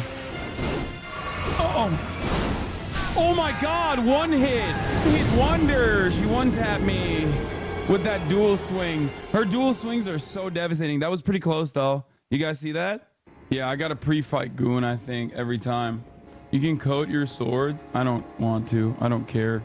I literally, chat, I'm telling you right now, I don't need to change a damn thing, okay? It's gonna take a while and it might be annoying for you to watch, but I don't believe that I need to change a damn thing. Oh, fuck. Oh, God, I ate both of those double swings. It's the worst thing. Fuck me. Bring it. Bring it on. Bring it on. No! Oh, fuck the double swing. It's not going to take very long. You got this in the bag. I agree. I keep forgetting to goon before the fight, though. Got to empty out the sack. Oh, God. Okay. We did it. We empty out the sack. Eat the flask. It lowers equip load. Yes, people don't know that. That's an actual From Software trick. Oh my god, the first one is so stupid. Fuck. Oh, what the fuck? That was annoying. Come on, bitch, get at me. She hits so fucking hard at this stage. It's crazy. How hard she hits is crazy at this stage. Dude. Oh, what the fuck? Dude, what the fuck? Oh, I'm out of juice. I didn't even realize. I was just trying to flash. Oh no. That's why I'm like, what is happening? If she hits with a fire blade when you're out of the water in the center is extra damage. If she hits with a fire blade when you're out of the water in the center. I also heard that it's like, at least you used all of your heals. Does Biden win the debate if he pre-gooned? Yes. Don't jump attack. You can see her hitbox reaches you as you land her attacks. That's so funny. Half the chat is like, dude, you got to jump attack. You're so dumb. And then the other half is like, dude, don't jump attack. Which is it, chat?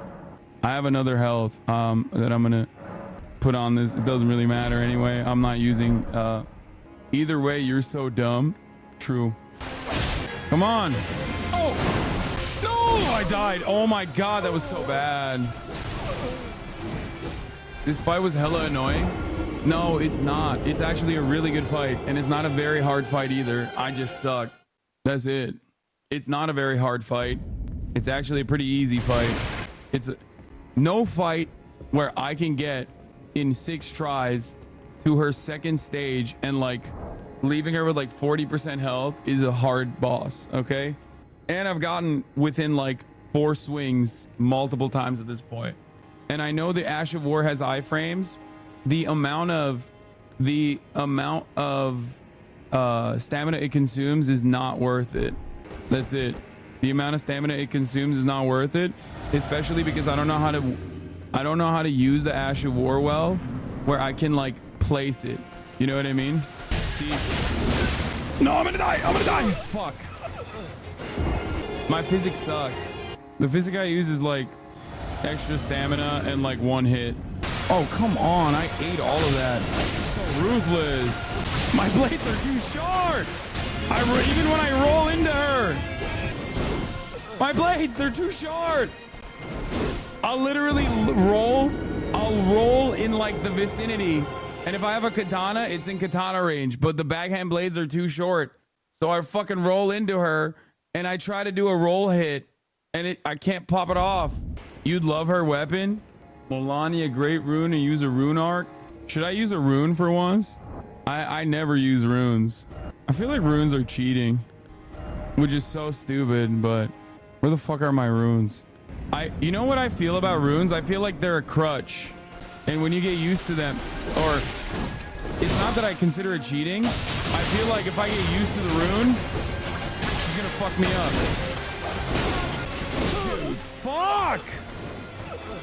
Runes are like steroids, dude. I mean, I fucked it up anyway. I wasted it. There's no cheating in this game. I know, chat.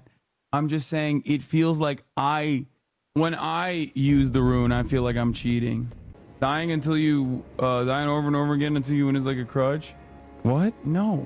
How did that hit me? What the fuck? I'm a goon in front of her. To show her to show your opponent that you're not afraid of her, you must goon in front of her. Eat a potion in front of her to show her you're not afraid. Eat a potion right in front of her to show my interlocutors I'm not afraid of them. She's so much stronger than me that she turns her back on me multiple times in this fight and doesn't even matter. Dude, I've done no damage to her. Fuck me. I've used like so many tears already. 5 already, and I'm not even at halfway. So many missed roll hits. Is he getting far worse at this fight, or is it just me? A lot of people don't understand, especially with these DLC. Especially with the DLC, it is far less predictable. The bosses are like, the AI is tweaked out the wazoo. So the only thing you can do is just react. So sometimes you get lucky and there's a couple rolls that you get or a couple swings that you make when you hit the timing where your timing is on point and you're able to evade a lot of her attacks. Sometimes, especially because I'm not super comfortable with the range of my weapon because it's a relatively new weapon. Dude, I ate both of those double hits and that too. I'm wasting so much. There we go. A little bit of blood. Oh my God, I ate that double hit again. Oh my God, again. 8. Not looking good, boys. Fuck! I'm getting so much worse. Oh my God. Bros out here with bottom reaction speed. Shut the fuck up. Stop trying to out DPS her and learn the fight. I mean, out DPSing her is learning the fight. Fuck. I can't even dodge at all right now, so it doesn't even matter. That was a good trade. Good trade first time. It was better. Hit her hard during phase 2. I think that's the problem is I don't have a lot of openings. Like if I get into one groove, she punishes. Oh, come on, dodge. Dodge. God damn it. Fuck me. What am I doing? Fuck, I hate that double dig. Fuck, I should have hit her. No.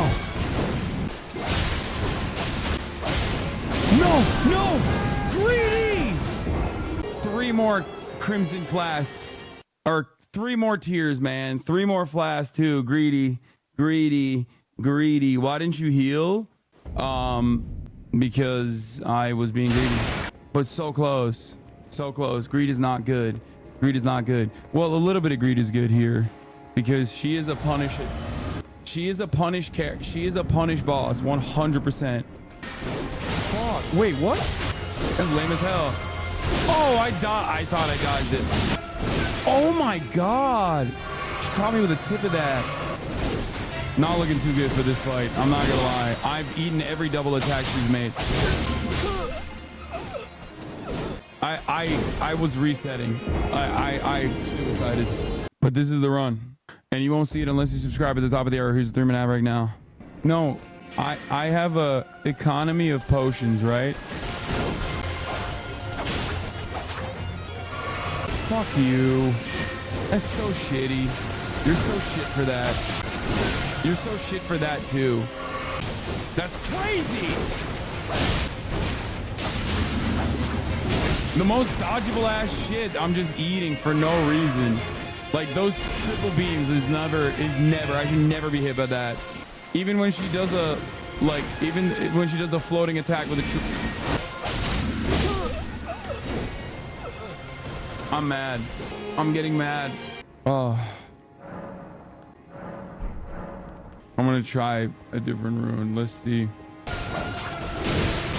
Oh, I should have just, I don't know why I was going that crazy. I can't trade that hard. I don't hit that hard. Who do you think is better, HasanAbi or HasanAbi? I've actually never watched HasanAbi play this game. Kai, no doubt. I don't know why I'm reading chat. Oh shit.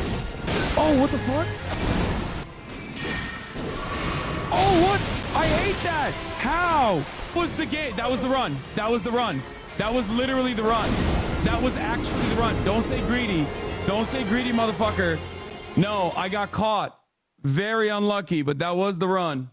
No, that wasn't greed. You're wrong. That, like, sometimes you just get unlucky. You get caught. What do you want? That wasn't greed at all. I was trying to fucking heal. This boss punishes you with range shit if you fucking stay away from her. You're wrong. I was doing the right thing. I played very well. I don't know why you're... That was pure greed. No, it wasn't. This is the run.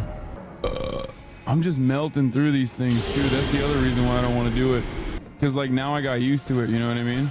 Holy shit, that was fast. Oh! What? One tab? Oh, that's a bummer. Heavy roll might help you time your attacks better. Yeah, that's my problem. I should be heavy rolling. We should ban the word spirit summons in this fucking chat. It's defeat. Oh shit. No. I ate it. I'm done. No. Oh, that makes me so mad. Oh, I have a crazy zit that is like not even a zit. The top of my dome. No, I'm done. I'm close, but I'm mad. Oh my God, I'm so mad I restarted my PlayStation 5 instead of fucking turning it off. I'm not even typing correctly. That's how angry I am right now. I'm literally... All right, I'm done, everybody. I love you all. I'll see you tomorrow, okay? Like I said, we have a lot of fun content lined up this week, so get excited for that. And you going to TwitchCon? Yes, that's like months from now. I have to. It's my contractual obligation.